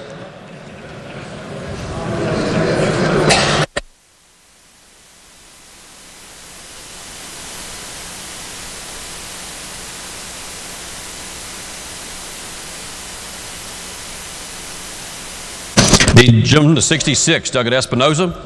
I'd ask unanimous consent that our colleague from the 63rd's comments on the foster care legislation be printed in the appendix of the journal. Are there objections? There are no objections. The gentleman to 10th, Douglas Chris. Introduction still proper. They are. I noticed in the gallery today, Councilman Conley, Roger Conley from the City of Vienna, and his son have come down to watch the end of the session. Thanks for coming.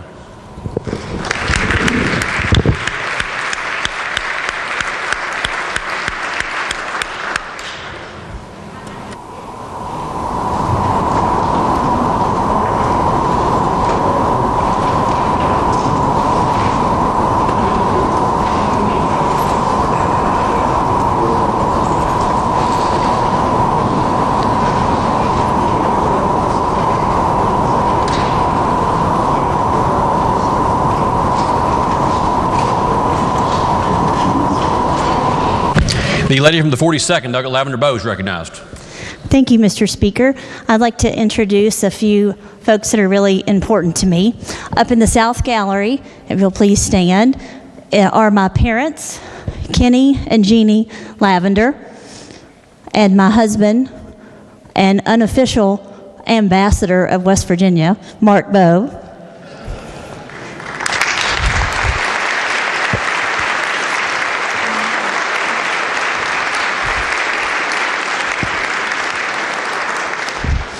And to my left here is my baby, my 6 foot, 16-year-old Atticus Bowe. Please make him welcome.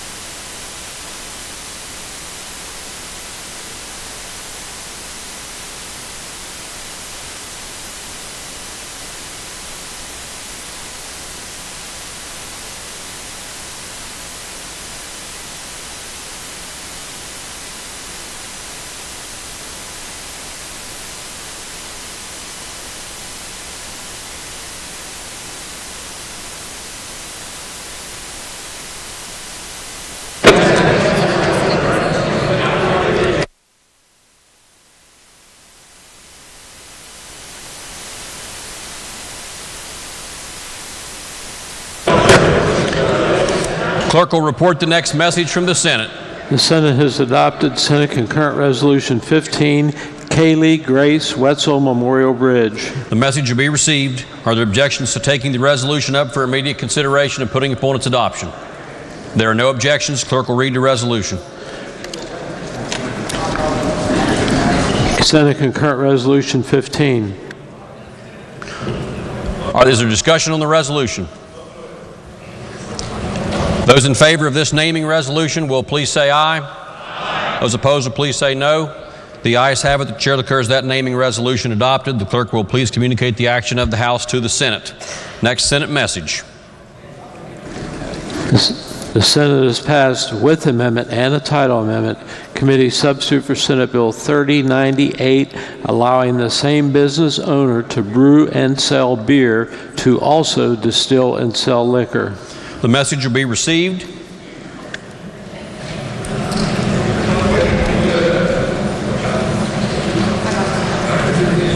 The lady from the 32nd. Thank you, Mr. Speaker. I ask unanimous consent that the bill be taken up for immediate consideration. Are there objections? There are no objections. The Senate amendment makes stylistic changes. Therefore, Mr. Speaker, I move the House concur in the Senate amendment and title amendment. The lady from the 32nd moves that the House concur in the Senate amendment and title amendment to committee substitute for House Bill 3098. Is there discussion on the motion?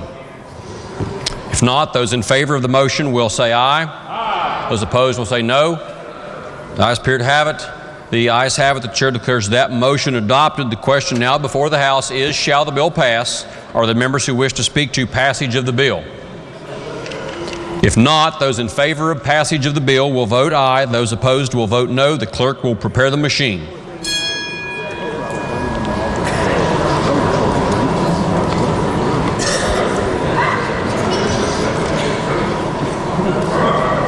Has every member voted? The gentleman from 61st, Douglas Barrett.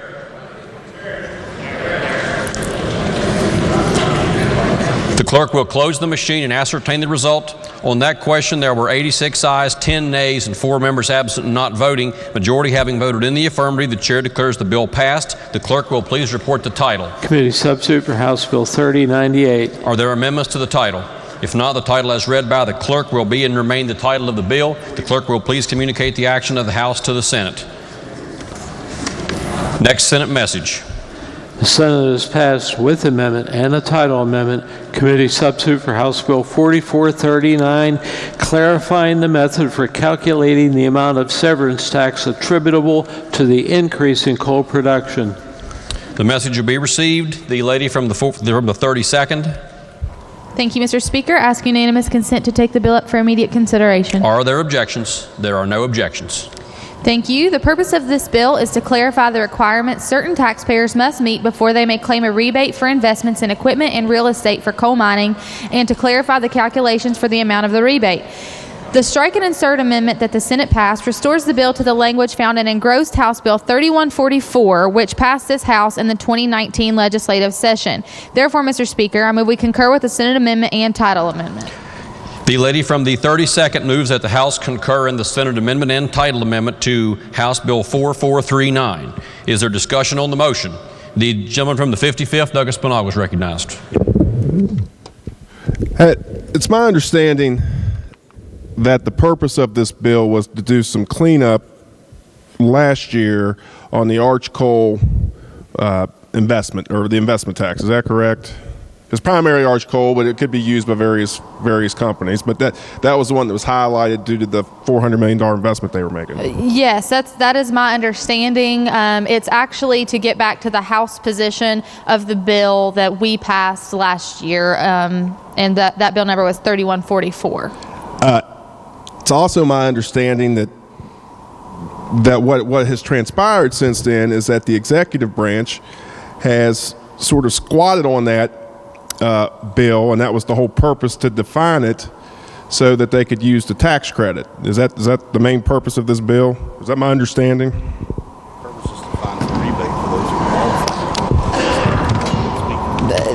From the information that I have here, it says the purpose of this bill is to clarify the requirements certain taxpayers must meet before they can claim a rebate for investments in equipment and real estate for coal mining, and to clarify the calculations for the amount of the rebate. What's the main difference between the version of the? I'm getting a lot of complaints. Okay.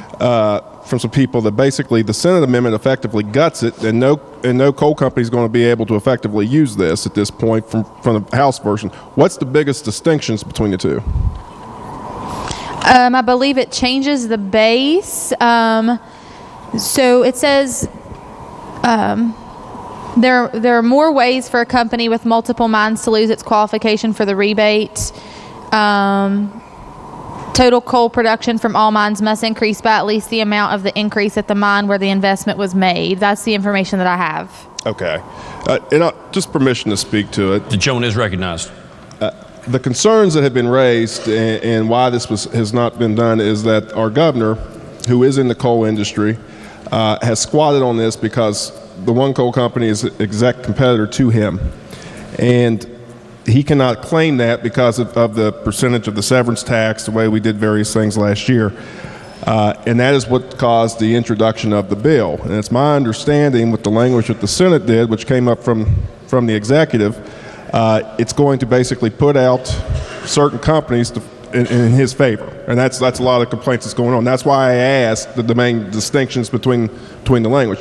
Now, I will say this. We made a decision last year that we were going to do this for new investment. I voted no on it, but we said going new investment that the severance would come off and they'll be able to decrease it going forward for new investment. And I mean, that was the policy of the legislature. I don't think that there need to be games being played downstairs to benefit certain people in this building on this type of legislation. That's why it was even introduced, is what was going on, and is apparently continuing to go on with the Senate amendment, or at least those are the complaints. So for those reasons, I would just be against the Senate amendment which had been brought to me. Are there other members who wish to speak to the motion? The gentleman, the third, Doug Fluharty, is recognized. Thank you, Mr. Speaker. Will Gentlelady yield? Absolutely. As the gentleman touched on, there were investments made. We passed the bill last year, and I was in the same boat he was last year, and with the promise that investments would be made. And it's my understanding that those investments were made, in particular by Arch Coal, correct? I believe so, yes. And by the Senate gutting this bill... In Barber County is the information that I'm getting. Yes, to the tune of, I believe it was nearly $100 million that they invested. So my question is, with the Senate amendment and the executive getting involved here, the governor, who is a competitor, now by gutting the bill, those investments, the future investments, which I believe are still ongoing, are they going to be in jeopardy now?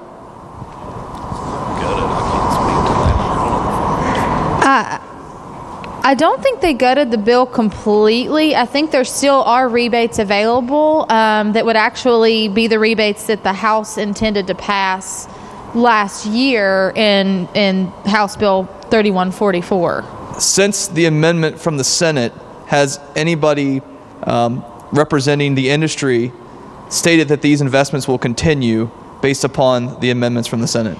I have not had any conversations with anyone from industry regarding this this piece of legislation, so I really couldn't say. Okay. Thank you. Very, very briefly, Mr. The gentleman Speaker. is recognized. It's my understanding that the Senate acted upon representations from our governor, who, as we know, isn't exactly the most trustworthy person around here. He's not here, actually. He's in Morgantown watching the basketball game, which, by the way, the Mountaineers won. That's awesome. But, you know, while the governor's out flying around on the taxpayer dollar in his plane, he's backrooming these deals to help himself because he's a competitor. So, you know, I don't think it's a good look for West Virginia. I don't think we should ever renege on our commitments. Since we committed last year on that legislation, hundreds of millions of dollars have been spent in our state from Arch Coal, and it looks like that money's, had we done it the correct way, would continue, but I feel like now it's going to be in jeopardy based upon representations that I'm getting, and I'm not going to side with Jim Justice on this one. I'm going to be against the changes that were made from the Senate. Thank you. The gentleman from the 66, Doug Espinosa, is recognized. Will the Assistant Majority Leader continue to yield? Absolutely. So I think I'm hearing you say one thing, and then I'm hearing some of our colleagues across the aisle say something different. As I understand this proposed amendment, or the amended legislation is coming from the Senate, the purpose of that amendment that's before us and that you've recommended that we adopt is simply to honor the actual intent of what we passed last year. It appears to me that the Senate has decided that we were correct last year, and they want to give us much to the, it should be much to the happiness of my friend from the 3rd who hates it when we give everything to the Senate when they want it. They're actually giving us what we want this time. So I would encourage that we concur with the Senate amendment and title amendment. So again, as I understand, I think what's taken place is we passed legislation last session intending to do one thing. After further review, it appears that the legislation went well beyond what we intended to do. Yes, that's what I understand based on the information that I have in front of me. This legislation corrects that and gets us back to what the intent of what this body actually passed last year. Last year, that's what I understand to be. So in order to get back to what this body intended to do last year, as opposed to what we may have done unintentionally, we need to adopt this amendment in order to honor what we did last year and what we intended to do last year. That is correct, yes. Okay, thanks for that clarification. The gentleman from the 30th, Doug Bates, is recognized. Thank you, Mr. Speaker. To the gentlelady, or perhaps I'm trying to get back to this engrossed House bill and figure out what the provisions between it and what was in the bill that we passed out today, how are they different? Could council help you? I'm trying to get to it on the system, and I'm having to go back to last year. Sure. So I think the biggest difference is that now there are only 2 ways to calculate the base instead of 3. Okay. And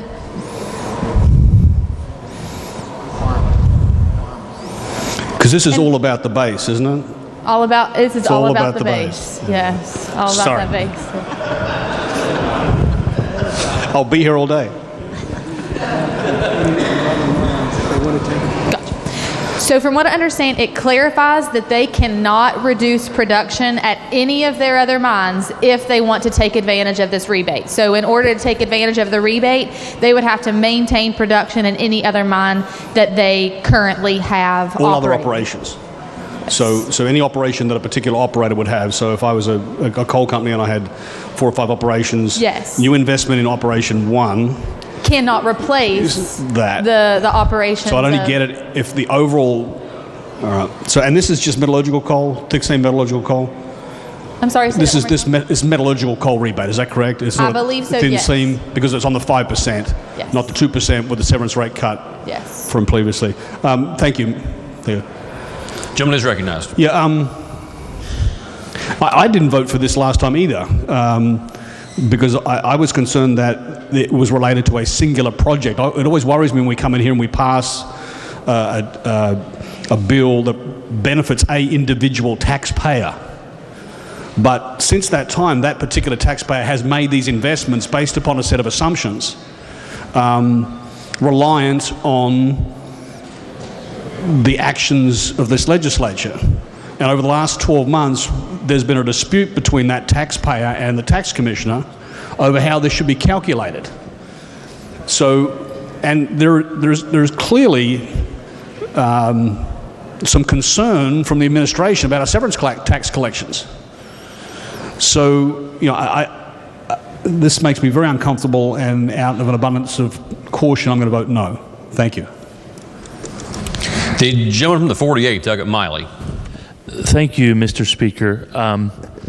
Last year, I voted for one of the coal bills and against the other, but this one I did vote for because, as the gentleman from the 66th states, our intent was to encourage job growth and to give benefit to any coal operators who indeed created jobs. I think what we realized happened from last year's bill was that it allowed, if I recall correctly, the same coal operator to close down a mine over here, in theory, open jobs over here at this mine in Barbara County or wherever it opens a mine, and the overall impact of jobs may actually have gone down, yet still getting the benefit because at that particular site, jobs were created. The fix this year is to make sure that the overall jobs created by that operator, no matter where the operations are increased before they can get any tax benefit.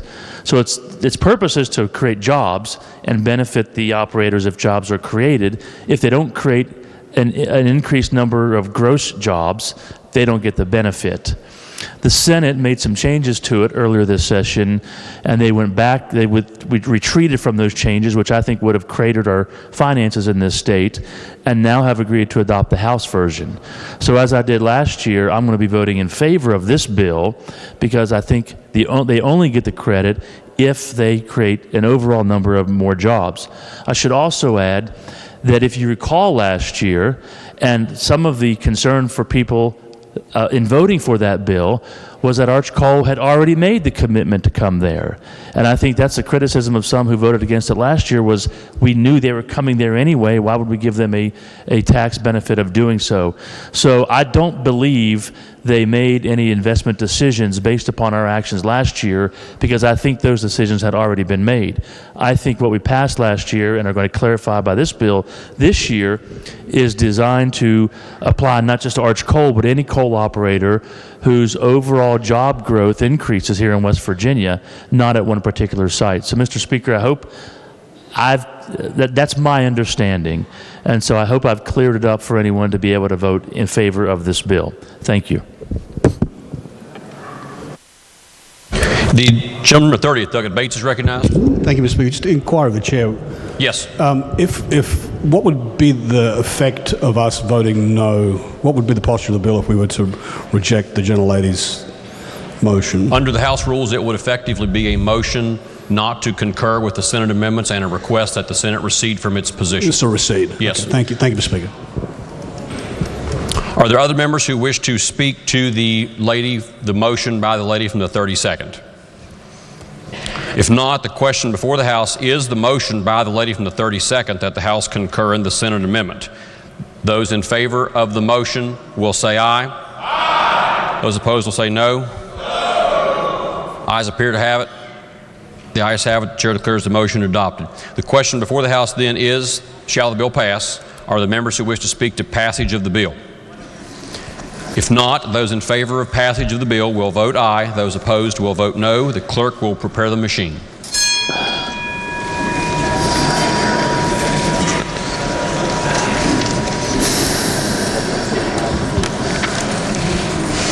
Has every member voted?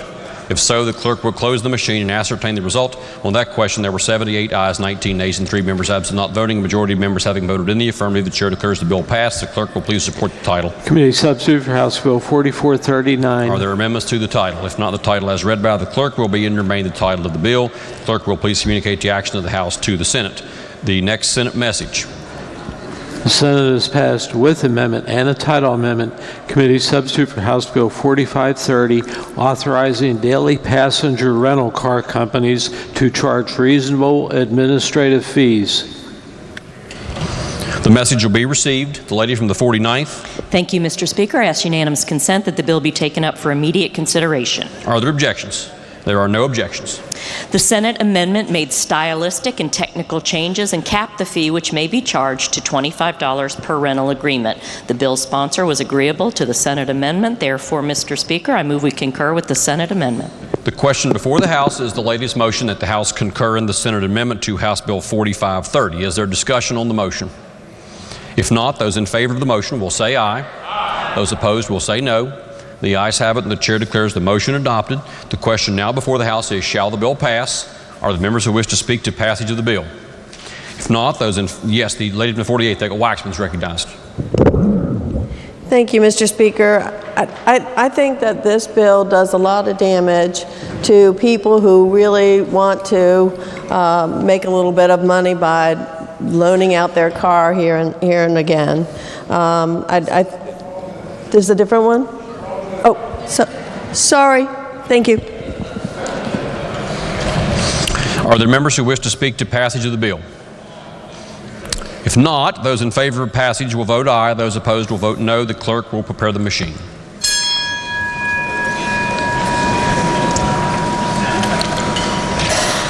Has every member voted?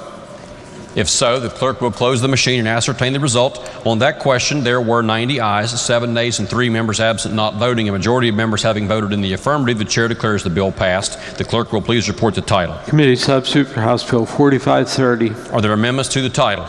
If not, the title as read by the clerk will be and remain the title of the bill. The clerk will please communicate the action of the House to the Senate. Next Senate message. The Senate is passed with amendment. Committee substitute for House Bill 4557 relating to centers and institutions that provide the care and treatment of mentally ill or intellectually disabled individuals. The message will be received. Lady from the 32nd. Thank you, Mr. Speaker. I ask unanimous consent to take the bill up for immediate consideration. Are there objections? There are no objections. The Senate made technical amendments to 2 section captions in the bill. Therefore, Mr. Speaker, I move that the House concur with the Senate amendment to the bill. The lady from the 32nd moves that the House concur in the Senate amendment to House Bill 4557. Is there discussion on the motion? If not, those in favor of the motion will say aye. Aye. Those opposed will say no. The ayes have it. The chair declares the motion adopted. The question before the House now is, shall the bill pass? Are there members who wish to speak to passage of the bill? If not, those in favor of passage will vote aye. Those opposed will vote no. The clerk will prepare the machine.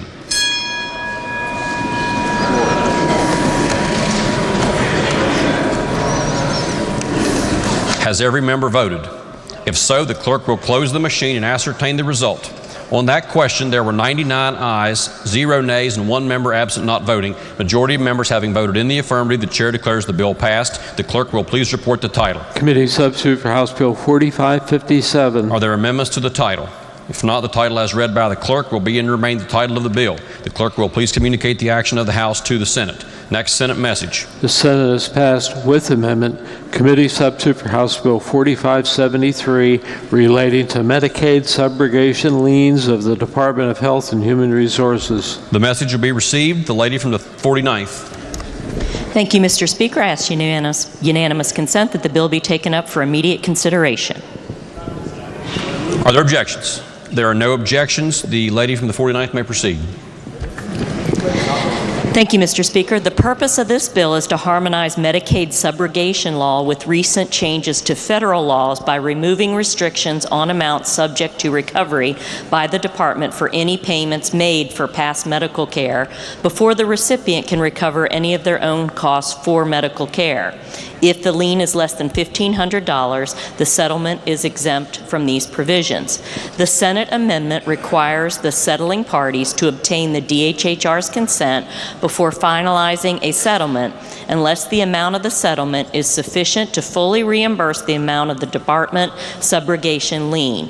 DHHR may negotiate a reduction in the lien, remove a provision requiring the settling parties to obtain consent before settling their claim, and provides DHHR has the burden to prove the amount of its lien while the claimant is required to prove their settlement share is proper. Therefore, Mr. Speaker, I move we concur with the Senate amendment. The lady from the 49th moves that the House concur in the Senate amendment to House Bill 4573. Is there discussion on the motion? If not, those in favor of the motion will say aye. Aye. Those opposed will say no. Chair is uncertain. Those in favor of the motion will raise one hand. Those will lower those hands. Those opposed will raise one hand. Thank you. The ayes appear to have it. The ayes have it. The chair declares that motion adopted. The question before the House is, shall the bill pass? Are there members who wish to speak to passage of the bill? If not, those in favor of passage will vote aye. Those opposed will vote no. The clerk will prepare the machine.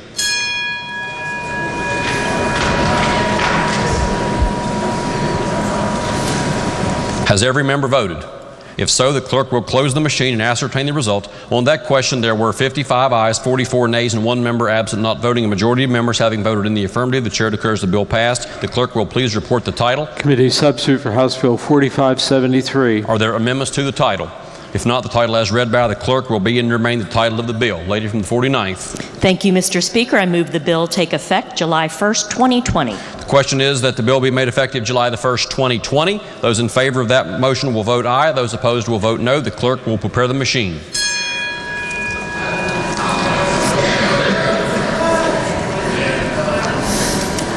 Has every member voted? If so, the clerk will close the machine and ascertain the result. On that question, there were 59 ayes, 40 nays, and one member absent not voting. Less than two-thirds having voted in the affirmative, the chair declares the motion rejected. Clerk will please communicate the action of the House to the Senate. Next Senate message. The Senate has passed with amendment and the title amendment Committee Substitute for House Bill 4634, Southern West Virginia Lake Development Study Commission Act.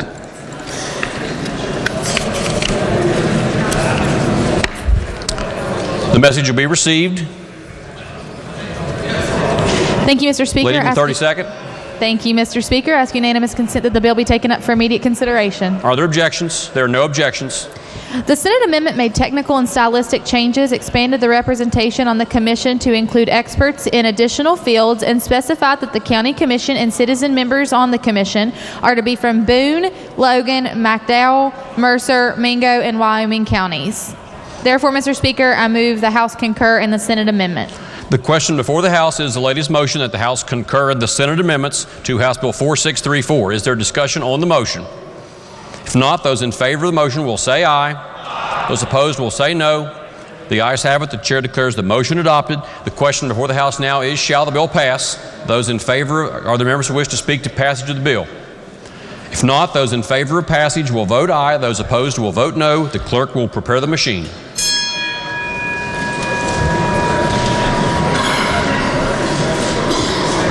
Has every member voted? If so, the clerk will close the machine and ascertain the result. On that question, there were 94 ayes, 5 nays, and 1 member absent not voting. A majority of members having voted in the affirmative, the chair declares the bill passed. The clerk will please report the title. Committee Substitute for House Bill 4634. Are there amendments to the title? If not, the title as read by the clerk will be and remain the title of the bill. The clerk will please communicate the action of the House to the Senate. Next Senate message. The Senate has passed with amendment Committee Substitute for House Bill 4666 relating to competitive bids for intergovernmental relations and urban mass transportation. The message will be received. The lady from the 32nd. Thank you, Mr. Speaker. Ask unanimous consent that the bill be taken up for immediate consideration. Are there objections? There are no objections. The Senate amendment makes technical corrections and does not change the substance of the bill. Therefore, I move the House concur in the Senate amendment. The lady from the 32nd moves that the House concur the Senate amendments to House Bill 4666. Are there members who wish to speak to the motion? If not, those in favor of the motion will say aye. Those opposed will say no. The ayes have it. The chair declares the motion adopted. The question now before the House is, shall the bill pass? Are there members who wish to speak to passage of the bill? If not, those in favor of passage will vote aye. Those opposed will vote no. The clerk will prepare the machine.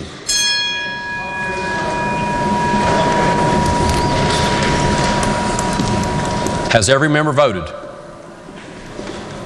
If so, the clerk will close the machine and ascertain the result. On that question, there were 92 ayes, 7 nays, and 1 member absent not voting. Majority of members having voted in the affirmative, the chair declares the bill passed. The clerk will please report the title. Committee Substitute for House Bill 4666. Are there amendments to the title? If not, the title as read by the clerk will be and remain the title of the bill. The clerk will please communicate the action of the House to the Senate. Next Senate message. The Senate has concurred in the House amendments with further amendment and passed Committee Substitute for Senate Bill 802 relating to public utilities generally. The message will be received. The lady from the 32nd. Thank you, Mr. Speaker. Ask unanimous consent to take the bill up for immediate consideration. Are there objections? There are no objections. The purpose of Senate Bill 802 is to permit direct gas service to new facilities if that facility has a projected annual natural gas usage of at least 100 million cubic feet. The Senate amendment fixes an error. Therefore, Mr. Speaker, I move the House concur in the Senate amendment.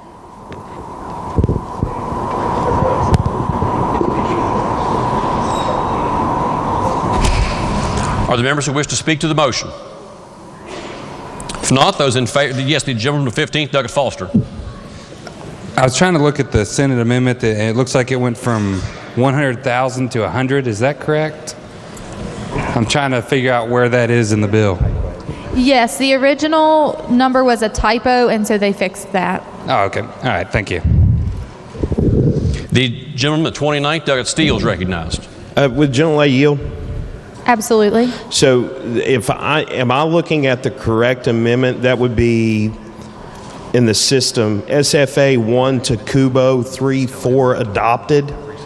Give me 1 second.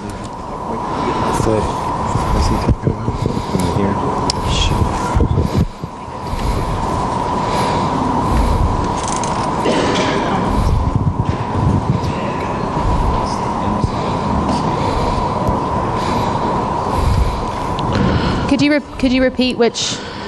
Yes, that was SFA 1 to Kubo 3-4 adopted. Yes, that is correct. And if I'm looking at that right, it says on page 2, section 20, subsection B, subdivision Roman numeral 5, or V, by striking out 100,000 and inserting in lieu thereof 100.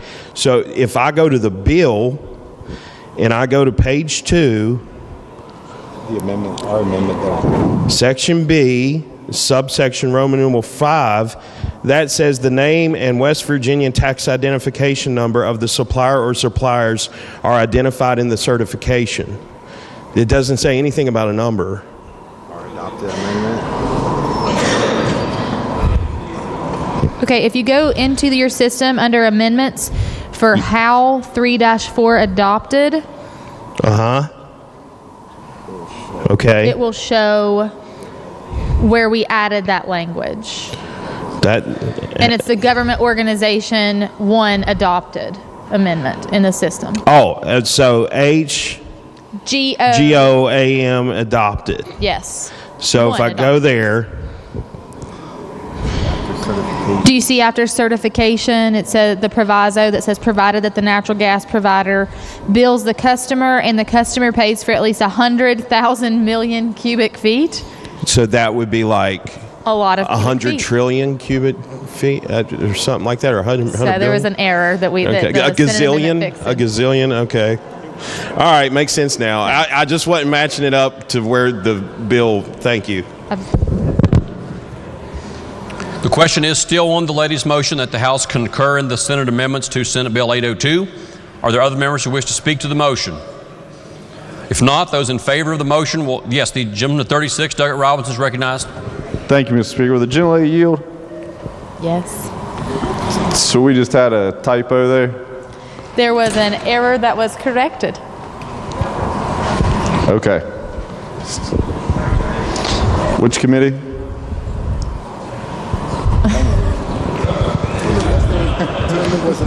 I'll leave it there. Thank you. Are there other members who wish to speak to the motion? If not, the question is on the lady's motion that the House concur in the Senate amendments to Senate Bill 802. Those in favor of the motion will say aye. Those opposed will say no. The ayes have it. The chair declares that motion adopted. The question now before the House is, shall the bill pass? Are there members who wish to speak to passage of the bill? If not, those in favor of passage of the bill will vote aye. Those opposed will vote no. The clerk will prepare the machine.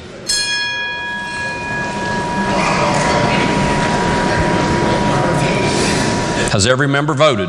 If so, the clerk will close the machine and ascertain the result. On this question, there were 99 ayes, 0 nays, and 1 member absent not voting. A majority of members having voted in the affirmative, the chair declares the bill passed. The clerk will please report the title. Committee substitute for Senate Bill 802. Are there amendments to the title? If not, the title as read by the clerk will be and remain the title of the bill. The clerk will please communicate the action of the House to the Senate. Are there further Senate messages?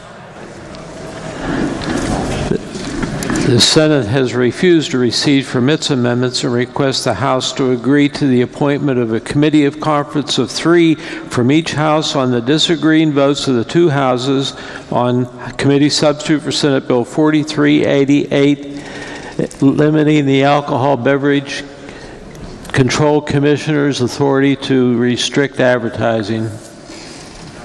The message will be received on that conference committee. The chair appoints the gentleman from the 56th, Douglas Howell, the gentleman from the 45th, Douglas Martin, and the lady from the 32nd, Douglas Staggers.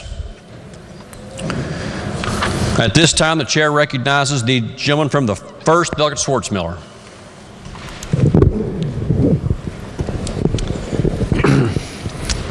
Thank you, Mr. Speaker. Ladies and gentlemen, I've been here a number of years, and going to be running for the state senate next year, so I'll be leaving this body. I've had the opportunity to serve under a lot of really great people, 4 governors, 4 speakers, many members of this body right here, and it's truly been an honor. We've seen and heard a lot of passionate speeches over the years, and I'm sure when I'm going, the passionate speeches will continue, and that's a good thing. That's a good thing to be engaged and represent your respective communities. Mine being Chester, home of the world's largest teapot, if you're ever up that way.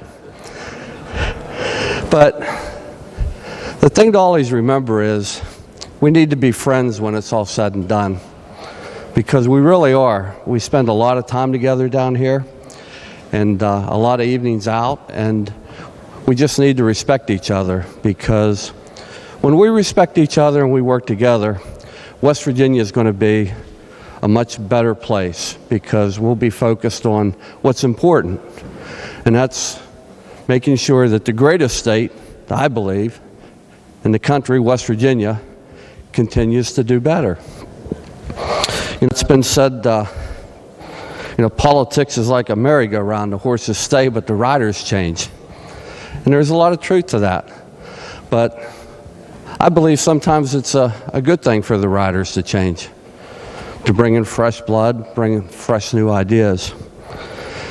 And I've held a lot of positions in this body over the years, and I've been honored by each and every one of them. But just always remember this: you don't need to have a title to be a leader. You can lead from the back row and be very effective at it. And it's an honor to serve among so many great leaders. And I appreciate you all. I wish you all the very best. And also, just before I finish, I'd just like to take this opportunity. I've also had a great experience and been very honored to have great staff over the years. We have a lot of them right up here tonight. I've had a lot of folks over the years when I chaired committees, and they are really the workhorses behind the scenes. They're here late hours at night that a lot of us don't realize just how late and how many hours they put in. So I want to thank each and every one of you, Mr. Speaker. I want to thank you, and I also want to thank our staff and thank West Virginia. I'm thanking everybody and my constituents for the honor of being able to serve you all. Thank you so much.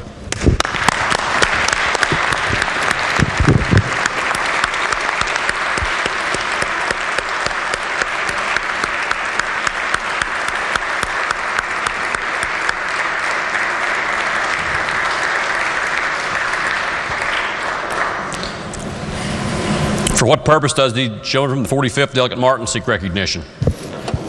Thank you, Mr. Speaker. I should make a quick announcement, if I may. Your conferees on HB 4388 will meet at 5 o'clock p.m.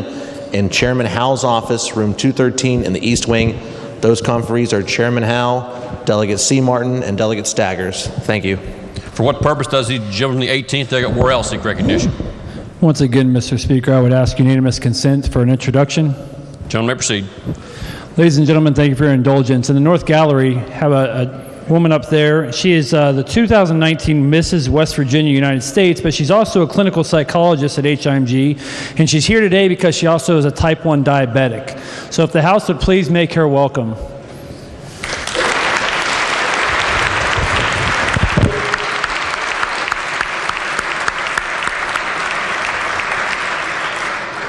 The gentleman from the 10th, Delegate Kelly. Thank you, Mr. Speaker. In the back of the room, we are happy to see what a former delegate, Mark Zatazalo. Please put your hands together and make him feel welcome.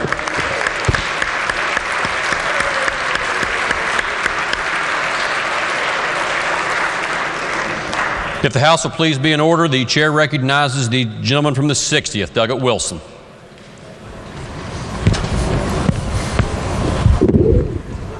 Thank you, Mr. Speaker. It has been a profound honor to have been allowed to serve the Constitution and the people of the state of West Virginia for these 4 years. I've learned a great deal that has made me wiser. Much of it I didn't anticipate, and most of it I wish I didn't know.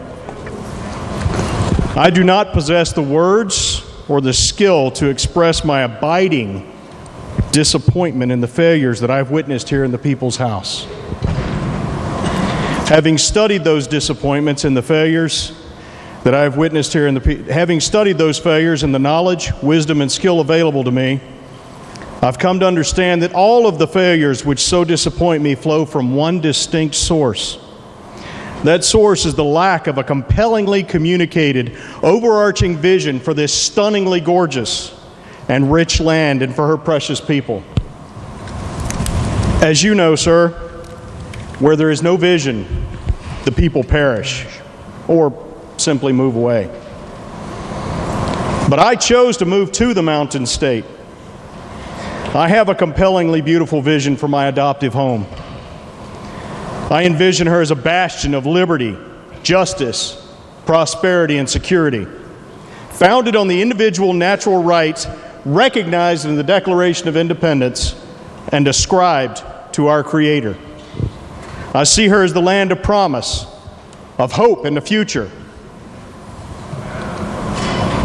For anyone who's willing to dig in, work hard, and build a life. It was this vision that compelled me to pursue the opportunity to serve the Constitution and the people of West by God in this House. And it is this vision that leads me to lay aside those responsibilities which were laid upon me by the good people of District 60 so that I might continue to serve the Constitution and the people of our state to build here a home that embodies our hopes and the nascent prophecy of almost heaven. Lies are told about us. Jokes are made about us. Others point at us and sneer at our misfortunes. They've done so for so long now that their derision seems to be founded on truth, but it isn't. It isn't. The truth is that our wild and wonderful home is the frontier. We, the people, hold the promise of liberty reborn. West Virginia is the birthplace of the restored republic. And I assure you that I have no intent of surrendering to the malaise that I've witnessed here in the Capitol. I am not withdrawing from the field. I'm creating maneuver space. I will not back down. I will not let up. I will not succumb to the sneers and fall hopeless at the feet of the liars and jokers. I will stand, and where I stand, I will restore the republic. Because my children will raise their children in a free, just, prosperous, and secure land. I will spend my life to ensure it. Thank you for this opportunity.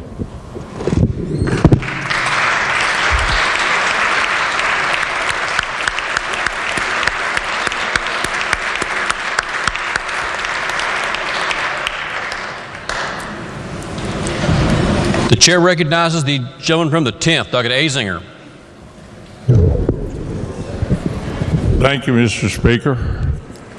Farewell, farewell, but this I tell to thee, thy fellow delegates. I appreciate the courtesy that everybody's extended me. You know you're getting old when the girls start opening the doors for you.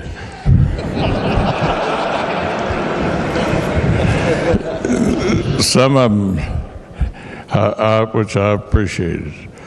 One thing I noticed is civility has deteriorated a little bit since I've been gone, and hopefully it will improve in the future. You know, I even disagree with my first wife, even though she's right all the time. And I disagree with the guy across the hall there with the same last name as I. Even though it might be 2 or 3 days before we speak to each other, eventually we do speak to each other. One thing I like to bequeath to the gray-haired delegate from Randolph, the distinction of being the oldest male in the legislature. There's an older female, and don't ask me who she is. Never ask a woman how old she is and never reveal it. That's advice from my grandmother who used to lie about her age. Again, I appreciate all the courtesies extended to me from this side of the aisle and that side of the aisle. May God bless you all.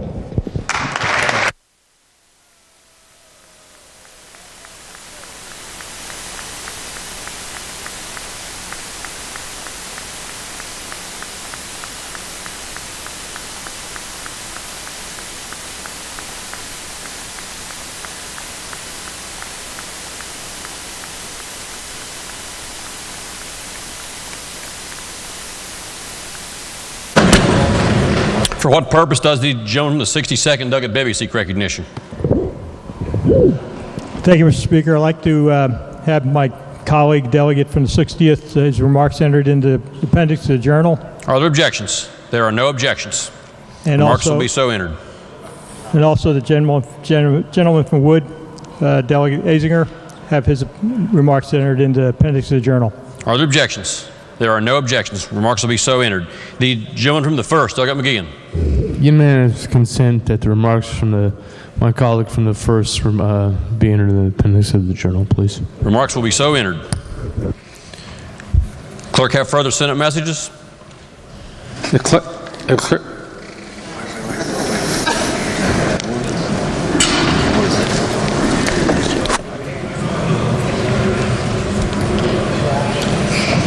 The Senate has amended House Bill 45, Committee Substitute for House Bill 4558 and the title, Creating a Personal Income Tax Credit for Volunteer Firefighters in West Virginia.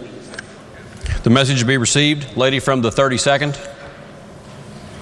Thank you, Mr. Speaker. I ask unanimous consent to take the bill up for immediate consideration. Are there objections? There are no objections. Thank you, Mr. Speaker. The Senate amendment added provisions of 3 other bills to this bill. Therefore, because the House has not yet considered any of these bills, I would move that we refuse to concur in the Senate amendment and title amendment. The question before the House is the lady's motion that the House refuse to concur in the Senate amendments on House Bill 4558.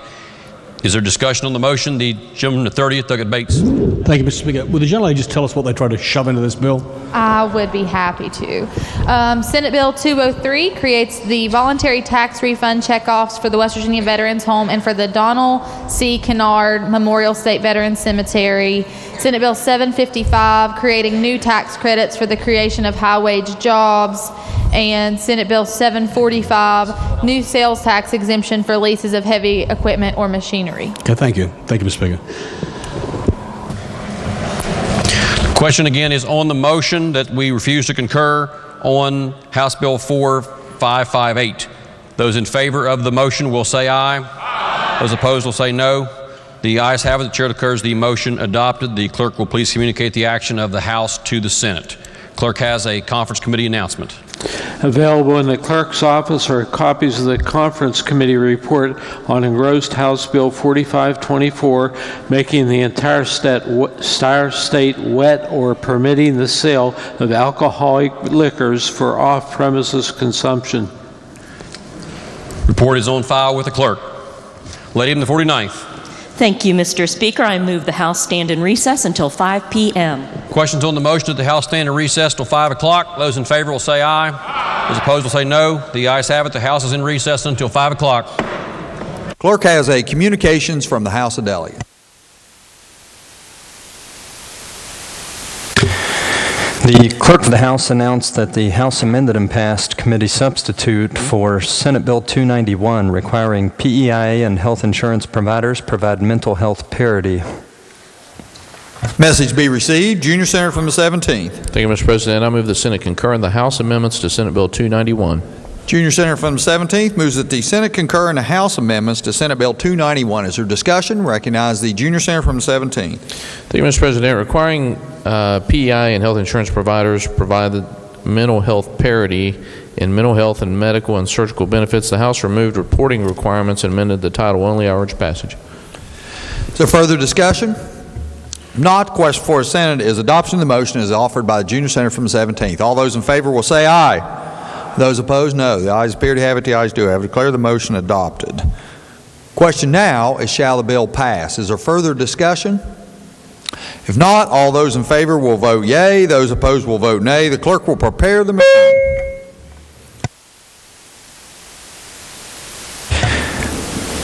Has every member voted? Has every member voted? If so, the clerk will close the machine and ascertain the result. On this question, there being 34 yeas, 0 nays, 0 absent, not voting, more than the majority of those elected having voted in the affirmative, I declare the bill passed. Clerk will communicate the action of the Senate to the House. Bills on third reading. Engrossed committee substitute for House Bill 4748 relating to the increase of fees that private non-government notary publics may charge for notarial acts. The bill is advanced to third reading with the right to amend. Are there amendments to the bill? No, sir. If not, the clerk will read the bill a third time. Engrossed committee substitute for House Bill 4748 relating to the increase of fees that private non-government notary publics may charge for notarial acts. Third reading of the bill. Question before the Senate is, shall the bill pass? Is there discussion? Recognize the senior senator from the 6th. Thank you, Mr. President. House Bill 4748 clarifies the provision of code requiring a notary public who is not an attorney to post a disclaimer that he or she is not an attorney and cannot draft legal documents or give legal advice. The bill also raises the maximum fee a notary may charge for each notarial act from $5 to $10. The bill was requested by the Secretary of State's office. I will take questions. Otherwise, I urge passage of the bill. Is there further discussion? If not, all those in favor will vote yea. Those opposed will vote. Recognize the senator from Monroe County. Thank you, Mr. President. Just an inquiry to the chair. Not only am I a distinguished undertaker, I am also a notary public. As I understand your inquiry and your request for a Rule 43, you're a member of a class and therefore will be required to vote. Other members desiring Rule 43? The senator, let the record show, the senior senator from the 16th has requested a Rule 43, and it's my understanding your scenario, you're a member of a class and will be required to vote. Let the record show the senior senator from the 15th and the senior senator from the 6th reflect the same ruling. Question now is, shall the bill pass? All those in favor will vote yea. Those opposed will vote nay. The clerk will prepare the machine.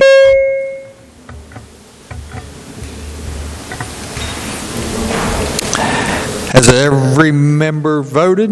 Has every member voted? If so, the clerk will close the machine and ascertain the result. On this question being 31 yeas, 3 nays, 0 absent, not voting, more than the majority of those present voting having voted in the affirmative, I declare the bill passed. Clerk will communicate the action of the Senate to the House.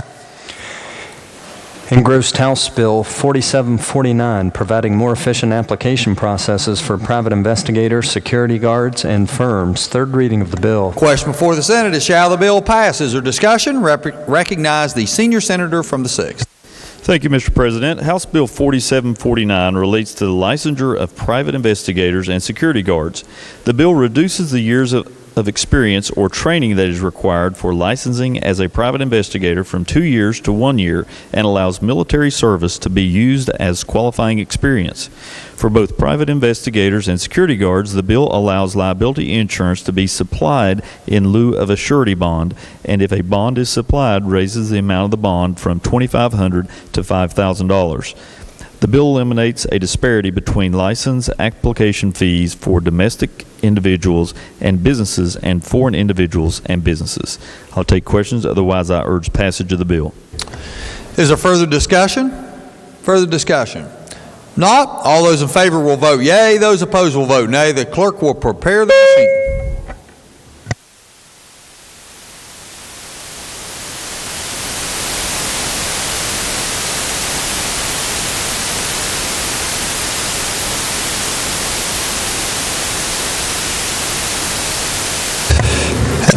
Has every member voted? Has every member voted? If so, the clerk will close the machine and ascertain the results. On this question being 26 yeas, 5 nays, 3 absent not voting, More than the majority of those present and voting having voted in the affirmative, I declare the bill passed. Clerk has the title amendment. Committee on Government Organization move to amend the title of the bill. Question before the Senate is adoption of the title amendment. All those in favor will say aye. Those opposed, no. The ayes appear to have it, the ayes do have it. Declare the title amendment adopted. Clerk will communicate the action of the Senate to the House. Engrossed House Bill 4777 relating to the right of disposition of remains. Third reading of the bill. Question before the Senate is, shall the bill pass? Is there discussion? Recognize the senator from Marshall County. Thank you, Mr. President. The purpose of this bill is to permit an adult grandchild to be added to the list of persons able to control the disposition of remains of a deceased person. They'll be added to the list of the legal appointee, the spouse, and the adult children. So now we're adding the adult grandchild. Mr. President, I urge passage. Is there further discussion? Further discussion? Not. All those in favor recognize the senator from Monroe County. Thank you, Mr. President. Just a point of inquiry once more. I'm a funeral director in this. I just want to see if I'm allowed to vote on that. Thank you. In response to your Rule 43 inquiry, it's my understanding you're a member of a class and therefore would be required to vote. Question for the Senate is, shall the bill pass? All those in favor will vote yea. Those opposed will vote nay. The clerk will prepare the machine.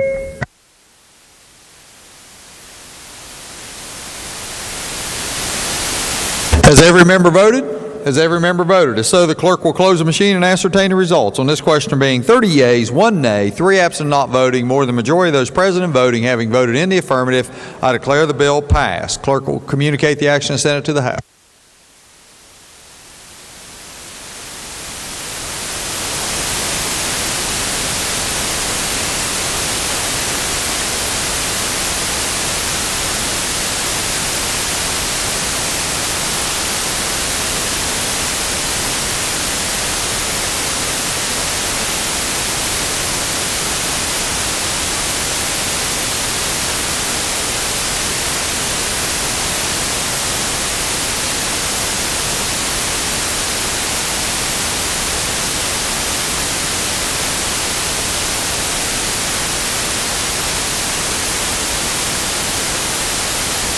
Reading. Engrossed committee substitute for House Bill 4803 relating to certification of electrical inspectors. Third reading of the bill. Question before the Senate is, shall the bill pass? Is there discussion? Recognize the senior senator from the 6th. Thank you, Mr. President. The committee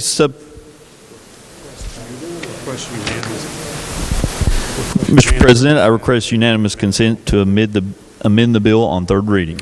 Is there objection? Chair hears none. Are there amendments to the bill? Yes, sir. Senator Maynard moved to amend the bill by recognize the everything. Senior Senator from the 6th. Mr. President, I request unanimous consent to explain the amendment in lieu of having it read. Is there objection? Chair hears none. The senator may proceed. Thank you, Mr. President. The committee substitute for House Bill 4803 would permit the certification of journeyman electricians as electrical inspectors. The proposed amendment removes the reference to Section 29-3C-3 of the Code. I'll take questions. Otherwise, I urge passage of the bill. Is there further discussion? Further discussion. Recognize the senator from Boone County. Thank you, Mr. President. Would the senator yield? Does the senior senator from the 6th yield? Yes. Senator does yield.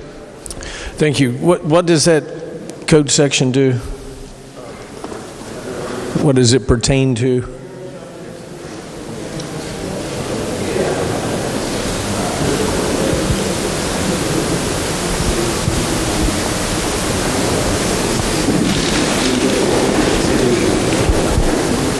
As the bill came to the Senate, it had a word in there that wasn't defined anywhere in the code, and this merely just changes that word of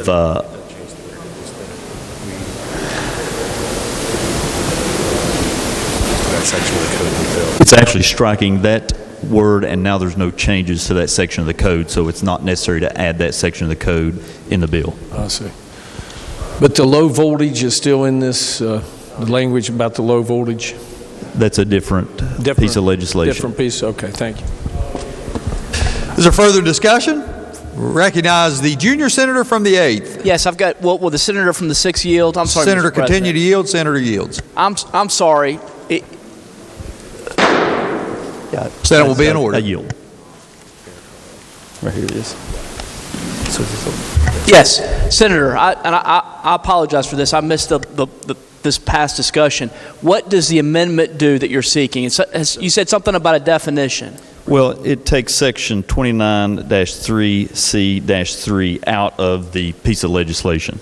Because there's a phrase. Okay, and what does that do? As it came to the House, as it came from the House, it had a section of the code that really didn't need to be in there. Okay. But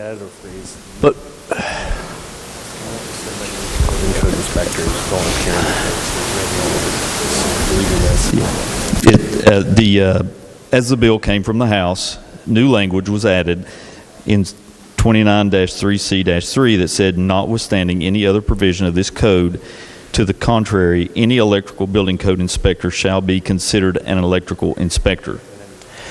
that wasn't in the House bill, and this amendment puts that into this bill? No, that was in the House bill, and this amendment takes that out and removes the whole section of the code. Okay. All right. Thank you so much, sir. Other members desiring to speak to the amendment? Not. Question before the Senate is adoption of the amendment as explained by the senior senator from the 6th. All those in favor will say aye. Those opposed, no. The ayes appear to have it. The ayes do have it. I declare the amendment adopted. Are there further amendments to the bill? No, sir. Not. The clerk will read the bill a third time. Engrossed committee substitute for House Bill 4803 relating to certification of electrical inspectors. Third reading of the bill. Question before the Senate is, shall the bill pass? Is there discussion? Recognize the senior senator from the 6th. Thank you, Mr. President. The committee substitute for House Bill 4803 would simply permit the state fire marshal to certify licensed journeyman electricians as an electrical inspectors. I'll take questions. Otherwise, I urge passage of the bill. Is there further discussion?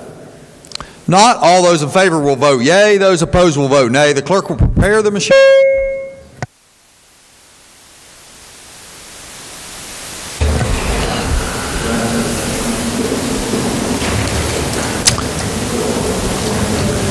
Has every member voted? Has every member voted? If so, the clerk will close the machine and ascertain the results. On this question being 26 yeas, 2 nays, 6 absent and not voting, more than the majority of those present voting having voted in the affirmative, I declare the bill passed. Clerk has a title amendment. Senator Maynard moved to amend the title of the bill. Question before the Senate is adoption of the title amendment. All those in favor will say aye. Those opposed, no. The ayes appear to have it. The ayes do have it. Declare the title amendment adopted. Clerk will communicate the action of the Senate to the House. Engrossed committee substitute for House Bill 4823, developing a plan for periodic audits of the expenditure of the fees from the emergency 911 telephone system and wireless enhanced 911. Third reading of the bill. Question before the Senate is, shall the bill pass? Is there discussion? Recognize the senior senator from the 6th. Thank you, Mr. President. The committee substitute for House Bill 4823 would require the state auditor, in cooperation with the Public Service Commission, to develop and adopt a comprehensive plan for periodic audits of the expenditure of emergency 911 telephone system fees and wireless enhanced 911 fees. The bill further provides that the results of the audits shall be submitted to the Joint Committee on Government and Finance no less than annually. I'll take questions. Otherwise, I urge passage of the bill. Further discussion? Further discussion. Not. Question before the Senate is, shall the bill pass? All those in favor will vote yea. Those opposed will vote nay. The clerk will prepare the machine.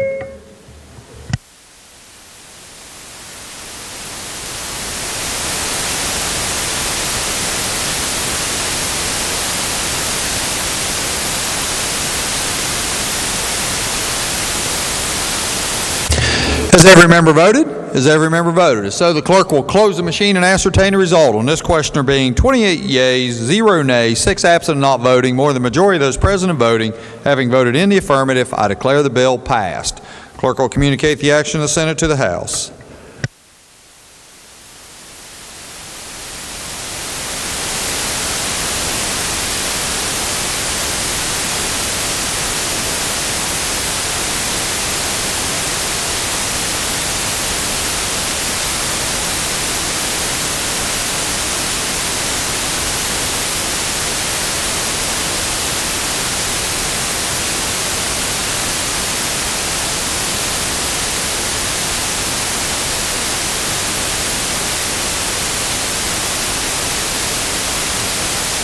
Clerk has additional bills on third reading.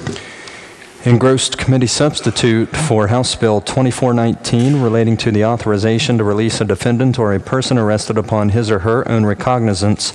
The bill is advanced to third reading with the right to amend. Are there amendments to the bill? Yes, sir. The Committee on the Judiciary moved to amend the bill. Recognize the senator from Morgan County. Thank you, Mr. President. I request unanimous consent to explain the committee amendment in lieu of having it read. Is there objection? Chair hears none. The senator may proceed. Thank you, Mr. President. The Judiciary Committee amendment is a strike and insert amendment for the entire bill. The bill amends, and the strike and insert amendment would amend a single section of the state code.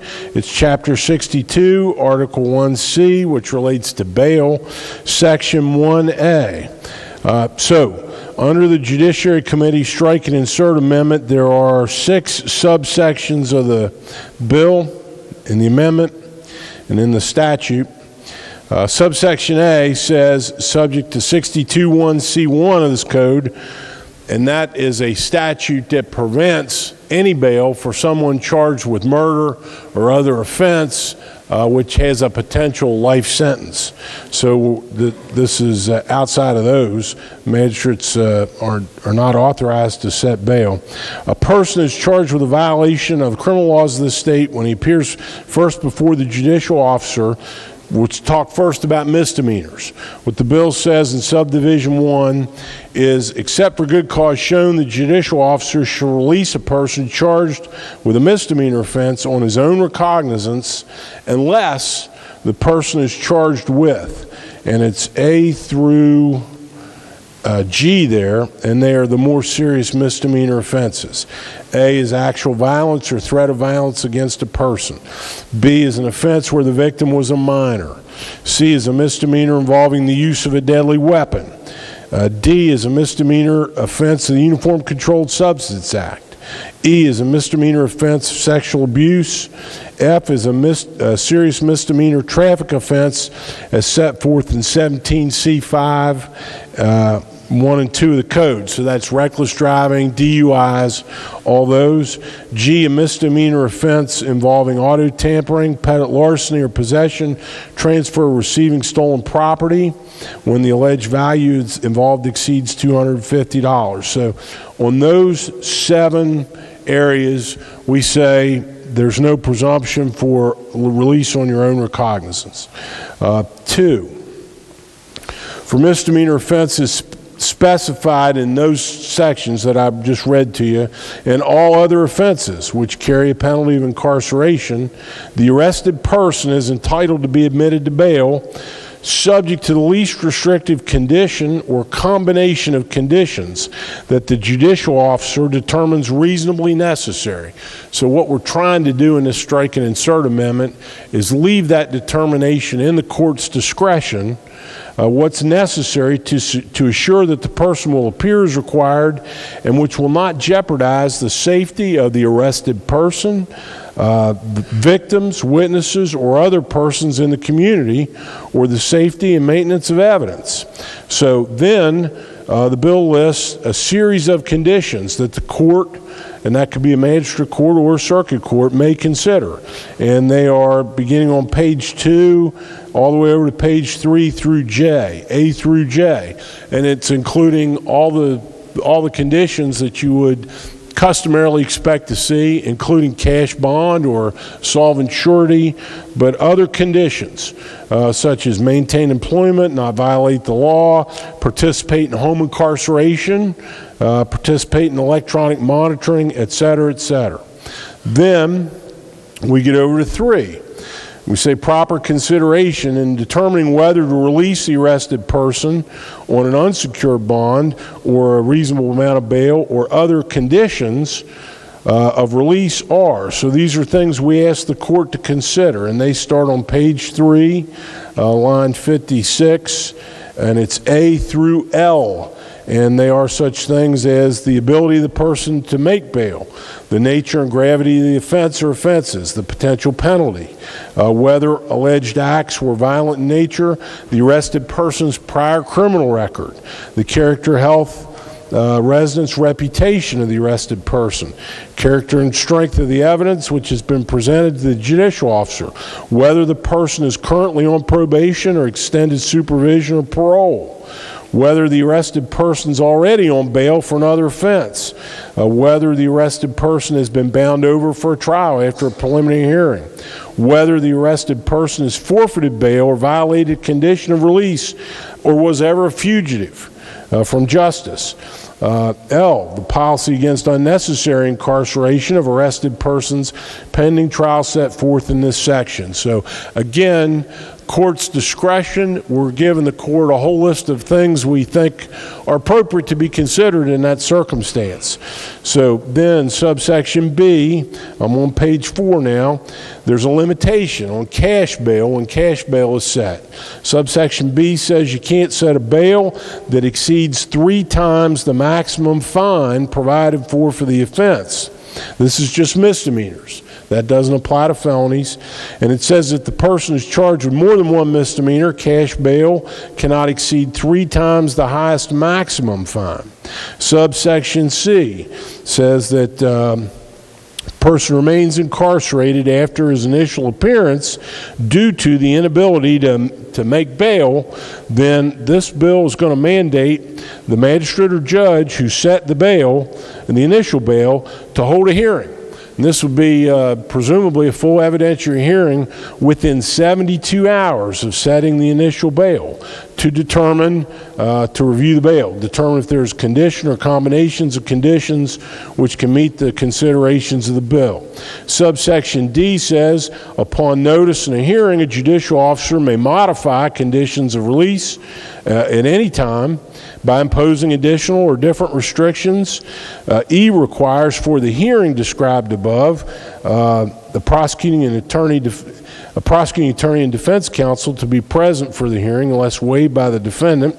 And subsection F says that no judicial officer may recommend the services of a surety who is his or her relative, as that term is defined in the State Ethics Act, and that was an amendment offered by one or more of the members of the Judiciary Committee, and I think in part in reaction to a situation that we had earlier in the northern panhandle involving a magistrate.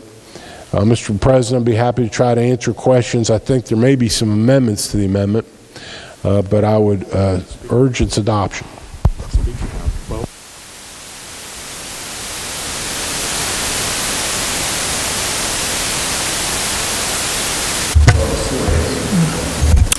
Clerk has an amendment to the amendment. Senators Weld and Trump move to amend the Judiciary Committee amendment on page 4, section 1A, line 87. Recognize the senator from Morgan County. Thank you, Mr. President. I ask unanimous consent to explain the amendment in lieu of having it read. Is there objection? Chair hears none. Senator may proceed. So, thank you, Mr. President. This goes in the section which requires prosecuting attorney and defense counsel to attend hearings at which bail or bond conditions are at issue. This would add an exception. And the exception would read, other than the proceeding at which the conditions of release are initially set. And so the amendment is necessary because when a person is arrested and has his initial appearance, generally there's not going to be a prosecutor there, and there's certainly not going to be a defense counsel there because it's at the initial appearance when a person fills out the form and generally makes a request for appointed counsel. So this is to address what would be a problem in the bill if this amendment were not included. A person gets arrested in the middle of the night, taken before a judicial officer. There's generally not going to be a prosecutor or a defense attorney there. Makes it clear that the requirement of the attorneys to be at a hearing applies to the hearing that's set 72 hours thereafter. I urge adoption of the amendment to the amendment. Is there further discussion? Not. Question before the Senate is on adoption of the amendment to the amendment as explained by the senator from Morgan County. All those in favor will say aye. Those opposed, no. The ayes appear to have it, the ayes do have it. I declare the amendment to the amendment adopted. Clerk has another amendment to the amendment. Senator Plum will move to amend the amendment. Recognize the senior senator from the 5th. Question and answer consent to withdraw the amendment. Is there objection? Chair hears none. I'd like to speak to that motion, too. Is there objection? Chair hears none. The senator is recognized to speak to the motion. The amendment that was adopted, the amendment to the amendment that was adopted actually takes care of the issue that I was trying to fix, and it actually did it in a better fashion. Is there objection? Chair hears none. So ordered. Are there further amendments to the amendment? No, sir. If not, the question before the Senate is adoption of the amendment to the amendment. Is there further discussion?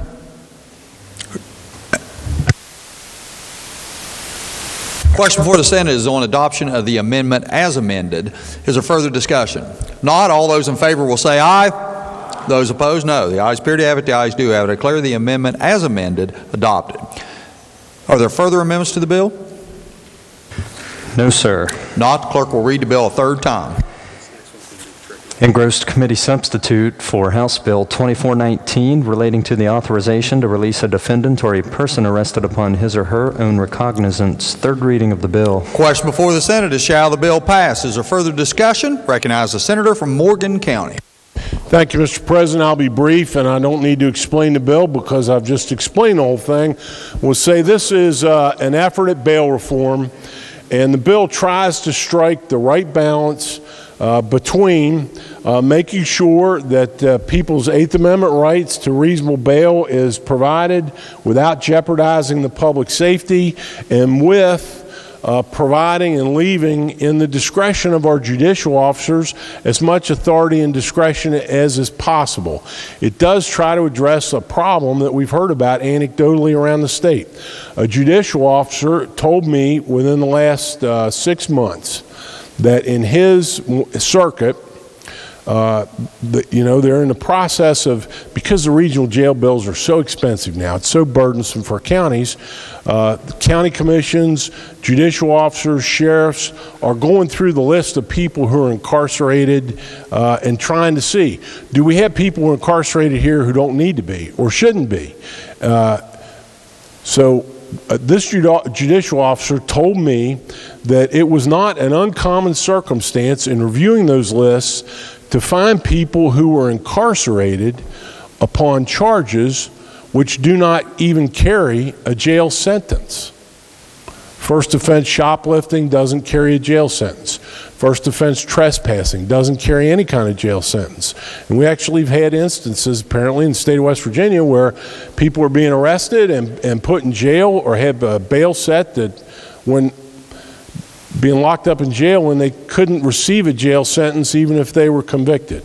So what this is, the solution this bill tries to craft is to bring attention, without removing judicial discretion, try to bring attention to at least the misdemeanor offenses that are not the more serious ones. We carved all those out, I read them, but the other thing it does is going to, for people who haven't been able to make bail, they have a high bail set, the initial appearance, require a fast hearing within 72 hours at which a court with a prosecutor present and defense lawyer present can examine what is this person's prior criminal record, what is he charged with, do we need to adjust the bail, up or down?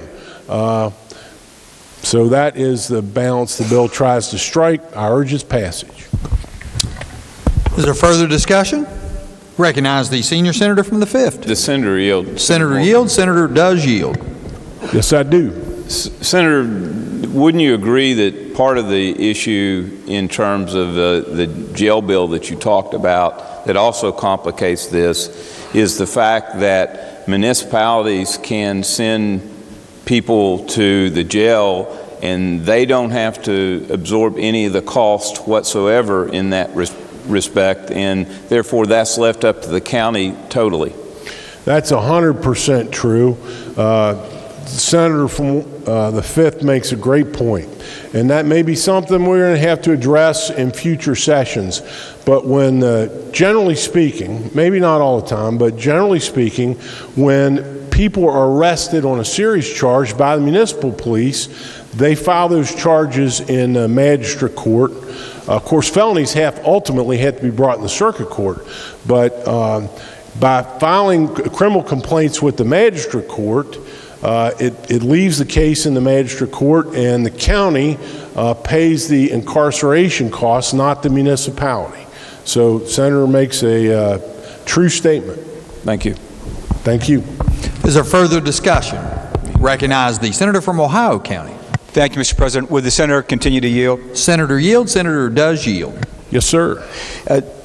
Senator, yesterday we passed, and Senate Bill 130 passed out of both sides of this building, and that's the DUI bill. And I want to just address that particular crime, and I know it's from your explanation, it's been carved out in the presumption of personal recognizance. It falls under 17C-5-2, so it's considered a serious misdemeanor traffic offense. So I see where it's addressed there in the bill, but I guess what my question is, and I just want to make sure you and I are on the same page, when the bill goes on to address the ability for the judicial officer to create and determine conditions of bail, that the judicial officer has the ability to put into place conditions that will make sure that the safety of victims, witnesses, or other persons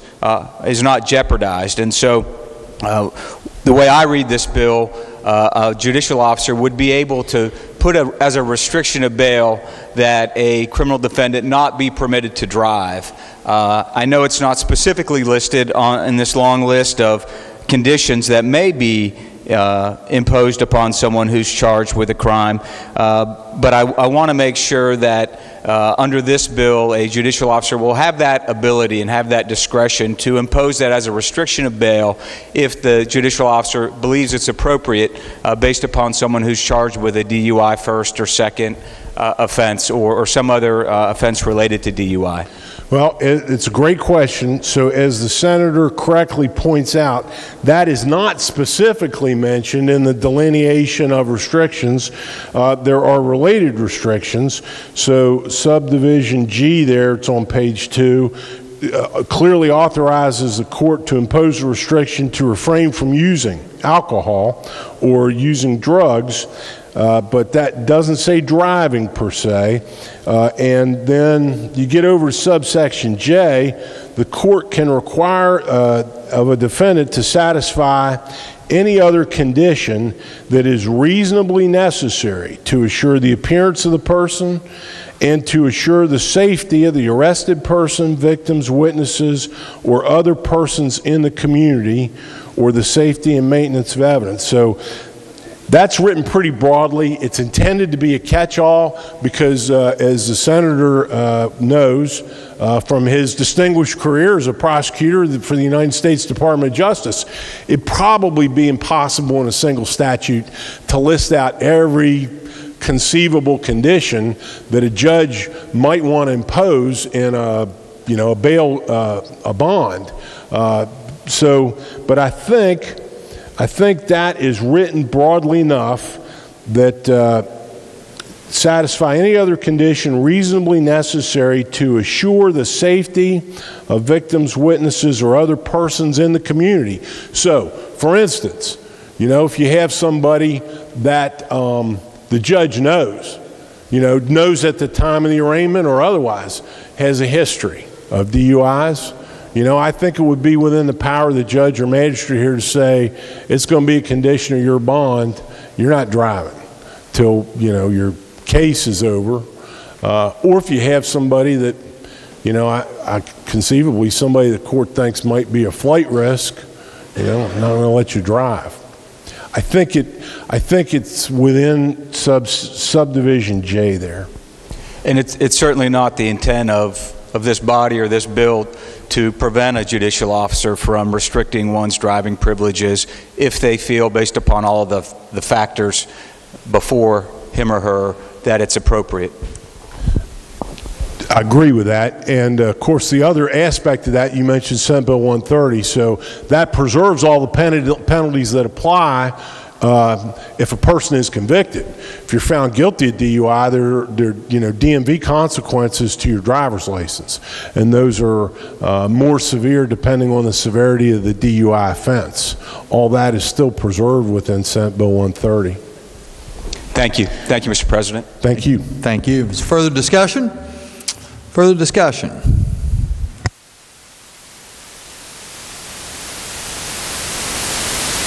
Question for the Senate is, shall the bill pass? All those in favor will vote yea. Those opposed will vote nay. The clerk will prepare the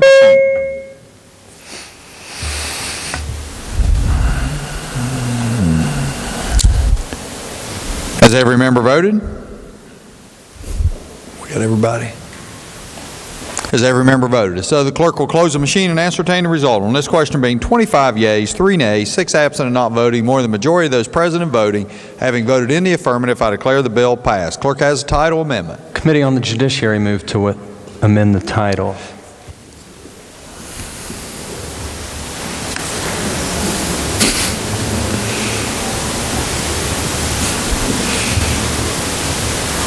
Recognize Senator from Morgan County. Thank you, Mr. President. I request unanimous consent that the title amendment offered by the Committee on the Judiciary be withdrawn. Is there objection? Chair hears none.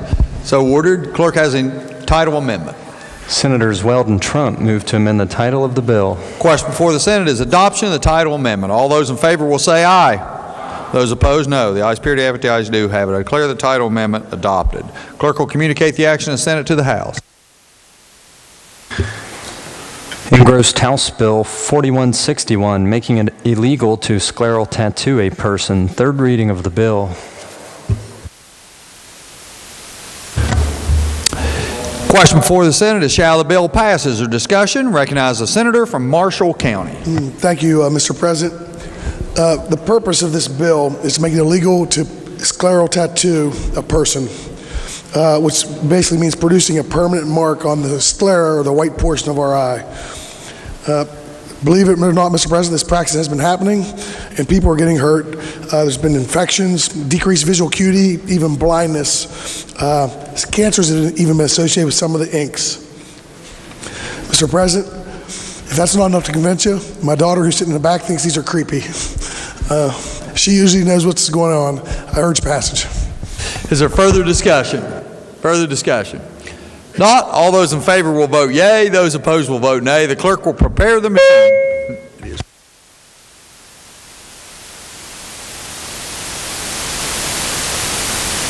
Has every member voted? Has every member voted? If so, the clerk will close the machine and ascertain the results. On this question, there being 27 yeas, 0 nays, 7 absent and not voting, more than the majority of those present and voting, having voted in the affirmative, I declare the bill passed. Clerk will communicate the action of the Senate to the House.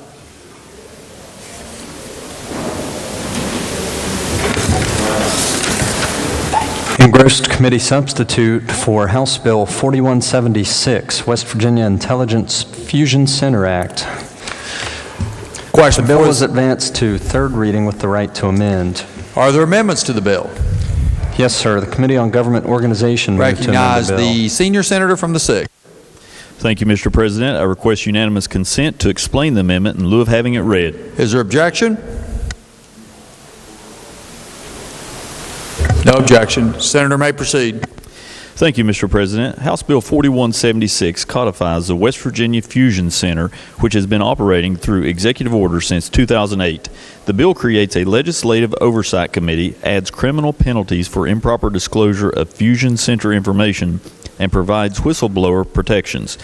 The Strike and Insert Amendment added language prohibiting the Fusion Center from knowingly cooperating or participating in illegal or improper actions by federal agencies or contractors for federal agencies, and from allowing federal agencies and contractors for federal agencies from working inside the Fusion Center when it has reason to know that those agencies or contractors are engaged in unlawful surveillance of West Virginians. The Strike and Insert Amendment also added provisions requiring the Cabinet Secretary and Deputy Secretary and the Fusion Center Director and Deputy Director to have appropriate security clearances. The amendment modified the provision of the bill barring use of the Fusion Center for political activity to allow the center to investigate election fraud issues and to to assist in security matters concerning political or dignitary visits within West Virginia. Finally, the amendment made technical and cleanup changes throughout the bill. Mr. President, I urge adoption of the amendment. The clerk has a substitute amendment. Senator Seipolt moved to amend the bill by striking out everything after the enacting clause. Recognize the senator from Preston County.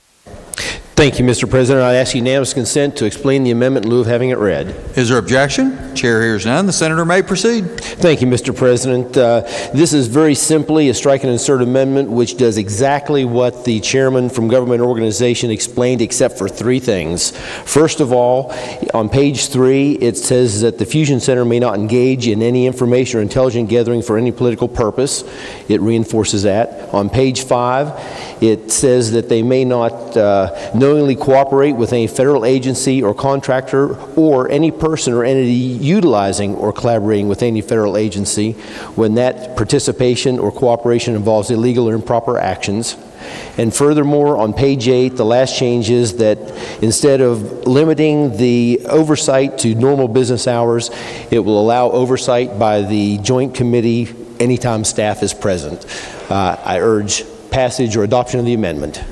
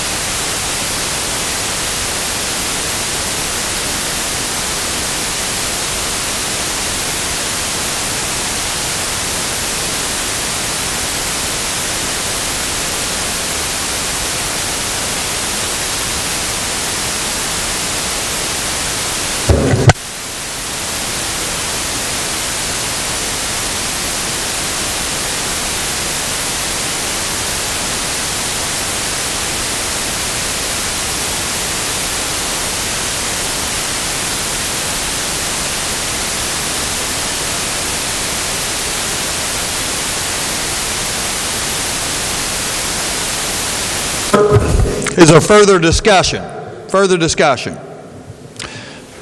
Not. The question before the Senate is adoption of the substitute amendment as offered by the senator from Preston County. All those in favor will say aye. Those opposed, no. The ayes appear to have it. The ayes do have it. I declare the substitute amendment adopted. Are there further amendments to the bill? No, sir. Read the bill a third time. Clerk will read the bill a third time. Engrossed committee substitute for House Bill 4176, West Virginia Intelligence Fusion Center Act, third reading of the bill. Question before the Senate is, shall the bill pass? As discussion, recognize the senior senator from the 6th. Thank you, Mr. President. House Bill 4176 codifies the Fusion Center and provides legislative oversight and criminal penalties for improperly disclosing Fusion Center information. It also provides whistleblower protections and prohibits the Fusion Center from participating in any illegal or improper actions or surveillance. Finally, the bill prohibits the Fusion Center from engaging in political activity with limited exceptions. I'll take questions, otherwise I urge passage of the bill. Is there further discussion? Further discussion? Not. All those in favor will vote yea. Those opposed will vote nay. The clerk will prepare the machine.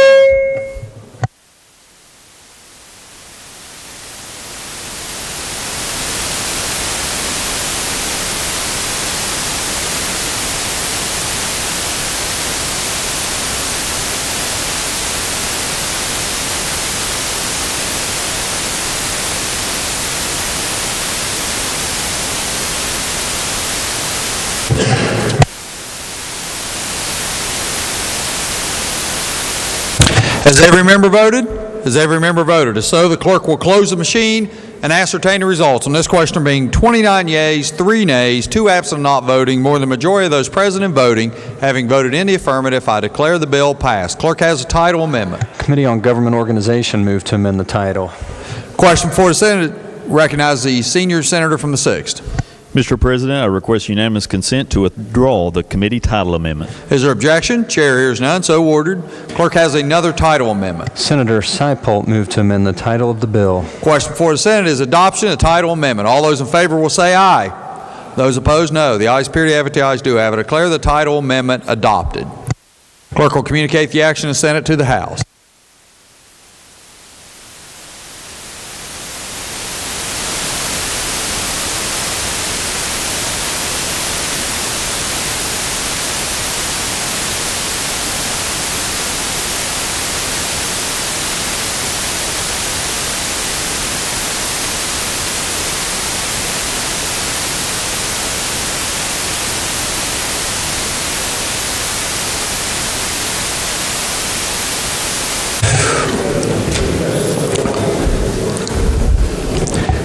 Chair would like to take a privilege to introduce our new pages that are here for the evening. We have Alexandria Messia and Michael Ojeda. If they would stand, the Senate give them a warm welcome.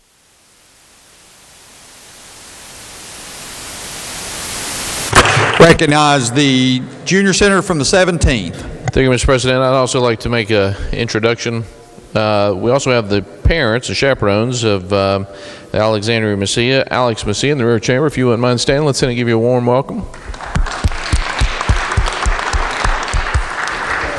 Also, Mr. President, in the gallery to my right, we have 2 individuals who worked tirelessly on the foster care bill, Marilyn Pierce and Julia Kessler. If you wouldn't mind standing, and I'm sure everyone here would give you a warm appreciation for all the help you guys provided all of us on that bill. Thank you.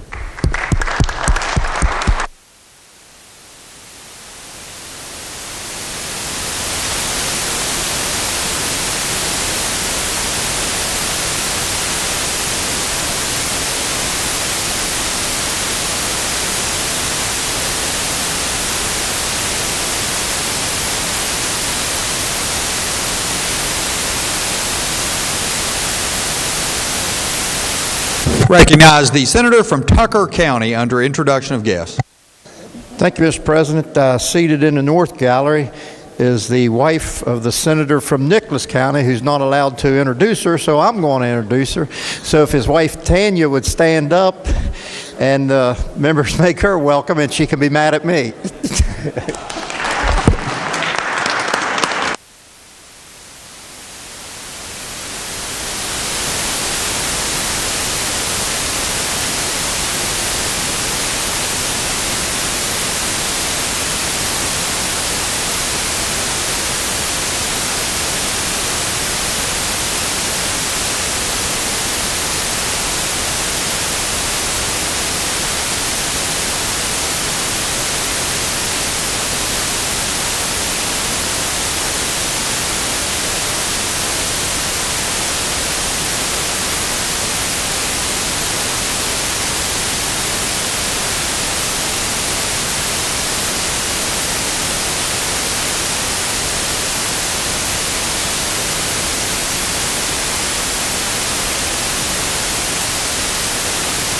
Recognize the senator from Wetzel County.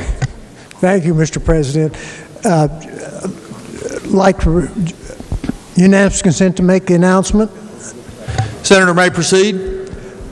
The conference committee with dealing with House Bill 4887 has been delayed, and we will announce a new time as soon as we're able to arrange it with the House. Thank you.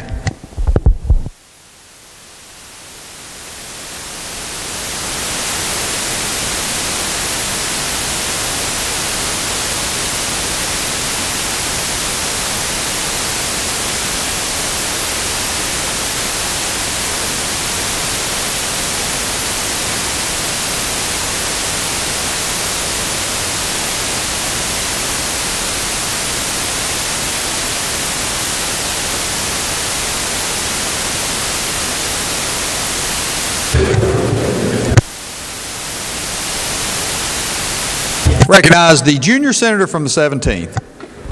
Thank you, Mr. President. I move to reconsider the vote by which we adopted the title amendment to House Bill 4587. Junior senator from the 17th moves that the Senate reconsider the vote by which we adopted the title amendment to House Bill 4587. Is there discussion? Right. Senate will be in order. Is there discussion? Not, all those in favor will say aye. Those opposed, no. The ayes appear to have it. The ayes do have it. Declare the motion adopted. Senior senator from the 6th. Thank you, Mr. President. I ask unanimous consent to withdraw the title amendment. Is there objection? Chair hears none. So ordered. Clerk has a title amendment. Senator Maynard moved to amend the title of the bill. Question before the Senate is adoption of the title amendment. All those in favor will say aye. Those opposed, no. The ayes appear to have it. The ayes do have it. Declare the title amendment adopted. Clerk will communicate the action of the Senate to the House.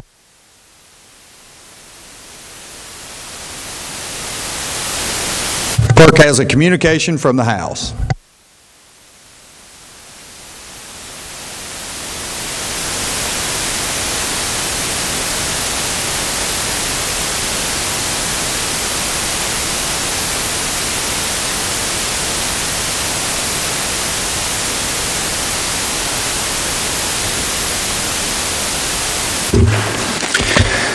The clerk of the House announced the House amended and passed committee substitute for Senate Bill 150, the budget bill. Message be received.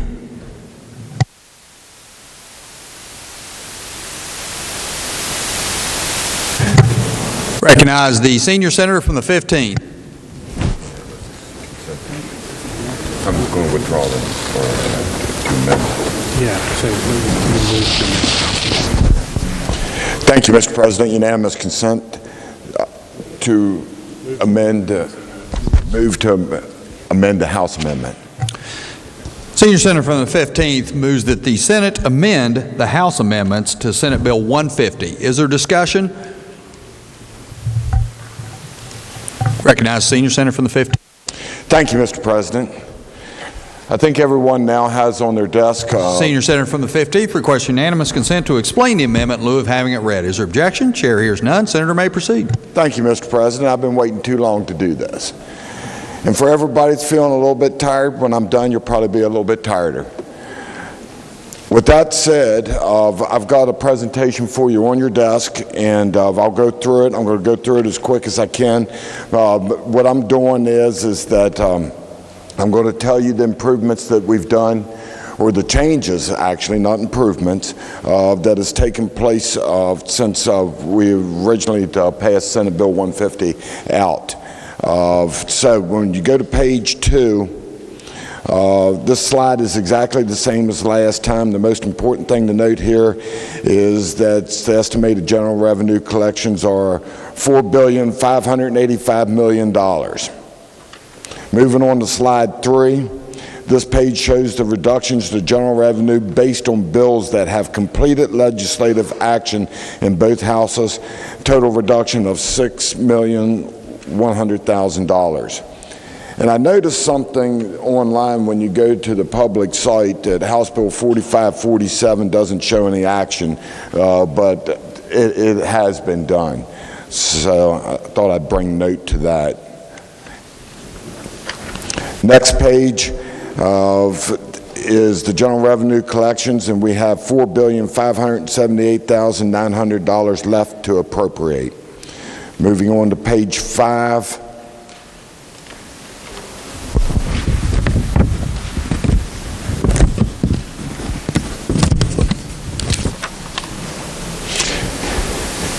You can go down through and see the decreases in this, the intermediate court appeals, which didn't make it across the line. Milton flood wall, that's one that's of interest that I'm going to elaborate on here. We did $6 million into this. There's, when we met with the governor's office, that one had another $6 million that can actually be done at the end of the fiscal year next year. And that's the reason for the $6 million reduction in that. It does not compromise the $12 million overall that will go in to the flood wall and keep the process moving for the federal drawdowns on that amount. I went off script there a little bit. Judicial pay raise is not necessary. This year will be covered by the court itself. They had the, so whatever becomes of the judicial pay raise bill, there's no fiscal implications on that this year. Going down to probably one of the most interesting ones is the CPRB adjustments.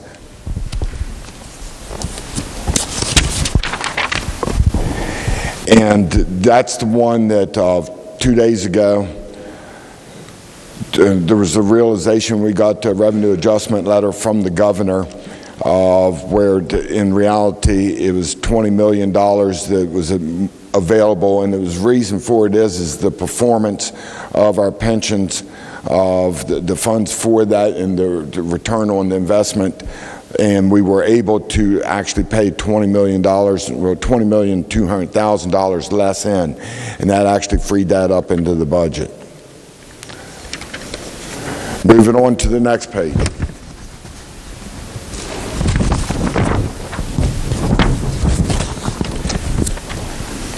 I'm going to add one last thing to that last page that we were on there, and I know that there's been some discussion on tobacco cessation, and I wanted everybody to understand that we've got $890,000 that's going towards tobacco cessation, and there's no cuts involved in that.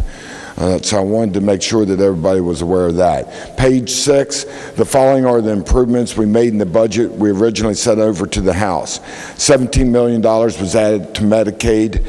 This will help shore up the fund in anticipation of projected shortfalls in the coming years. That was a House position. We also passed out the foster care bill with $16.9 million in funding to make the much needed changes to our foster care system. That position came from the original of $4 million to $4.9 million. The House had 16.8, and we're doing 16.9. So that the end number is 16.9. We put money back into tourism. It will be totally funded. There will be none of it going to surplus or coming out of surplus. With the adjustment that I told you about earlier, we took the position of fully funding it, so it'll be $14 million going into that. We replaced some of the money that had been cut from Jobs and Hope program for the childhood drug prevention. Also restored $1.8 million to the MARC train. Since that's in my area, I want to make sure everybody understands the governor had in his budget $2.8 million. In the Senate, we've reduced it down to $1 million. And then again, because of the adjustment and the desire of the governor's office, we restored that $1.8 million. So that is funded to the level that the governor wanted of $2.8 million. The Strike and Insert Amendment restores funding to the communities and schools to the governor's recommended budget. The following three lines are devoted to economic development projects. And finally, $50,000 is going to the Western Potomac Economic Partnership. Moving on to page 6. Do me a favor. Turn these pages. I'm not being able to get my finger on it. The next 5 pages show total changes that have been made to each department relative to the governor's introduced budget. You'll notice that most of them are the same. There's an improvement for $2 million to Public Health Emergency Response Fund, and then the $6 million reduction to the Milton flood wall. And again, I've talked about that earlier. I do not anticipate that not being fully funded. And then there's $100,000 to the state FHA camp. Turn. Department of Commerce. I want to make note once again, because I'm cognizant of the fact that when you're the finance chairman and you're working on things, I do not want anybody to think that I'm lining the pockets of my district or whatever it may be. So it's important to me to get that out. Remember when I was talking to you about the MARC training, I did a reduction of $1.8 million. Most airports have fixed base. I'm talking about the Eastern Regional Airport. Most of the airports in the state of West Virginia have fixed base operators, and with, the one in the Eastern West Virginia, we've had the opportunity to be able to take that and make it so that the airport actually owns it, and it will actually generate revenue like all the other airports do in the state. So $1.8 million investment into that makes it so that it is not base building, but it makes it so that they can actually be the same as every other state, and they can sell fuel and things like that and have a revenue stream coming into that. So there's no hocus pocus or anything like that going on with that. Everything else is self-explanatory on that. Going on to page 9. Same as introduced, there was an $8.8 million reduction in Jobs and Hope, but they had a carryover balance of on that was $8.8 million. Yeah, $8.8 million.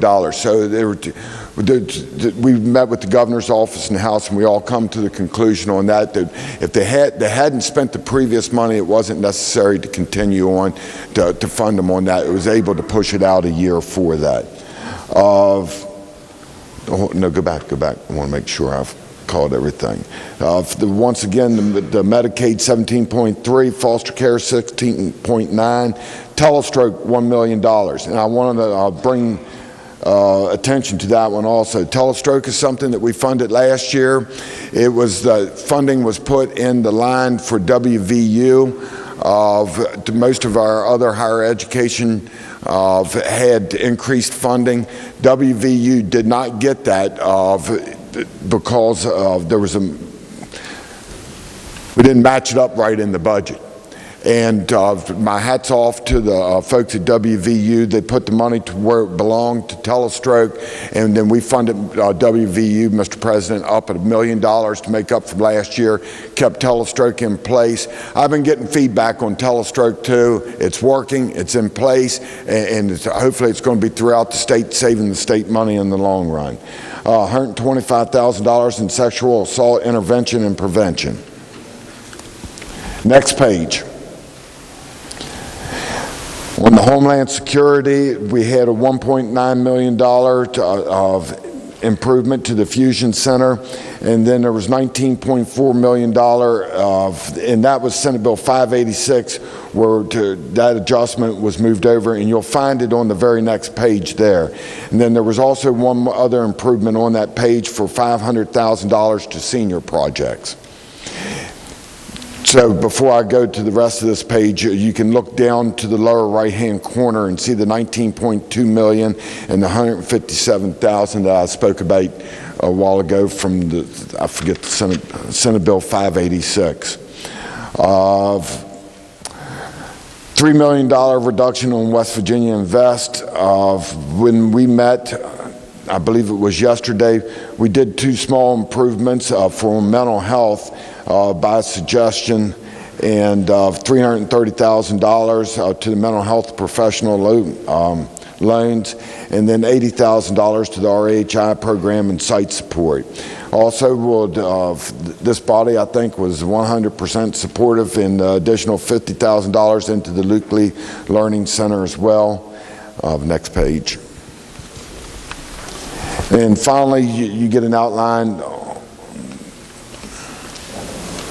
on the general revenue totals on this page. What's page number? 12. And it compares the general revenue budget to the Senate and Houses. On the far left, you will see the proposed totals on the strike and insert. Far right. Excuse me, the far right. Going to page 13. General revenue surplus, and everybody probably knows how I feel about the surplus. We got $6 million into the Milton flood wall. Lottery surplus was $16,750,000, and $750,000 is in-home services and nutrition for seniors, and $16 million into senior services Medicaid transfer. And excess lottery surplus was $17 million, and that goes into the $17 million medical services. Now, the final page here shows the total spend in each section of the budget. Mr. President and members of the Senate, I believe that we've got a good compromise here. I want to commend the work that was done by the staff, the members of the House, when we were working through this, as well as the governor's office when we were trying to allocate things out. And Mr. President, I'm happy to try to answer questions. If I don't have an answer, I will get the answer. And I'm happy to yield. Is there further discussion? Recognize the senior senator from the 5th. Would the senator yield? Senator yield. Senator does yield. Just want to make sure that on the Milton, which we talked about and what I think I've heard, is there's already $8 million in the budget presently. That was a supplemental.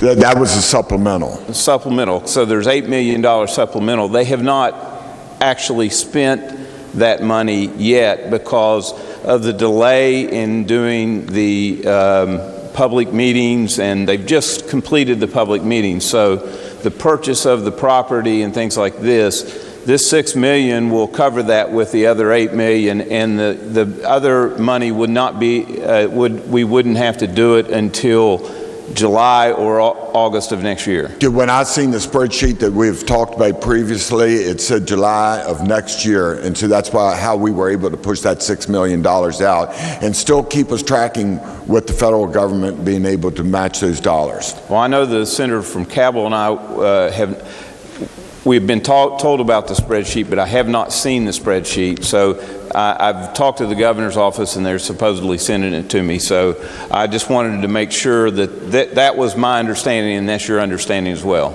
Yeah, and I promised you that I was going to get that, but I have not requested it myself yet. So if you end up getting it before me, send me over a copy of it. But busy here in the last day. No problem. I was waiting to get through, then get it over to you. Thank you. Thank you. Is further discussion? Further discussion. If not, the question before the Senate is on the adoption of the amendment to the Senate amendment, or to the House amendment to Senate Bill 150. All those in favor will say aye. Those opposed, no. The ayes appear to have it. The ayes do have it. I declare the amendment adopted. Are there further amendments to the bill? No, sir. Not, the question before the Senate is shall the bill pass? Is there further discussion? Recognize the senior senator from the 15th. Thank you, Mr. President. I move the Senate concur the House amendment as amended. Senior senator from the 15th moves that the Senate concur in the House amendments as amended. Is there further discussion? Not, all those in favor will say aye. Those opposed, no. The ayes appear to have it. The ayes do have it. Declare the motion adopted. Question now is shall the bill pass? Is there further discussion? Further discussion. Not, all those in favor will vote yea. Those opposed will vote nay. The clerk will prepare the machine.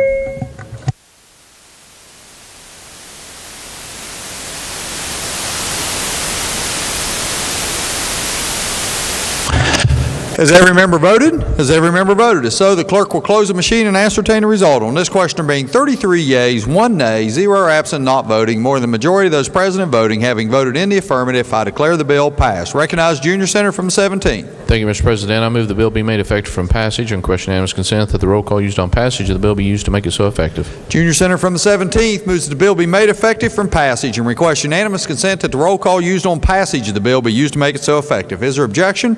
Chair hears none. On this question there being 33 yeas, 1 nay, 0 absent, not voting, more than 2/3 of those elected having voted in the affirmative, I declare the bill effective from passage. Clerk will communicate the action of the Senate to the House. Clerk has a communication from the House of Delegates.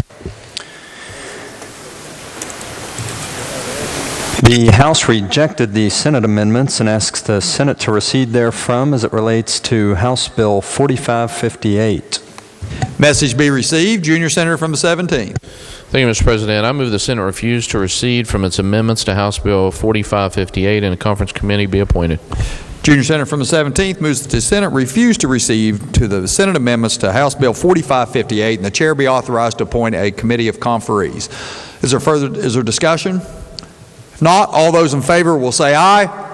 Those opposed, no. The ayes appear to have it. The ayes do have it. I declare the motion adopted.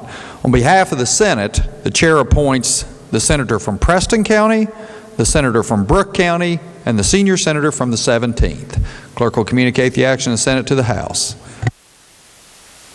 Clerk has a communication from the House of Delegates. The Clerk of the House announced that the House of Delegates had agreed to the appointment of a committee of conference of 3 from each House on the disagreeing votes of the 2 Houses as to committee substitute for House Bill 4388, limiting the Alcohol Beverage Control Commissioner's authority to restrict advertising. The Speaker appointed delegates Howe, C. Martin, and Staggers. Message be received.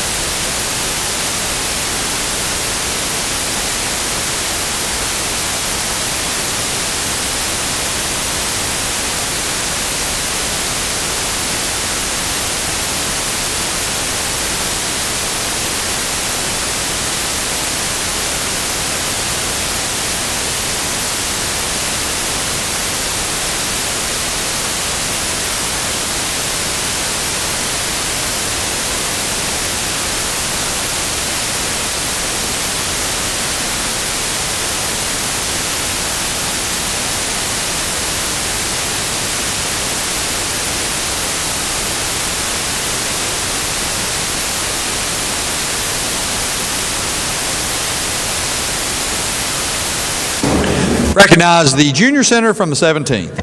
Thank you, Mr. President. Pending announcements, I move the Senate stand in recess until 6:15 p.m. Are there announcements? Recognize the junior senator from the 17th. Thank you, Mr. President. There will be, your Committee on Rules will meet in the President's Conference Room 5 minutes after we recess. There will also be a transportation meeting at the rear of the chamber immediately upon recess. Are there further announcements? Recognize the senior senator from the 15th. Thank you, Mr. President. I was just sitting with the governor's chief of staff over here having a little conversation, and it's my understanding over at the Governor Mansion, and everyone's welcome to join, to come over, and there's like a pasta bar, spaghetti and lasagna and things like that, and it's open from 4 to 7 today, and the governor's feeding us pasta. Thank you. Thank you. Senator from Monongalia County. Introduction to guests. Is there a motion on the floor? Was there a motion? I'll catch it later. We're good. Senator, recognize junior senator from 17th. Thank you, Mr. President. I move to withdraw my motion to recess. Ask unanimous consent to withdraw his motion. Is there objection? Chairs none. Recognize the senator from Monongalia County. Unanimous consent to return to the second order of business. Is there objection? Chairs none. Introduction to guests. Senator from Monongalia County. Thank you, ladies and gentlemen, and Mr. President. Featured in the gallery this evening in the South Gallery is my lovely wife, Rachel. If she'll please stand and let the Senate make her welcome.